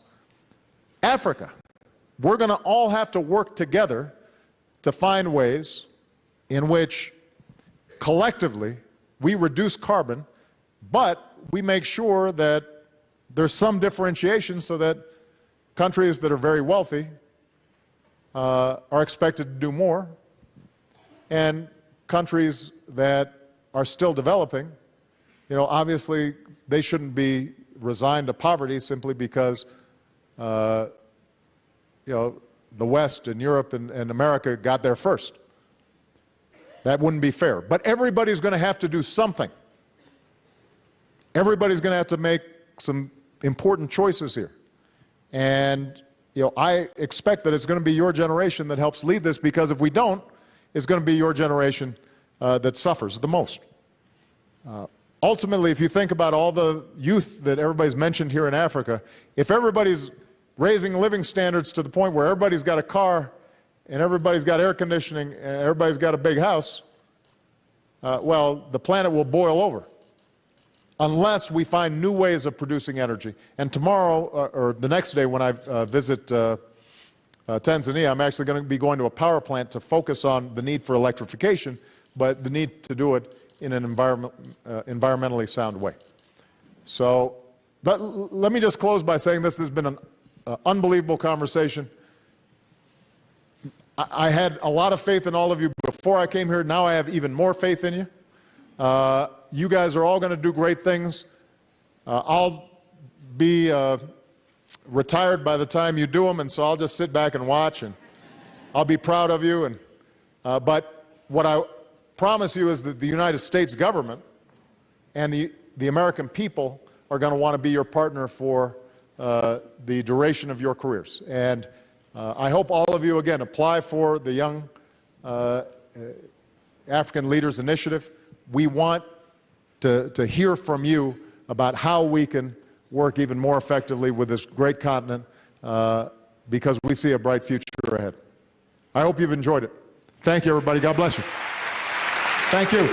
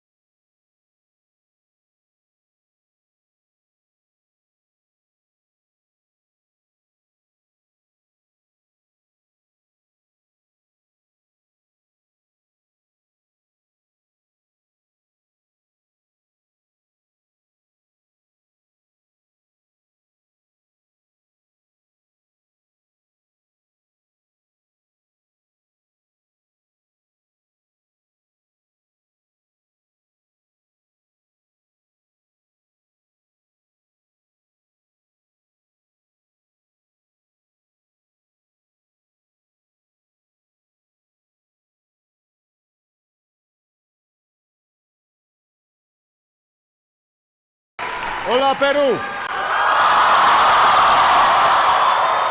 Asu. Muchas gracias. Thank you so much. Thank you. Everybody, please have a seat. Thank you, Cynthia, for your kind words and your great work here in Peru in bringing people together across generations to meet challenges. Please give Cynthia a big round of applause for the great introduction.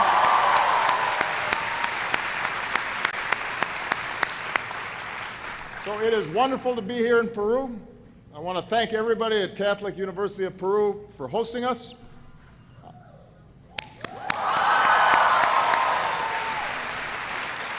I want to thank the government and the people of this beautiful country for your hospitality. I love you too. Thank you.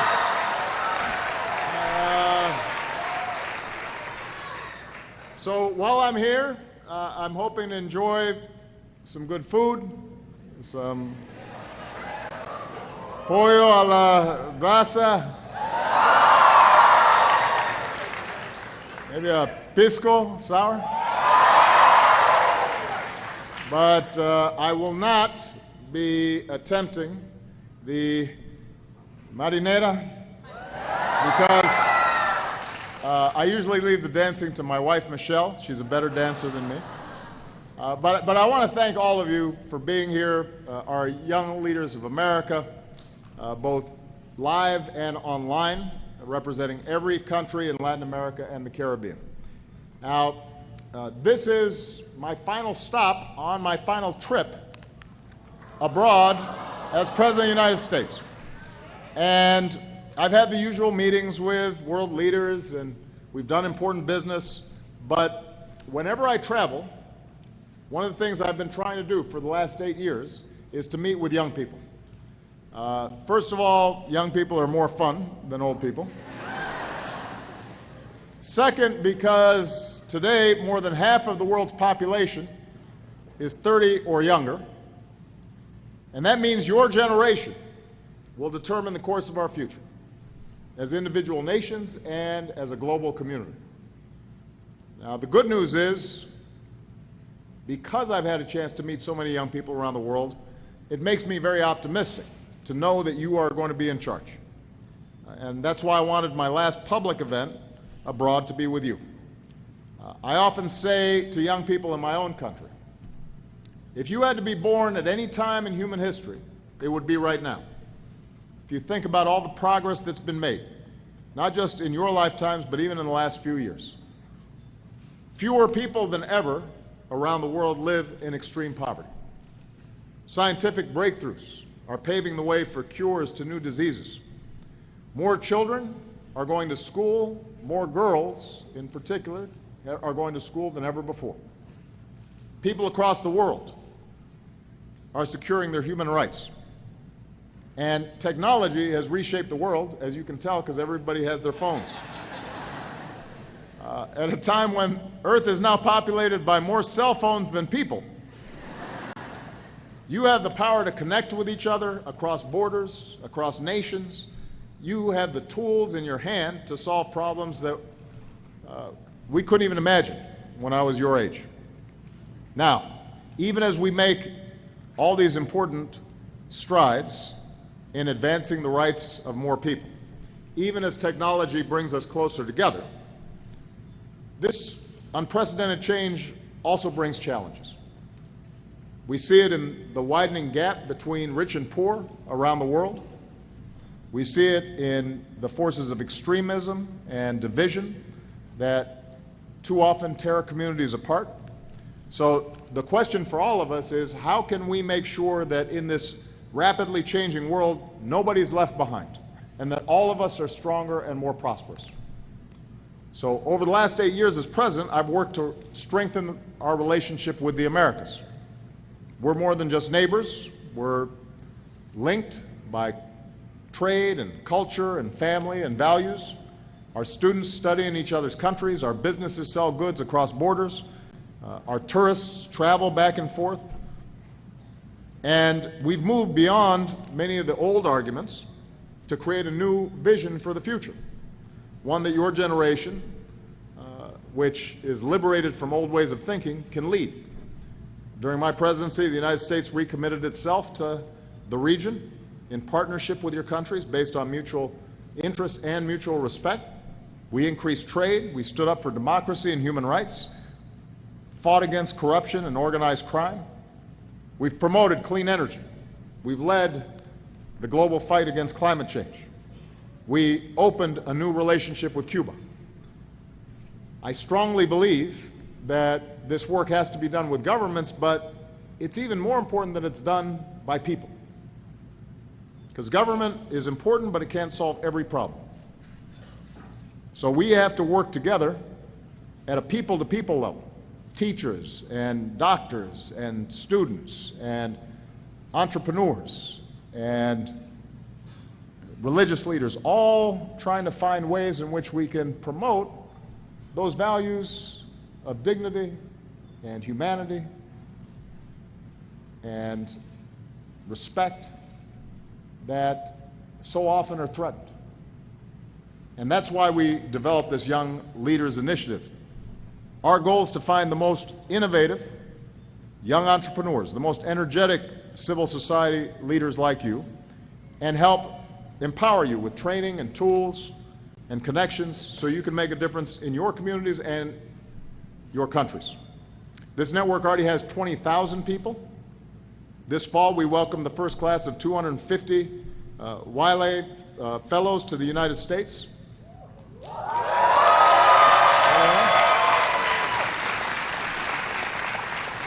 This is just 100 of them. They're from every country across the Americas. We want to help. So we want to help this generation with grants, seed funding, skills training. Today I'm announcing the launch of the Latin American and Caribbean Civil Society Innovation Initiative Hub, which is a way to virtually connect civil society organizations across the region so you can learn from each other, share your good work, support each other. We're investing $40 million in the talents and entrepreneurship of young people across the Caribbean to help start your own businesses and ventures. We're opening what we call the Global Innovation Exchange so that you can showcase your new business or enterprise to people around the world. And that way you can connect and hopefully get resources that you otherwise didn't have. And we're moving ahead with more educational partnerships, like the 100,000 strong in the Americas. By the end of the decade, we want 100,000 U.S. students studying in the Americas and 100,000 students from the Americas studying in the United States.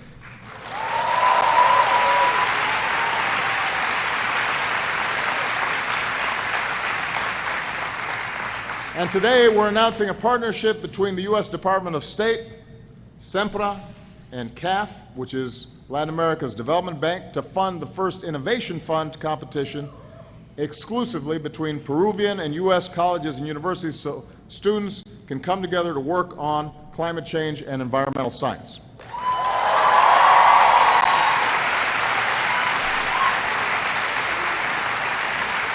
So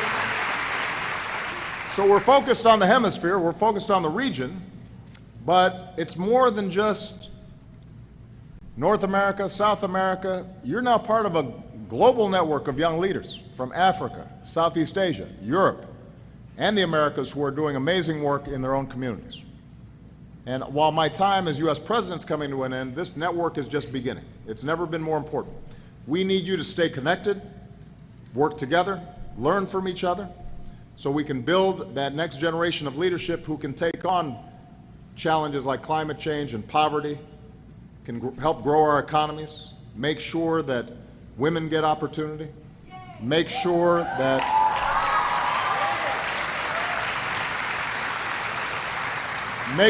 every child, wherever they live, has a chance to build a good life. And I'm going to just give you some examples of the amazing people that are involved in this process. We need leaders like Dr. Valerie Moise. As a young doctor in Haiti, Valerie saw firsthand how issues like acute malnutrition, hunger, affected the poorest children in his country. So he and a team of social workers and doctors started an organization called Diagnostic Group, which focuses on improving health care for abandoned children at the largest pediatric hospital in Haiti. His goal is for the group to become the standard for pediatric care and to expand so that he can reach even more children across Haiti. So thank you, Valerie, for the great work that you're doing.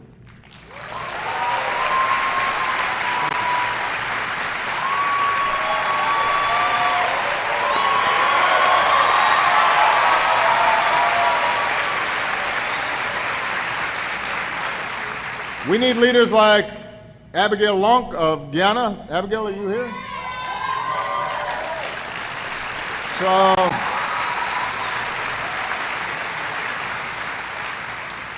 after struggling to find her own grandfather home care, Abigail realized this is a problem for so many other families, so she started Community Health Care, a home care agency.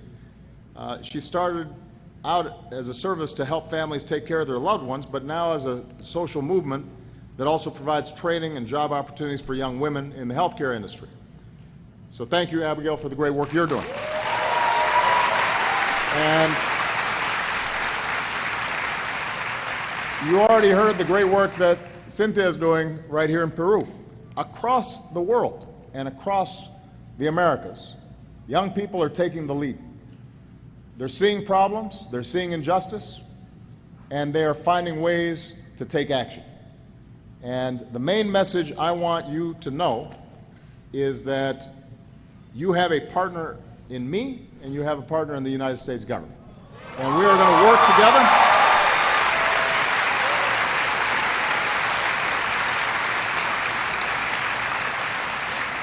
We're going to work together. We expect the fellowships to continue, but I want you to know that I will also continue to be involved even after I'm president, because I want to make sure that we continue to invest in your success. If you succeed, not only do your country succeed, but the world succeeds. And I'm very excited to see all the great things you're going to do in the future. So, muchas gracias. Let's take some questions. Now we're going to start with some questions. I'm going to take off my jacket because it's a little hot.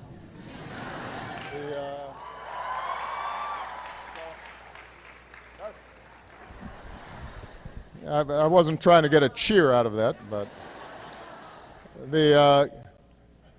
here, can somebody just grab this? Thank you, Mike. All right, so we're going to start with this question from this gentleman right here. Please introduce yourself as you speak. Hold on, the mic's not working. No, not yet. Do we have a second mic, Gab?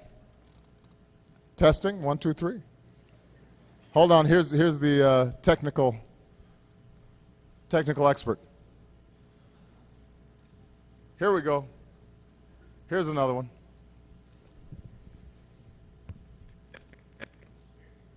Not yet. Uh-oh. Uh-oh. Here we go. We're going to try this one. One of these is going to work. Testing. Oh, testing. There you go. Hey. Finally. Good afternoon, Mr. President. My name is Luis Santiago. I'm from Caracas, Venezuela. I'm a wildlife fellow. We're working on the first electronic health records platform for Latin America. And I was a proud member of this cohort of wildlife fellows. I'm here to read a question from a wildlife network. There were 200 questions posted on Facebook, but Carlos David Carrasco Muro from Venezuela asks, in Venezuela, there's a debate about what matters most for stability, whether it's peace or democracy. How can we create a world where we do not have to choose between them? Both are important for development. Thank you very much. Well, it's a great question, and it's a timely question because I think that after a decade in which we've seen more and more countries adopt democratic practices, you're now starting to see some of those gains reversed. You're seeing some countries that are going backwards rather than forwards in terms of freedom of the press, in terms of freedom of the internet, terms of respecting political opposition and civil society. And there are those who argue that democracy is incompatible with development because you need order. You need somebody from the top to tell people what to do in order to achieve. And I would just suggest that you look at the evidence over the last 20, 30, 40 years. Those countries that pursue democracy, that pursue transparency, where their leaders are held accountable, those are the countries that are doing best. Those countries that are repressive, that don't respect democracy, that silence critics, they go backwards economically. And it makes sense when you think about it, because in this time that we live in, development is based on knowledge and innovation and education and new thinking and sharing of ideas. It's not based on how much land you have. It's not based on natural resources. It's based on your people. And in a democracy, what we're able to do is people, through the freedom they enjoy, are able to create, start businesses, start organizations, solve problems. And what's also true then is they're able to hold the government accountable.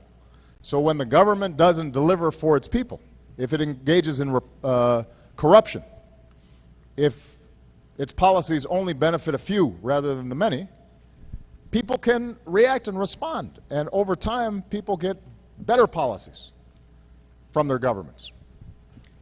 And look at what's happened just along the coast here in Latin America.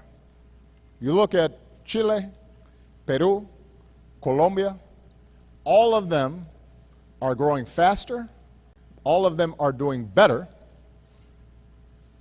because of the new openness and democracy that exists in these countries.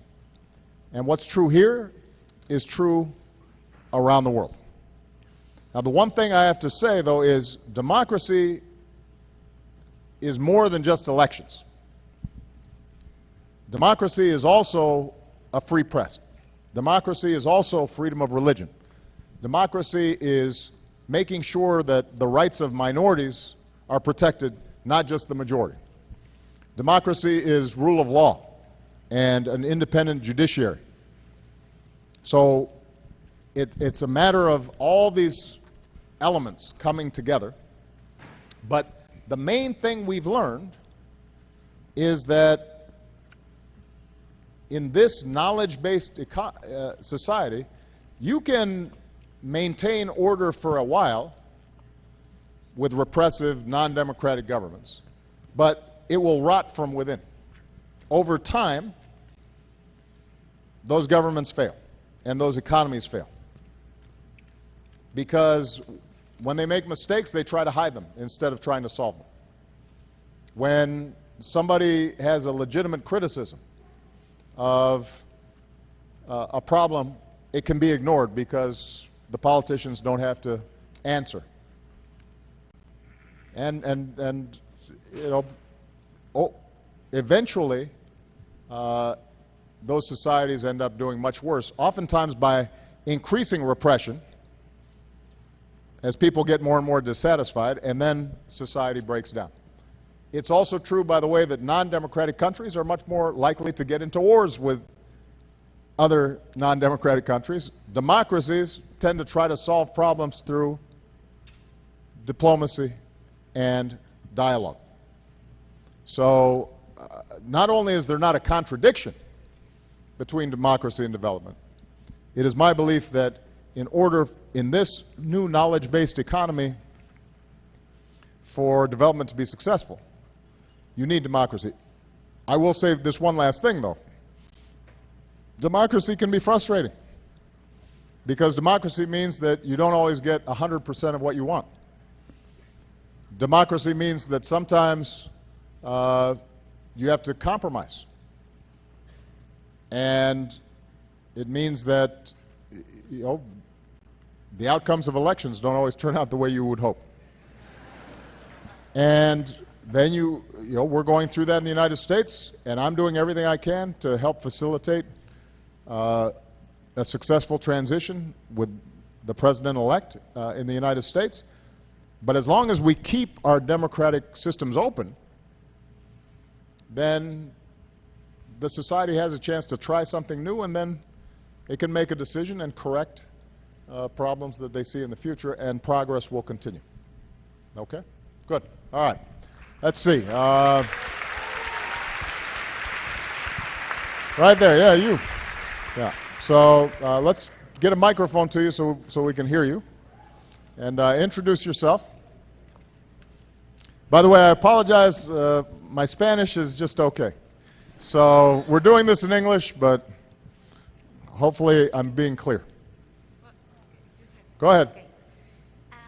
Hi, Mr. President. I'm very glad to be here, that you are here in my country, in Peru. Yeah. And for me, it's an honor to be here in this conference.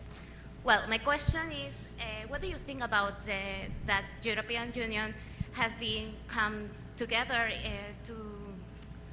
to promote military integration in defense that after the victory of Trump? And do you think that it is we have a global paranoia or created by the media, or is real? Good. What's your name? Jocelyn Ramirez. Nice to meet you. Are you a student here? I'm a student from UBC. Fantastic. Okay. You have some classmates here.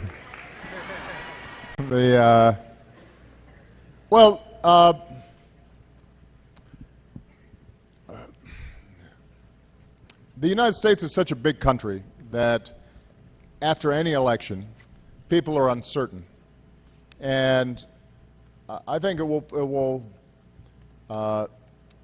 be important for everybody around the world to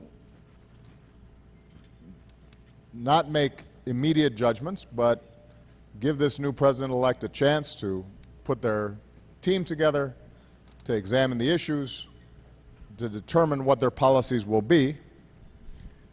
Because, as I've always said, how you campaign isn't always the same as how you govern. Sometimes when you're campaigning, you're trying to stir up passions. When you govern, you actually have reality in front of you, and you have to figure out, how do I make this work? The alliance between the United States and Europe through NATO is very strong. And the president-elect, Trump, has already reaffirmed our commitment to NATO. We actually have been asking under my administration for Europe to carry more of the burden of defense spending than they've been doing, because the United States spends a lot more than some of our NATO partners. And they recognize and acknowledge, I think, the need for them to spend more time, more resources on that.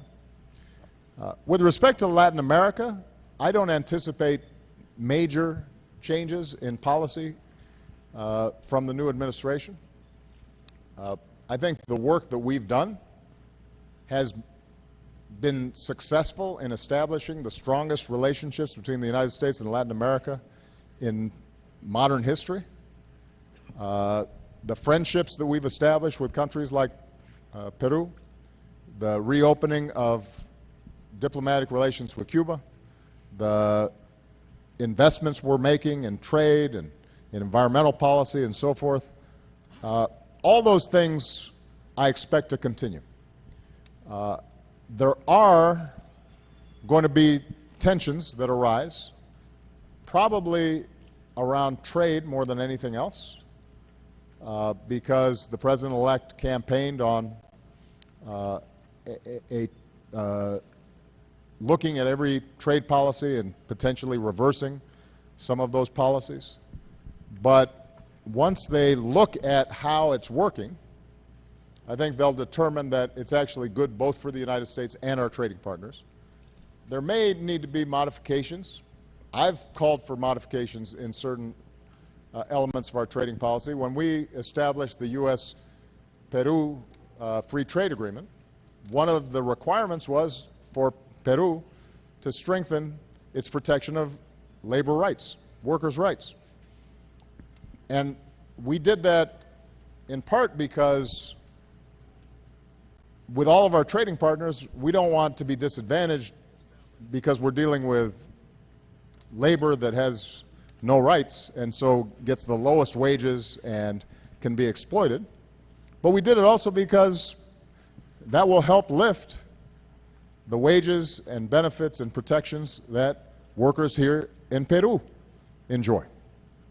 Because ultimately that's good for everybody. One of the things I really believe is that when you pay workers well, when ordinary people are getting a decent wage and decent benefits and decent protections, then they have more money in their pockets, and then they go out and they spend that money, which is good for business, and everybody is better off. So that's the kind of attitude that we want to try to promote in the years going forward, and my hope is that that policy will continue. So my main message to you, though, and the message I delivered in Europe, is don't just assume the worst. Wait until the administration's in place, it's actually putting its policies together, and then you can make your judgments as to whether or not it's consistent with the international community's interest in living in peace and prosperity together. Okay? Good. All right. Oh. Okay, so what I'm doing is I'm going boy, girl, so that everybody gets a fair chance. Okay. This gentleman right here in the purple shirt.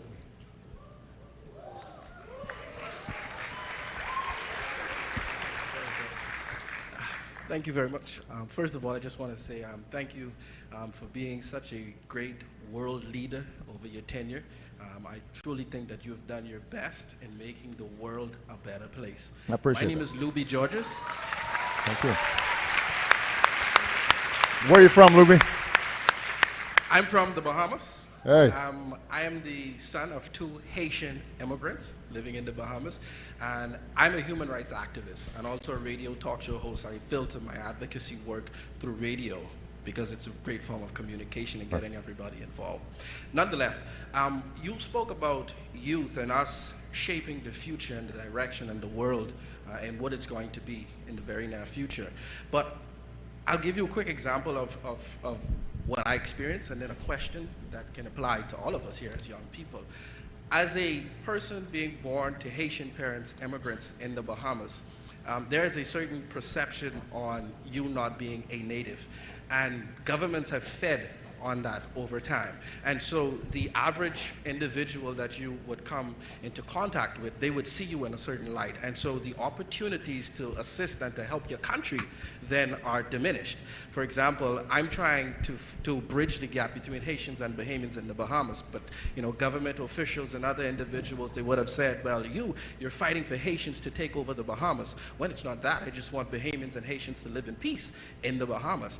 And so if you had the opportunity to have all of our prime ministers and presidents in one room, and you had one word of advice that you could have given those leaders in regards to young people and especially millennials, what would you say to those leaders? Well, I've had that opportunity a number of times. They don't always follow my advice. But to your broader point, look, we live in a world that is smaller than ever before. Because of the internet, because of modern travel, your generation gets ideas and culture and your politics from everywhere. Right? You are listening to everything from Rolling Stones to, Kendrick Lamar to, salsa to, reggaeton to, right? So what is true in music, what's true in food is also true in terms of politics and ideas. And the great thing about young people is that that's made your identities both national but also international. So people here are Peruvian, but you're also people who care about what happens around this continent and around the world. It means that you can be both proud of your Haitian heritage and live in the Bahamas and also be concerned about what happens in Africa or what is happening in Myanmar. That's a good thing. Now, I'll be honest with you, older people sometimes are more threatened than younger people by this convergence. Because, now that I've got gray hair, I see what happens as you get older. You get set in your ways, and you are afraid of things that are new. And oftentimes politicians can feed into that sense that everything's changing so fast, let's go back to our old identities.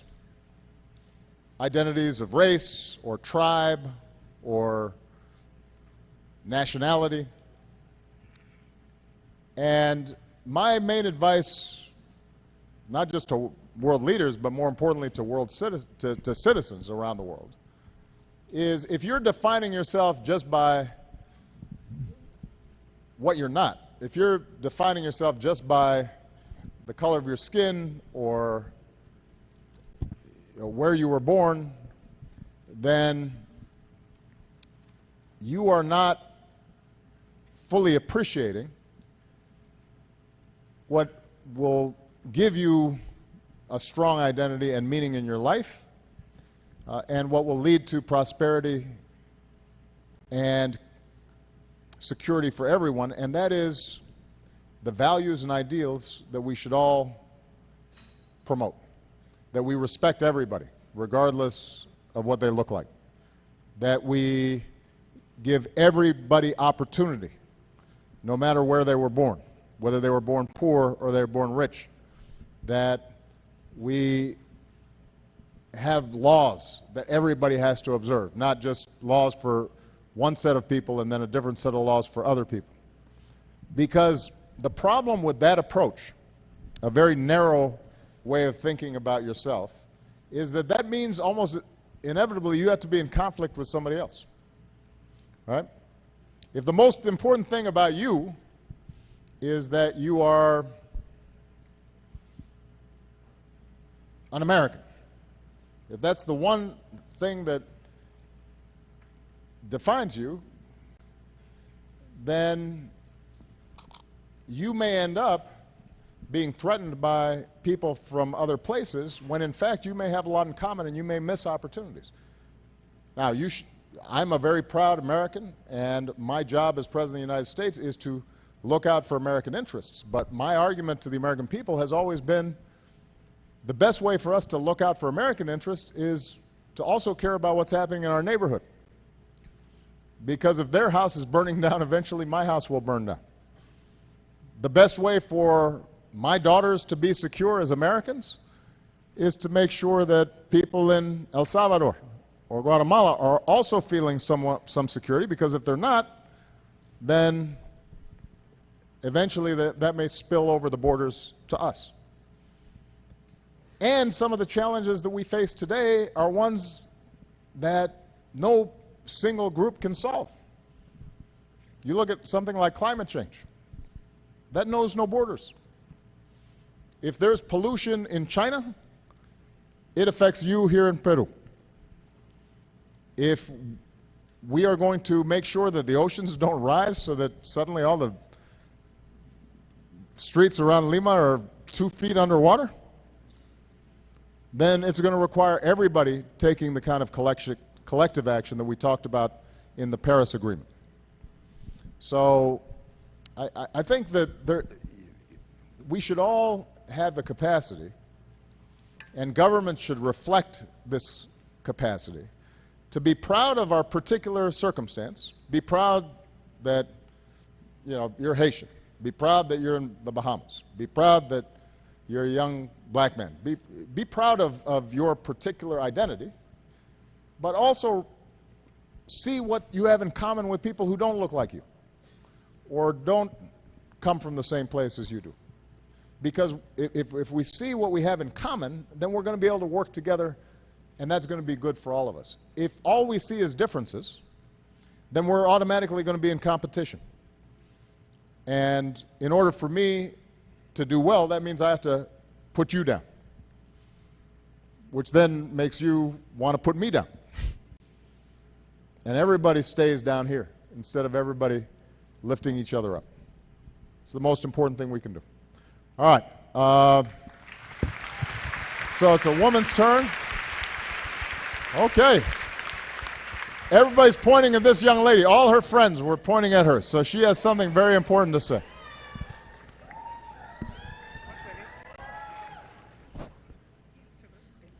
Welcome to Peru, Mr. President. Thank you. My name is Sofia, and my friends and I are students at Laboratoria. I know you have met Mariana at a panel.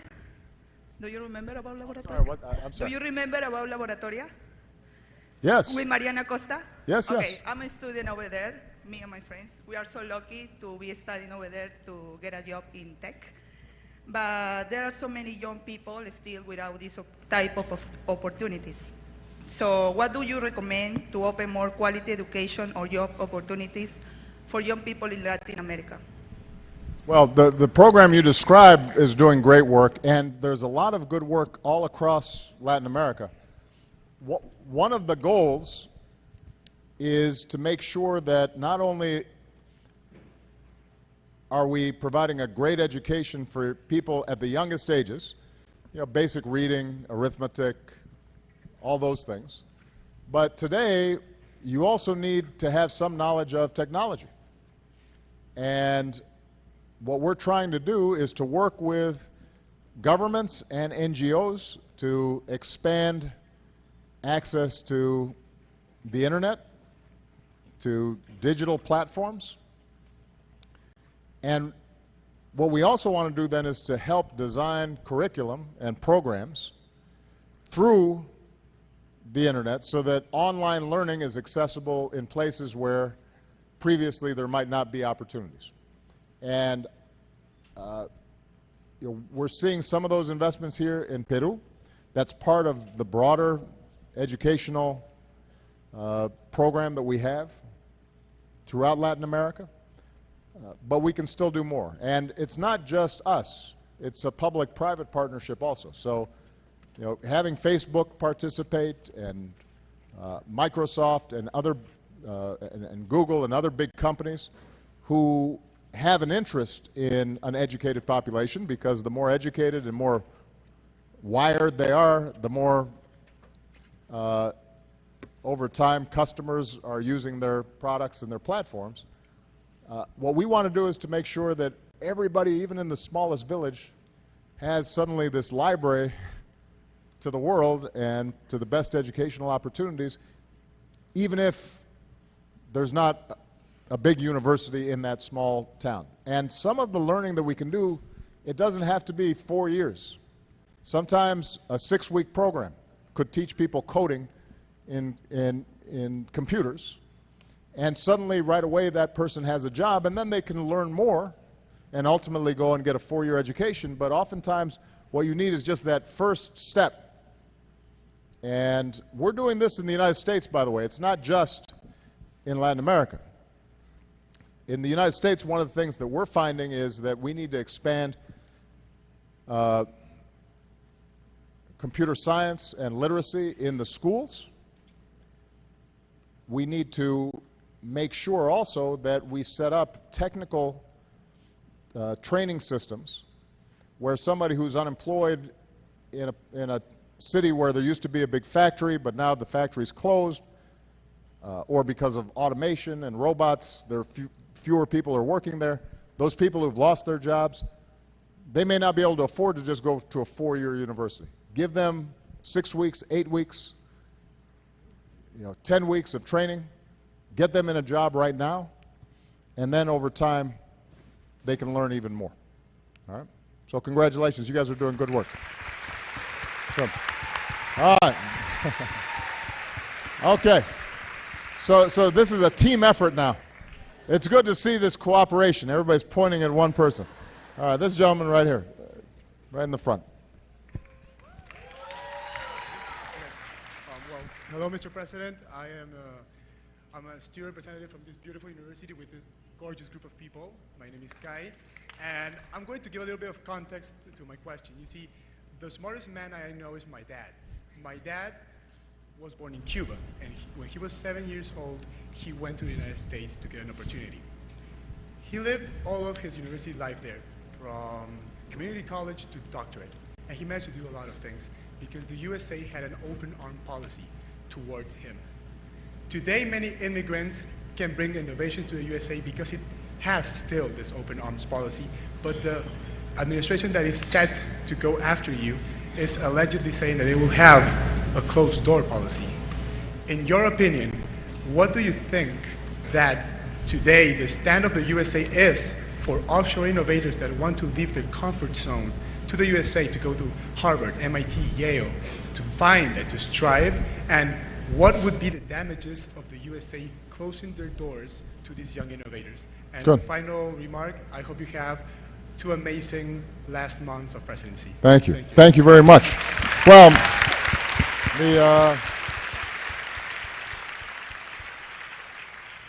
well, first of all, I know that your father is very proud that you said he's the smartest man you know. I hope that Malia and Sasha would say the same thing about their father. I don't know.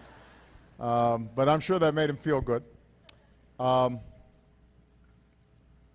Look, America's a nation of immigrants.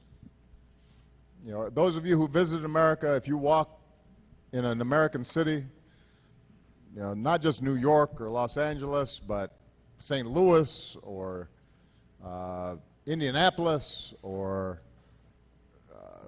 Columbus, Ohio, if you walk down the street, you see people that look like they could be from any place.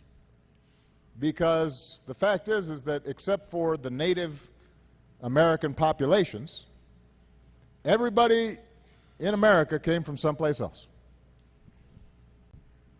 All of us are immigrants.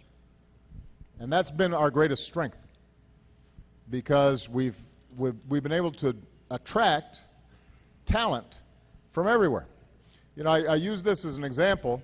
You notice that the United States did really well in the Olympics. Now, some of that is because we're a big country, we're a wealthy country, so we have all these training facilities, and we can do all kinds of best equipment, and all that's true. But you know what? I mean, China's a bigger country and spends a lot of money also. The big advantage that America has, if you look at our team, actually 2 big advantages.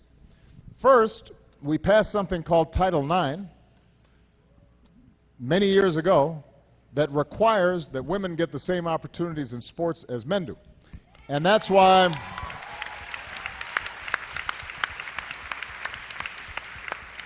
one of the reasons the American teams did so well is the women were amazing. Just because they've gotten opportunities, right? Which teaches us something about the need to make sure that women and men, boys and girls, get the same opportunities. Because you do better when everybody has a chance, not just some. But the second thing, you look at a U.S. Olympic team, and there are all kinds of different sorts of people, of all different shapes and sizes.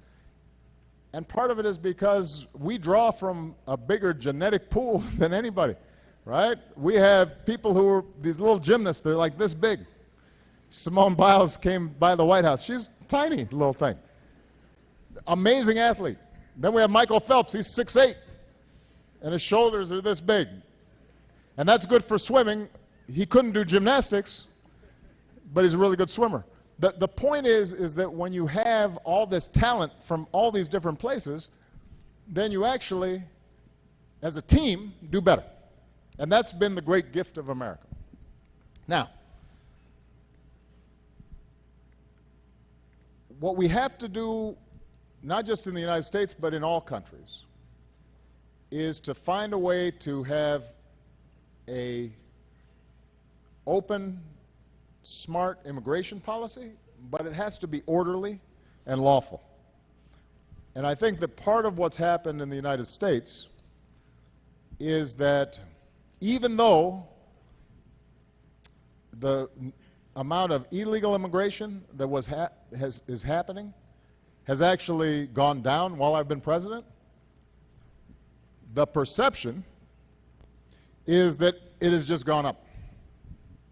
Partly this is because it used to be that immigrants primarily stayed in Texas and Arizona and New Mexico border countries or in Florida, and now they're moving into parts of the country that aren't used to seeing immigrants, and it makes people concerned. Who are these people? And are they taking our jobs? And are they taking opportunity and so forth? So my argument has been that no country can have completely open borders, because if they did, then nationality and citizenship wouldn't mean anything. And obviously, if we had completely open borders, then you would have tens of millions of people who would suddenly be coming into the United States, which, by the way, wouldn't necessarily be good for the countries where they leave, because in some places like in Africa, you have doctors and nurses and scientists and engineers who all try to leave, and then you have a brain drain and they're not developing their own countries. So you have to have some rules, but my hope is that those rules are set up in a way that continues to invite talented young people to come in and contribute and to make a good life for themselves. What we also, though, have to do is to invest in countries that are sending migrants so that they can develop themselves. So you mentioned Cuba, for example, where your father fled. He left in part because they didn't feel that there was enough opportunity there. Part of the reason I said let's reopen our diplomatic relations with Cuba is to see if you can start encouraging greater opportunity and freedom in Cuba. Because if you have people who've been able to leave Cuba and do really well in the United States, that means they have enough talent that they should be able to do really well by staying at home in Cuba. There are enormously talented people here in Peru. I don't want all the young people in Peru to suddenly all go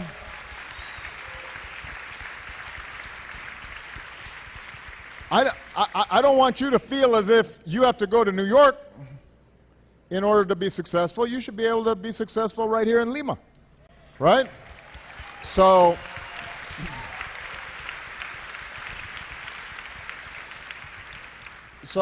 this is true in the Americas. It's true in Europe, where obviously they've been flooded, and it's been very controversial with migrants. Some of them displaced from war in Syria, but some of them just coming for economic reasons from Africa. I just left meetings with European leaders, and we discussed the fact that if we're investing more in development in those African countries and encouraging greater rule of law and less corruption and more opportunity in those countries, then people are less likely to want to come to Germany or Italy for their futures, because they feel that they can make a future where they are. But this is an example of what I was saying earlier. If we think only about very narrow terms about our borders and what's good for us, and ignore what's happening everywhere else, eventually it will have an impact on us whether we like it or not, because the world is just much smaller than it used to be. All right? Okay. Let's see. You got a... All right. Young lady right there. Go ahead, in the black, yeah. Yes, you.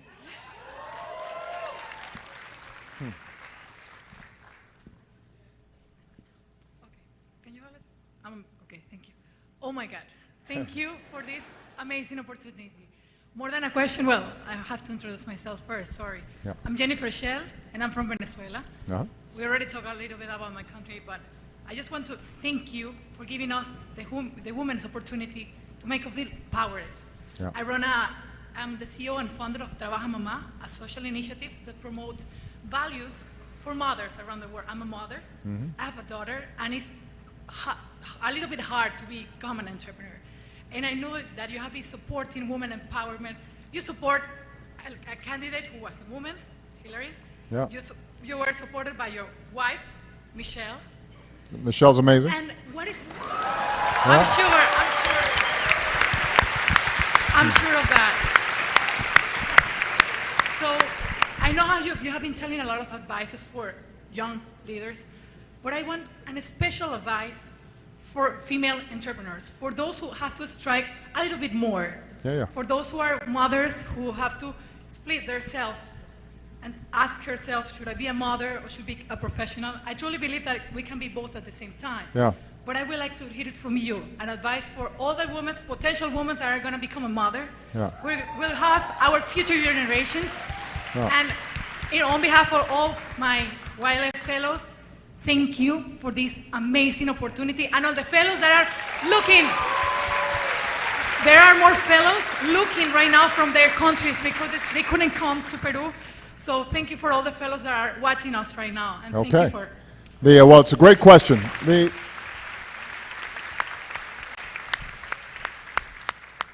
I mean, Michelle probably would have more to say about this because, you know, she's gone through it as a professional woman. But let me offer just a few observations. First of all, the leaders and the men in every country need to understand that the countries that are most successful are going to be the countries that give opportunities to girls and women and not just boys and men.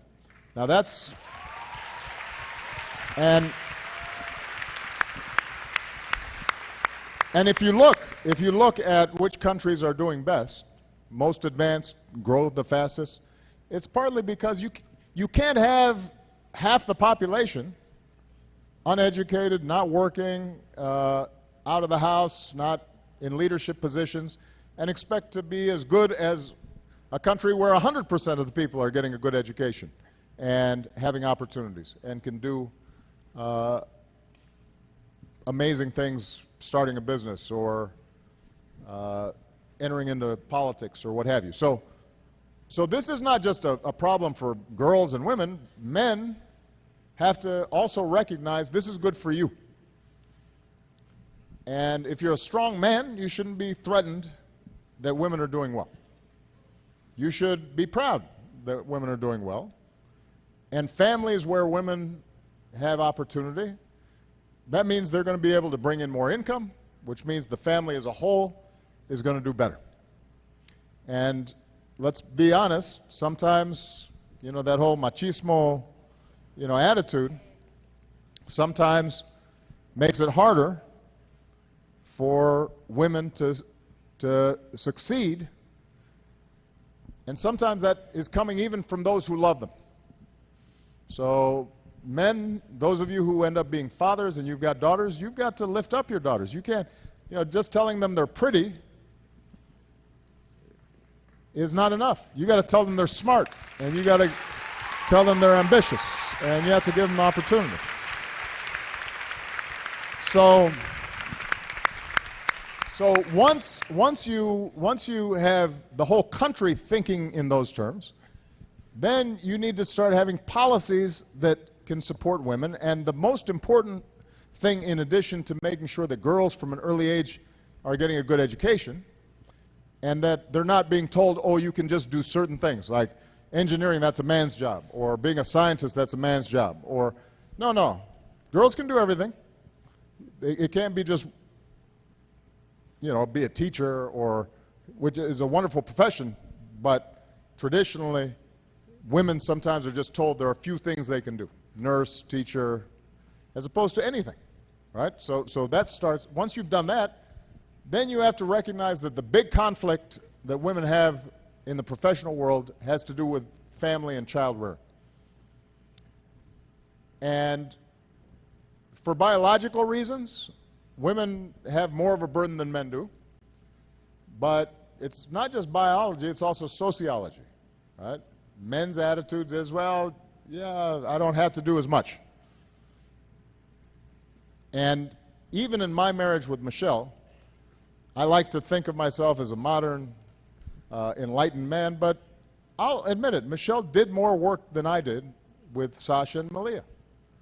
So part of what societies can do, though, is they can help with, for example, having smart policies for childcare.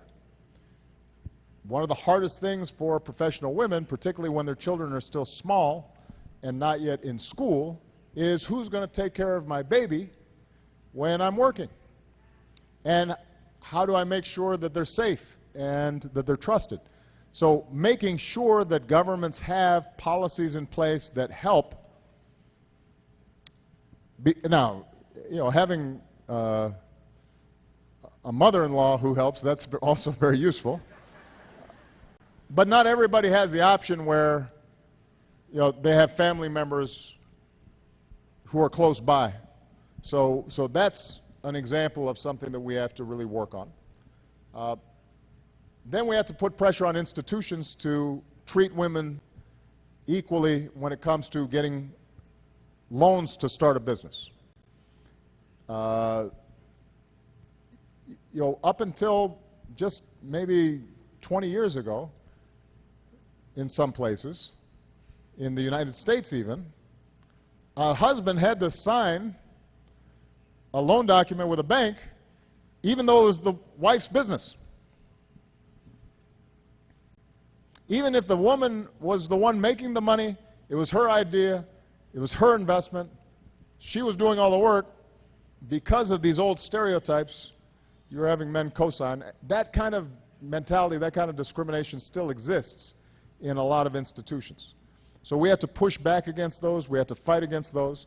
Women who are successful, you have to then fight for the younger women who are coming behind you and make sure that you're changing some of these attitudes. If you are high up in a bank, then you got to make sure that these policies are good for women. If you succeed in politics, then you have to help promote and encourage women who are coming behind you.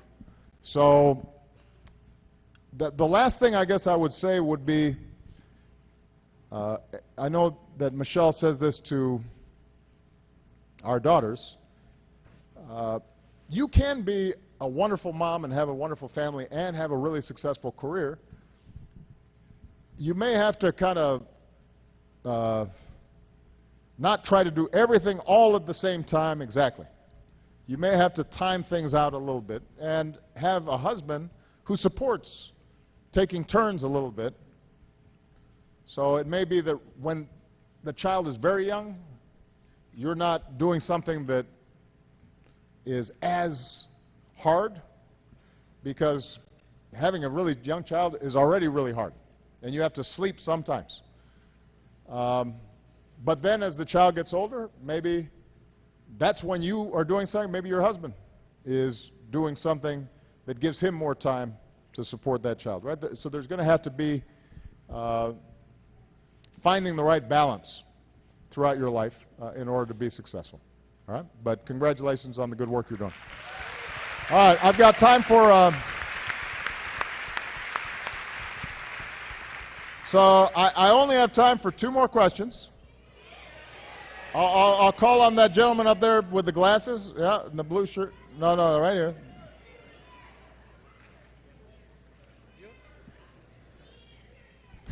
Wait. Let him ask his question, and then I'll ask the last one.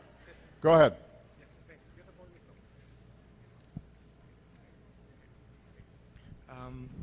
Hello, Mr. President. Hello. It's really an honor to ask you this question. Well, my name is Alonso Cornejo. I'm studying marketing at Universidad San Ignacio Loyola.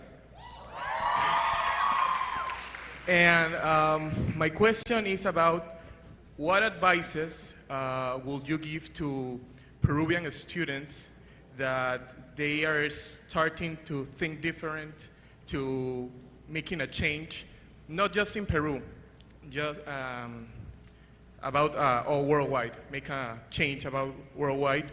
To what advices would you give that right now we live in a world that maybe the bad is good and good is bad. So what advices would you give them to chase their dreams, make a country better, not Peru, just worldwide? That will be my question. Thank you. Look, you're already doing so well. I don't know that I can give you the perfect advice, but I'll tell you what I tell my young people who work in the White House and who I meet in the United States, because I think it's what's true in the United States is true for you as well. We live at a time where you're always seeing bad news. Bad news gets a lot of attention. But the truth is that in so many ways the world is better now than it was 20 years ago or 40 years ago or 100 years ago. People are healthier today, they're wealthier today, they're better educated today. The world, if you look overall, is less violent than it was. Look at the 20th century. Millions of people dying everywhere. Look at Latin America and the wars that were taking place everywhere across the continent. And so you actually are living in a time of relative peace and historic prosperity. And I say that so that you should feel optimistic about the future. You shouldn't feel pessimistic. Yeah, you're always seeing bad news, but the truth is the world is in a place where it can solve its problems and be even better 20 years from now or 50 years from now. You have to start with that hope, that sense of optimism inside you, because if you don't feel that way, then you don't bother to try to have an impact, because you think, every politician is corrupt and all the governments are terrible and people are greedy and people are mean, and so I'm just going to look out for myself, and then nothing gets better. So you have to start knowing that things have gotten better and can continue to get better. That's number one. Number two, I always tell young people and I don't know if this translates well in Spanish, but I say, worry more about what you want to do and not what you want to be. Now here's what I mean. I think a lot of people, they say to themselves, I want to be rich. Or they say to themselves, I want to be powerful. Or they say, I want to be the president. Or I want to be a CEO. So or I want to be a rap star or whatever. So they say, they have this idea, but the people I know who are most successful, usually they're successful because they found something that they really care about and they worked at it and became really good at it. And over time, because they were so good at what they did, they ended up being rich, or they ended up being powerful and influential. But in the meantime, they were constantly doing what they enjoyed doing and learning, and that's what made them successful. So what I would say to all of you is find something you care deeply about. If you care about poor children, then find a way right now that you can start helping some poor children. Don't wait saying to yourself, oh, someday when I'm president of Peru, I'm going to help poor children. No, go now and find an organization or create an organization that is helping poor kids learn or be exposed to new experiences. if you care about the environment, don't wait. In addition to your studies, you could start having an impact right now on trying to improve your local community or trying to be involved in some of the work that's being done around things like climate change. The point is that once you decide what it is that you really care about, there are ways for you to now get involved and pursue that passion. And if you pursue that passion and you get good at it, you're not going to change the world overnight. Nobody does. I mean, I eventually, at the age of 45, became a senator and then the President of the United States, but I worked for 25 years in poor communities and worked on issues. And hopefully I was doing some good even before I was famous or powerful, so that, you know, if I hadn't ended up being president, I could still look back and say I worked on the things that I cared about and I got something done that was important. And that, I think, is the most important advice that I have for you. All right. Last question. It's a woman's turn. So all the men you can put all the boys can put their hands down. It's a woman's turn.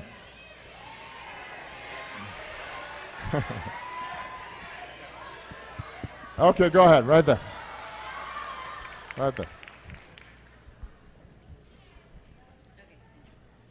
Okay, first of all, my name is Melissa. I represent Universidad Peruana de Ciencias Aplicadas. And besides, I'm a proud member of UPC Moon Team. Okay. And once again, I want to welcome you to this amazing country. And on behalf of this whole audience, I would like to thank you for this amazing opportunity. Okay, so my question is the following.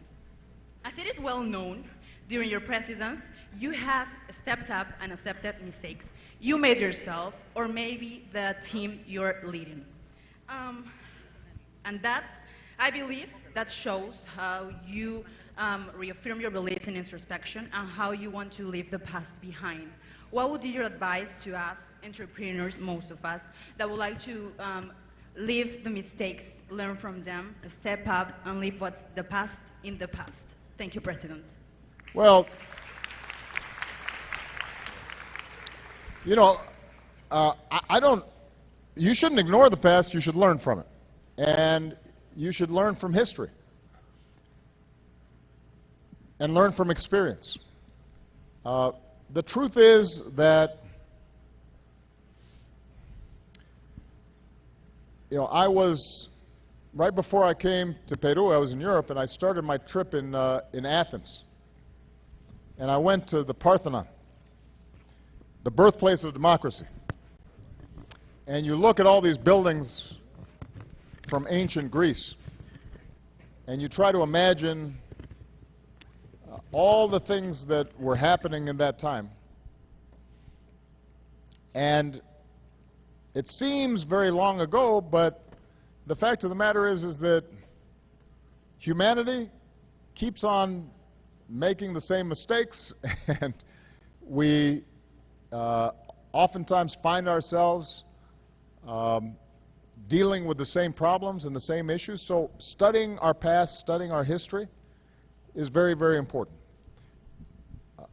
But the main thing I tell you, and I tell my own daughters, is you can't be trapped by the past. There's a difference between understanding your past. You need to know the history of Peru. If you live in the United States, you need to know how America came about. And that includes both the amazing, wonderful things, but also the bad things. I mean, if you want to understand America today, then you have to understand slavery, and you have to understand the history of immigration, and how the debates we're having today about immigration aren't that different from when the Irish or the Italians came, and people were saying, we can't have any more Italians, or we can't have any more Irish. If you don't know that, then you aren't going to understand the patterns that we are having today. But the point is that we have the power to make our own history. We don't have to repeat the same mistakes. We don't have to just be confined to what has happened before or what is going on today. We can think differently and imagine differently and do things differently. The one thing that we should remember, though, is that even as we try to do things that are new, we should remember that change generally doesn't happen overnight. It happens over time. So I say that to young people because sometimes they get impatient. In the United States, sometimes people say to me, "Oh, why haven't we eliminated racial discrimination in the United States?" And I say, well, we've made a lot of progress since I was born. In terms of human history, if you think on the scale of hundreds of years or thousands of years, in 50 years, the changes that have taken place have been amazing. So you have to understand that even though we can think differently, societies don't move immediately. It requires hard work, and you have to persuade people. And sometimes you take 2 steps forward and then you take 1 step back. And you shouldn't be discouraged when that happens, because history doesn't just move in a smooth, straight line. The good news is that we have more access to information than we've ever had before. Young people are in a position to change the world faster than ever before. And I am confident that if you are respectful of people and you look for what you have in common with humanity, if you stay true to the values of kindness and respect and reason and trying to live together in peace, that the world will keep getting better. And I'll be looking forward to seeing all the amazing things that you do in the years to come. Okay? Thank you very much, everybody. Thank you.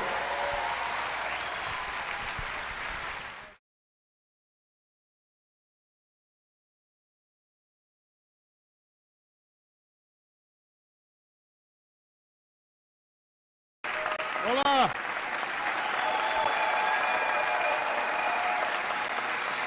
Thank you. Thank you so much. Thank you. Muchas gracias. Please, thank you. Oh, thank you so much.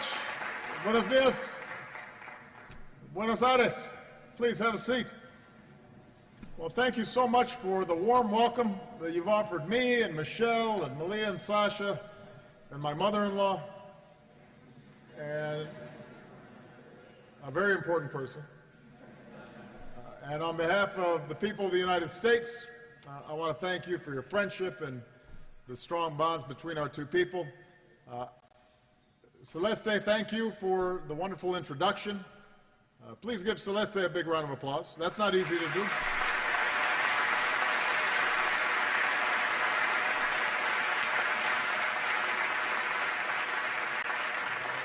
You know, the work that she's doing to prepare more of our young people, and especially our young women, for the jobs of tomorrow is inspiring. I'm glad to hear that when Celeste visited the United States as part of the Young Leaders Initiative, she got to go to her first National Basketball Association game in Denver. I don't think Ginobili was playing, but I can confirm that he is not only a nice guy, but also one of the best players in the world and a proud Argentinian, so he is a great champion. My Chicago Bulls have been losing, and the Spurs have been winning, so I'm not that happy about that.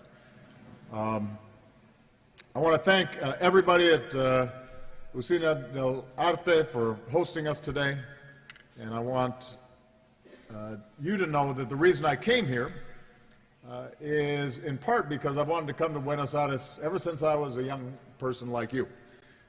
I very much enjoyed Argentinian literature, authors like Borges and Cortázar, and so I would read them and became fascinated with Buenos Aires. I said at my press conference today, the only problem was when I was reading, people were always drinking mate, and I didn't know what that was. So I just had my first mate today. It was good. It was good.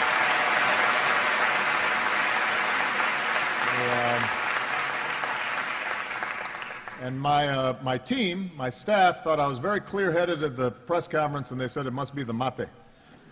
So I'm going to try to take some back. But I also wanted to bring my daughters here so they could see the beauty and the vibrancy of this city. They've already met one famous Argentinian, His Holiness Pope Francis. Now they want to meet Messi, but I could not arrange that. They will not get a chance to experience the Palermo at night. They'll have to come back on their own to do that, not with their father. And we're looking forward to visiting Bariloche tomorrow. But also, whenever I travel, I always want to spend time with young people. Your generation has grown up in times of breathtaking change. In your lives, you've seen massive global declines in poverty and disease, so there's a lot of good news out there, but you've seen incredible strides for women's rights and LGBT rights. You've mastered technology. The world is connected now in ways that we couldn't imagine even 10, 20 years ago. But you've also seen unthinkable violence from terrorists who try to tear us apart, whether it's at an airport in Brussels, as we just saw, or a Jewish center in Buenos Aires. And all of us, Americans and Argentinians alike, stand up against the scourge of terrorism. And we stand with the people of Belgium during this time of enormous sorrow. And yet, even though you've come of an age where change is happening so rapidly, your generation, I think, believes deeply that you can change this world for the better. You're more interested in hard work, the hard work of waging peace, than the easy impulse towards conflict. You're more interested in the hard work of building prosperity through entrepreneurship instead of cronyism and corruption. You're more eager for the progress that comes not from holding down people who are not like you, but lifting everybody up so that everybody has an opportunity, regardless of what they look like or how they pray or who they love. And that makes me hopeful. I'm always inspired by young people. So I'm going to be speaking very briefly because I want to mostly hear from you. I am here because these past several years mark a new era of U.S. engagement in the region, in the Americas. We're not just nations, but we're also neighbors. Millions of people in the United States are bound to the Americas through ties of commerce and family. Thousands of Argentinians study in the United States every year. Hundreds of U.S. companies employ thousands of people here in Argentina. And we're committed to expanding those ties of leadership and scholarship and trade. And I'm here in Argentina because I'm impressed with many of the reforms that have been initiated by President Macri in recent weeks. His effort to reconnect Argentina to the world community and to lay the groundwork for a more sustainable and inclusive economy. He inherited a tough economic situation, just as I did when I first came into office. He's working to make it better. And in fact, to show their confidence in this new direction, U.S. companies are announcing tens of millions of dollars in new investment in Argentina, and I'm launching a new dialogue to strengthen business ties between our countries. So the United States welcomes Argentina's leadership role, not just in the region, but in the world, because to solve today's challenges, we have to be partners. Somos un equipo. I got to practice my Spanish. But it's critical that we work together. And that's one of the reasons why the U.S. has started a new chapter with our relationship with Cuba. I was honored to be the first U.S. president to visit Cuba in almost 90 years. And we still have differences with the Cuban government, but what I said to President Castro is we can't be imprisoned by the past. When something doesn't work for 50 years, we have to try something new. And I believe that engagement and dialogue is more powerful than isolation, and that the changes that we're making can improve the lives of the Cuban people. And all of the people of the Americas deserve the right to speak and gather freely and access the world's information and participate in forums like this. And so we hope that that will happen in Cuba. We hope that will happen everywhere in the world. But ultimately it's going to be up to the Cuban people, just like it's up to sovereign peoples everywhere to be able to find their own voice and create democracy and freedom. We can be partners in that, and we can help. And this new beginning is going to be good, I think, for the entire hemisphere. Part of my goal is to move past the old debates that have defined this region. Move forward in a way that benefits your generation. And unlike any other time in history, the technology at your disposal means that you don't have to settle for the world as it is. You can create the world as you want it to be. You already have the freedom to build the world in powerful and disruptive ways. That's why we're going to spend a lot of time in the coming months in building more vibrant connections between young people. 5 years ago, I started an initiative called 100,000 Strong in the Americas. And by the end of this decade, we want 100,000 U.S. students studying in the Americas, and we want 100,000 students from the Americas studying in the United States. And today I'm proud to announce that that effort is growing here in Argentina.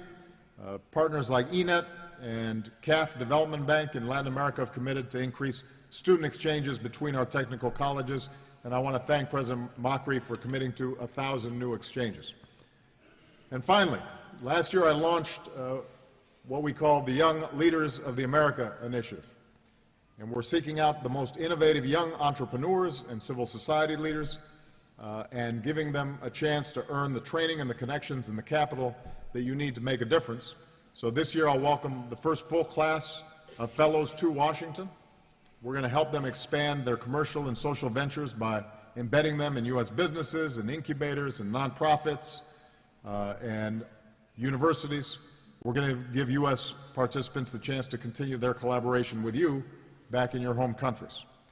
And that's how we want to empower all young people. That's how we want to empower young women like Celeste. It's how we create a future where climate researchers in the Amazon collaborate with scientists in Alaska, where an idea in Buenos Aires can develop with an incubator in Boston.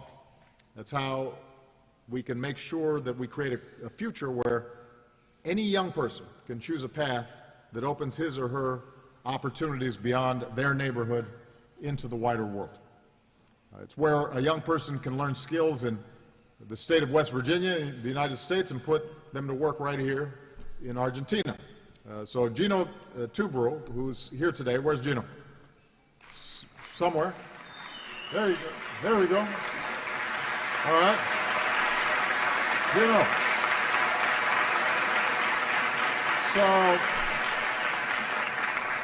So Gino's a great example. He was tinkering with 3D printing as a teenager when, through the U.S. Embassy, he participated in the National Youth Science Camp in West Virginia. Then he learned the latest 3D printing technology. When he came home to Argentina, he co-founded a company that used these new skills. He received a request from a woman looking for a prosthetic hand for her young son, Felipe. And typically those hands can cost tens of thousands of American dollars. Gino printed a new hand for Felipe for far less. Just a few weeks later, for the first time, Felipe could ride a bike, go fishing, do many of the things that normal children do. And since then, more than 1,000 Argentinians have signed up for Gino's help. So that's what's possible when we work together. That's what's possible when we invest in young people like all of you. So I am very proud to be here. I'm excited for your questions. I'm excited for our conversation. As you heard, my Spanish is not as good as it should be. But we have a translator here, so you can ask questions in English or in Spanish, and I will answer them as best I can, and we have about an hour. So Pregúntenme. Let's go. All right?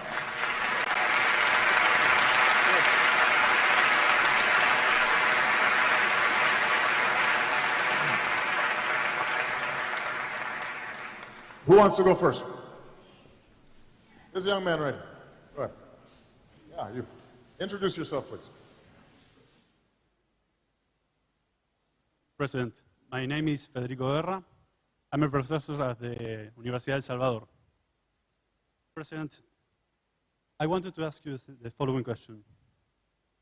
We live in a world where cultures often clash instead of coexisting peacefully, where some believe their very survival depends on the eradication of others, where intolerance and violence have become a common currency, and people are forced to abandon everything and flee their homes. A drama which I believe will characterize much of this century's history. My question is this: do you think all of the different human cultures will eventually unify or converge on a unique and universal culture? Something like, or perhaps something akin to the United Federation of Planets from the TV series Star Trek. I do not seek a scientific answer, just the honest opinion of a man who, as president of one of the world's leading countries, has been given a privileged point of view on the matter. Thank you. That's an interesting question. Thank you.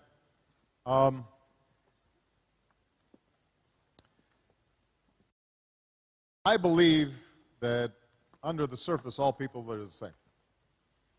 Now, part of that is my own heritage and my own background. My father was a black man from Africa. My mother was a white woman in the United States whose ancestors had come from England and Scotland. My mother remarried, and then we moved to Indonesia. So I have a half-sister who is Asian. I have nieces who are half Chinese. And so in my own family, I've got the genetic strains of everybody.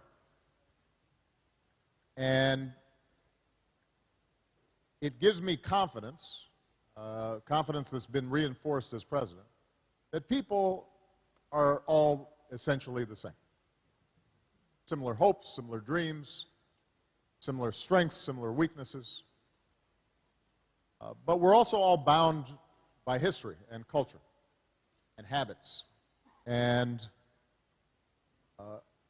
so conflicts arise in part because of some weaknesses in human nature. When we feel threatened, then we like to strike out against people who are not like us.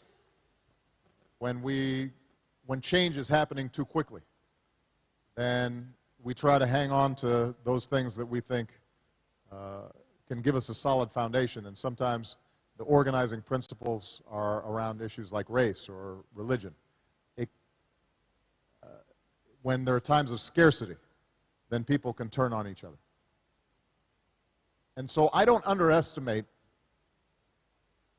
the very real challenges that we continue to face, and I don't think it is inevitable that the world comes together in a common culture and common understanding. But overall, I am hopeful. And the reason I'm hopeful is, if you look at the trajectory of history,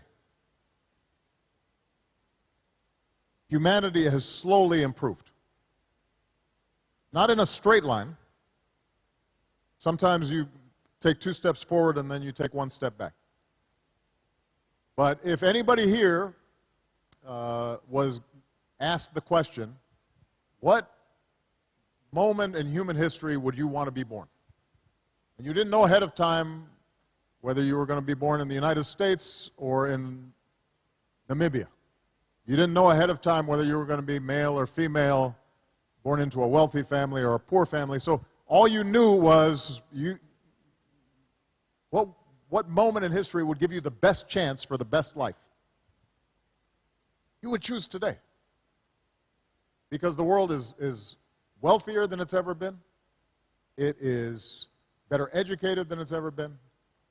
It is more tolerant of differences than it's ever been. It's more connected than it's ever been. It's healthier than it's ever been. We live longer than we ever have. We have better dental care than we ever have. It used to be if you had a bad tooth, that was bad. You had a problem. Now you go see the dentist most of the time in many countries around the world. It's a small thing, but it's important. Penicillin, books. You know, women are treated with more respect on average today, even though we have a long way to go. People with sexual differences are treated with more respect. And even violence, because today we see terrorism and it's painful, and we're shocked and horrified by what happens. And yet, if you look even in the 20th century, you know, much less if you go back to the days of the conquistadors or Genghis Khan or, you know, slavery, but even just in the 20th century, the world is far less violent today on average than it was 25, 50, 100 years ago. So all of that makes me hopeful, but as I said, it's not inevitable. And I think one of the things that's important for bringing about further progress is that we listen to each other and we understand our differences. I don't think it's necessary for us to all speak one language or all have the same foods or all have the same customs. But I do believe that there are some universal principles that are important. I believe that the most important principle is a very simple one that is at the heart of most of the world's great religions, which is treat somebody the same way you'd want to be treated. And if you start with that basic premise, then we will continue to make progress.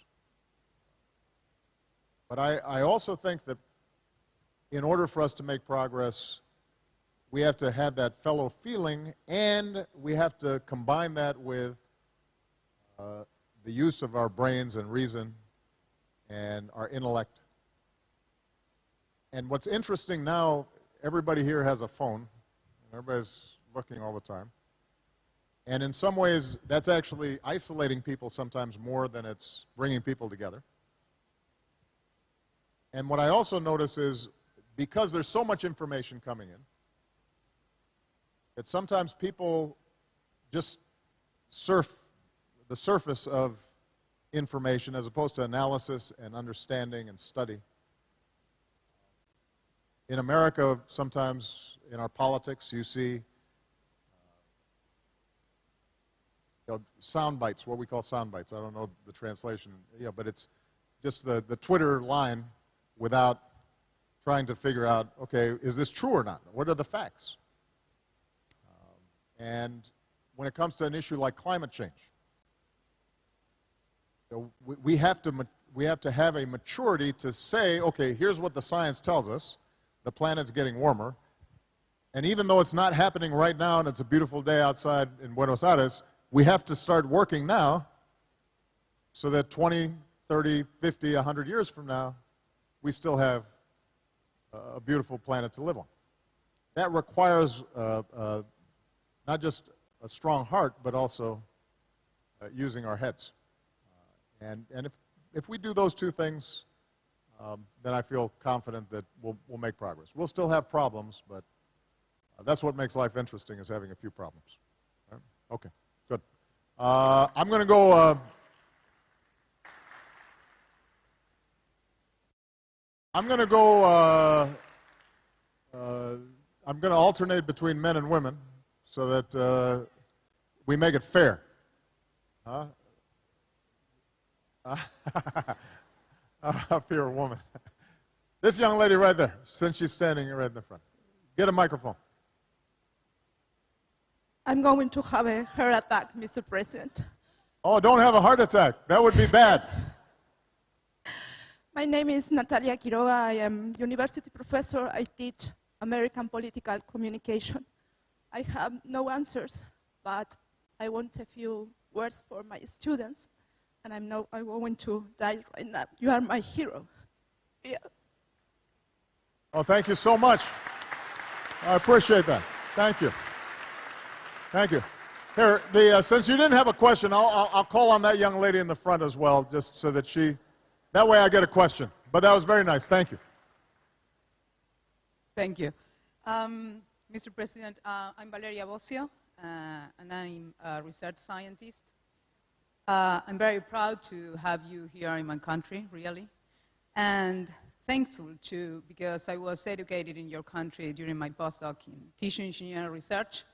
So my question is related with that, with science, principally, because I feel like always art and science was like the fields where the human being have not limits.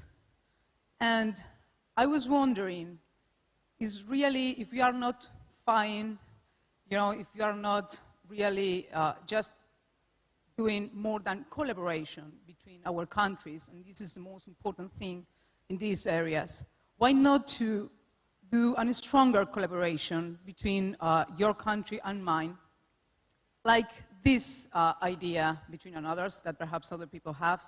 But I was organizing with Professor David Kaplan in the United States, who was my mentor there, to have a representation here in Argentina from their laboratory of research, right?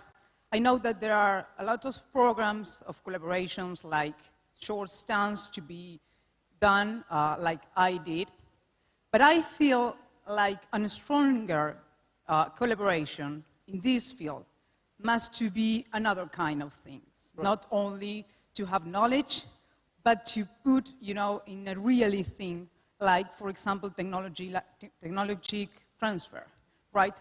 I feel like science, basic science, it's very, very important. When I am there, like a researcher, I feel like we can do more. Okay, good. So I want to know about that. Good. Well, President Macri and I spoke about this in our meeting. I think the possibilities of collaboration between Argentina and the United States in the scientific fields as well as the cultural fields, there's a huge opportunity there. We can do much more than we've done so far. And you're right that it's not enough just to have student exchanges. There's work that also has to be done together. And the more minds we have at work on it, the sooner we'll be able to solve problems. I'll give you one specific example, and that is when it comes to diseases and medicine. Everybody here is familiar with the emerging problem of Zika throughout the Americas. It turns out that Zika is not a complicated virus. And I'm actually quite optimistic that we'll be able to find a diagnostic tool and a vaccine for Zika. But the reason in the past that it hasn't been developed was because it was predominantly in small, poor countries in isolated areas. There wasn't a lot of money to be made selling drugs to solve this small problem. And so it didn't get any attention. Except now we live in this world where everybody travels, where everybody's mobile, and so there's no such thing as a disease that's just isolated in one place.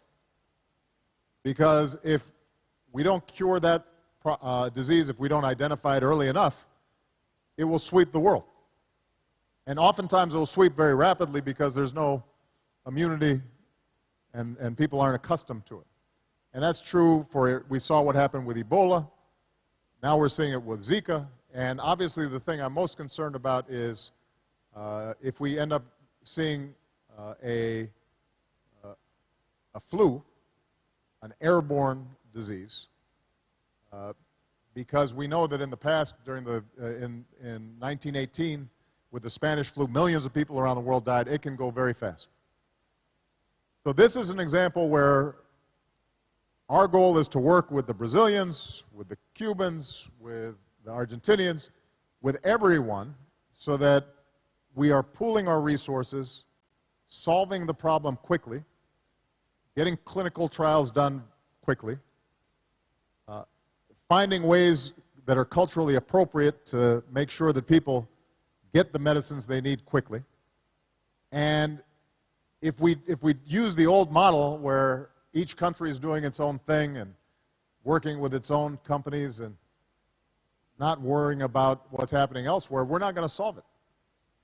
So I think the opportunities for collaboration are there. They are strong.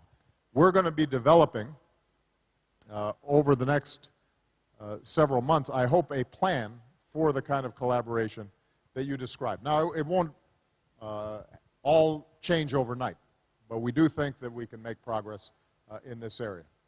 And this is the kind of thing that not only solves problems, but it also breeds understanding. It creates, it makes people simpatico, right? In a way that reduces the possibilities of conflict over time. So it's an excellent question. Thank you. All right, it's a gentleman's turn. Let's see. This gentleman right here, yeah, in the sweater. Hi, and welcome to Argentina, Mr. President. Thank you. My name is Matias Rodriguez from Neuquén. I am a medical student from the National University of the Comahue. And first of all, I want to say thank you for having us here. It's a pleasure and an honor. And thank you, and thanks Argentina as a truly proud member of the gay community for fighting for our rights as humans, as we all are. So my question is, given the fact that right now in the world, most of the main causes of death, such as heart disease or chronic lower respiratory disease, diabetes, or even clandestine abortion in Argentina, can be prevented with a proper health education, climate change policies, and of course, medical research. So which ones do you think are, in these 7 years now as President of the United States, your greatest achievements in terms of those issues? Well, well, first of all, I had to start in the United States because we were the only advanced nation on earth that didn't have a universal healthcare program. And so we had millions of people who did not have healthcare. So I had, as some of you know, a very big fight to establish a system that's not ideal because we had to modify it and adapt it to the existing system that we already had, but that has now provided 20 million people with health care that didn't have it before. So part of the answer is to make sure that people have access to basic care, particularly preventive care. Because so many of the diseases that occur around the world, we can prevent fairly cheaply, and once people are sick, then it's very expensive. So in Africa, if we can get mosquito nets, we know that a lot of diseases and death is caused by mosquito-borne diseases. And we've pushed very hard, and we are now in a position where we could potentially, if not completely eliminate, then shrink drastically the incidence of malaria around the world. It's not that complicated. It's just a matter of organizing how we do it. And we know we've done it before because polio, for example, is an area where there's been enormous progress, and there are just a few pockets of polio left in the world. Smallpox, same thing. So we know how to do this. It's a matter of global organization. It's very important. So that's point number one. Point number two, people's incomes have to be increased. Nothing kills you like poverty. And so you can't separate trying to make people healthier from giving them the ability to make enough money and have enough resources to support themselves and their families. So one of the things that we've done, in addition to the global health initiatives that we've worked on, is programs like Feed the Future. And what we do is not give food, although we obviously are the biggest contributor of food around the world, but what we do is we take small farmers and we say, what is it that you need to increase yields? And in some cases, it may be something as simple as new seeds. In some cases, it may be something as simple as a small mechanized system so that they can process the seeds on sites. And just that small amount of processing allows them to sell it on the market more expensive because they don't have to send it to a big granary, and that person takes a cut of their income. And by getting a little bit more money, now maybe they can buy a small tractor in a cooperative. And what we've been able to do is to see small landholders increase their incomes by 5, 7, 10 times. And suddenly they become not just farmers, but small business people. And they start hiring people. And it creates a new economy in those communities. And that's not just an economic program, it's also a health program, because if they've got more money and now they've got a roof over their heads and they can afford a mosquito net and they're eating better, so their body has a greater immunity to diseases, there's enormous improvement generally. Now the good news, remember I said this is why I'm optimistic. If you look at the UN Millennium Goals that were set 20 years ago, we did not achieve all the goals, but infant mortality has dropped dramatically during that period of time. The number of people who live in extreme poverty has dropped dramatically during this time. And so I was very glad that the UN came together this year around a new set of sustainable development goals. If we can do that and we continue with the kinds of joint healthcare programs that I discussed, then I'm optimistic that we'll continue to see progress, because most of the deaths that happen, they happen to infants with preventable diseases. They happen to mothers when they're giving birth. They occur because of diseases that could have been prevented with very little money and people having slightly higher incomes. And so it's going to be up to young people like you, though, to continue to find new areas where we can make progress and make improvements. So, good luck. Good. All right. All right, young woman right there. Yeah, right there. Good afternoon. Good afternoon. First of all, I want to thank your country and your administration for investing in women like me and others from around the world that use sport as a way of developing other women through the Global Sport Mentoring Program. Excellent. And then you mentioned two things during your speech before. One was that this is the generation that needs to make a change in the world, and I honestly believe that. And then you also mentioned that we cannot expect to create those changes if we keep on doing the same things over and over for this amount of years. And in my opinion, when it comes to businesses, that's kind of the ways things are working right now. And when it comes to social entrepreneurs like myself or social businesses, there are very few countries that have a framework to empower people and social entrepreneurs to create those kind of businesses. So my question is, what would be your advice for social entrepreneurs to keep on doing this hard work? And what do you think is the responsibilities of governments to change those rules so that social businesses can be the new kind of businesses in this world? Before I answer your question, tell me a little bit. Tell me about your business.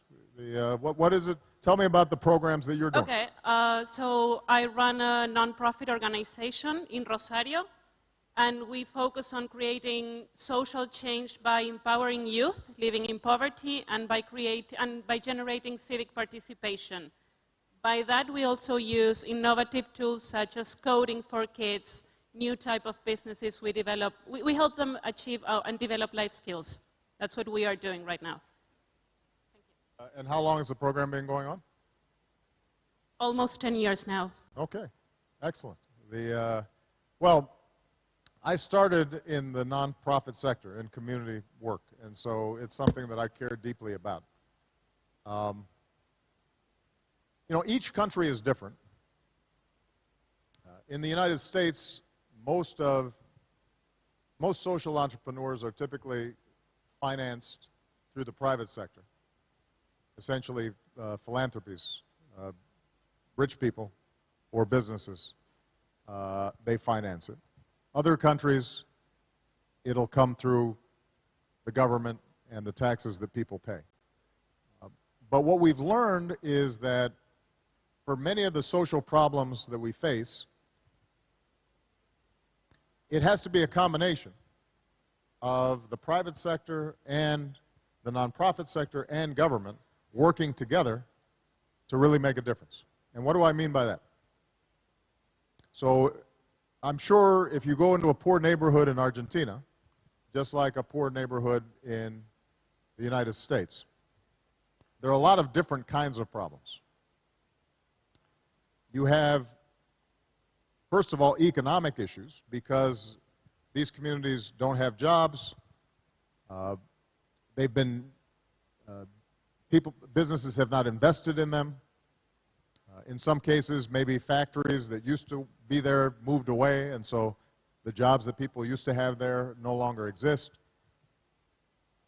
So part of the effort has to be, how do we bring private sector businesses, attract investment into those communities to create jobs? That's point number one. But the businesses may not come unless the government has built the infrastructure, the roads or the Wi-Fi connections or what have you. So the government has to make an investment. And even if the businesses and the government are prepared to do what they need to do, the human capital, the people, they have to make sure that they're getting the education that they need, the training that they need. In some cases, in the United States at least, if they're very poor communities, you have young people who've been in poor families for generations.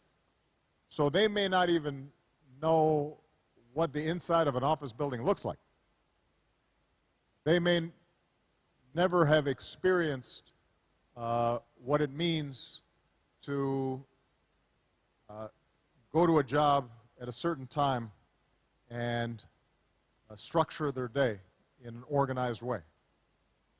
And that's where a nonprofit, a social entrepreneur, can come and say, we'll partner with young people and have a professional or an adult who's working with that person and showing them this is what's possible for you. Opening their eyes to, telling some young girl in a poor neighborhood, you can be a computer scientist, and why don't you come with me, and this is what computers are. They're not that complicated. This is what coding means, and if you can do math, then you can start coding.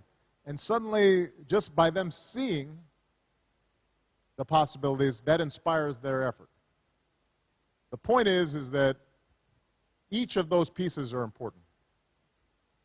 I don't know enough about how social entrepreneurs and community organizations and nonprofits are financed here in Argentina to give you a good opinion. I could give you an opinion. Politicians always can give you opinions, but I can't give you a good opinion because I don't have enough information about what changes might be made to give an organization like yours more support.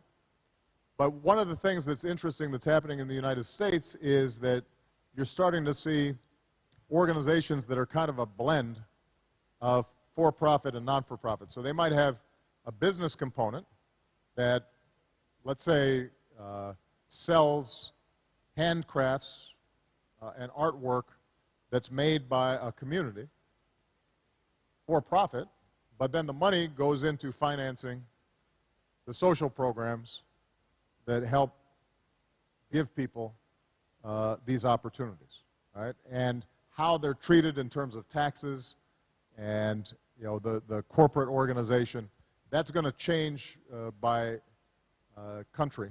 Each country is going to have a different model. But more and more, I believe that that's going to be the wave of the future if we want to make progress on these problems. I guess to make a broader point, so often in the past, there's been a sharp division between left and right, between capitalist and communist or socialist. And especially in the Americas, that's been a big debate, right? you know, you're a capitalist Yankee dog, and oh, you know, you're some, you know, crazy communist, you know, that's going to take away everybody's property. And I mean, those are interesting intellectual arguments, but I think for your generation, you should be practical and just choose from what works. You don't have to worry about whether it neatly fits into socialist theory or capitalist theory. You should just decide what works. And I said this to President Castro in Cuba. I said, look, you've made great progress in educating young people. Every child in Cuba gets a basic education. That's a huge improvement from where it was. Medical care. You know, the life expectancy of Cubans is equivalent to the United States, despite it being a very poor country, because they have access to health care. That's a huge achievement. They should be congratulated. But you drive around Havana and this economy is not working. It looks like it did in the 1950s. And so you have to be practical in asking yourself, how can you achieve the goals of equality and inclusion, but also recognize that, you know, the market system produces a lot of wealth and goods and services and innovation. And it also gives individuals freedom because they have initiative. And so you don't have to be rigid in saying it's either this or that. You can say, depending on the problem you're trying to solve, depending on the social issues that you're trying to address, what works? And I think that what you'll find is that the most successful societies, the most successful economies are ones that are rooted in a market-based system, but also recognize that a market does not work by itself.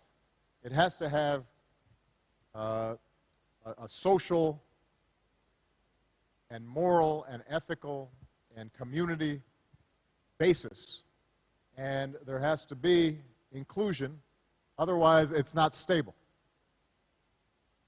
And it's up to you as you in whether you're in business or in academia or in the nonprofit sector, whatever you're doing, to create new forms that are adapted to the new conditions that we live in today. All right? Okay, let's see, it's a guy's turn, a gentleman's turn. Let's see.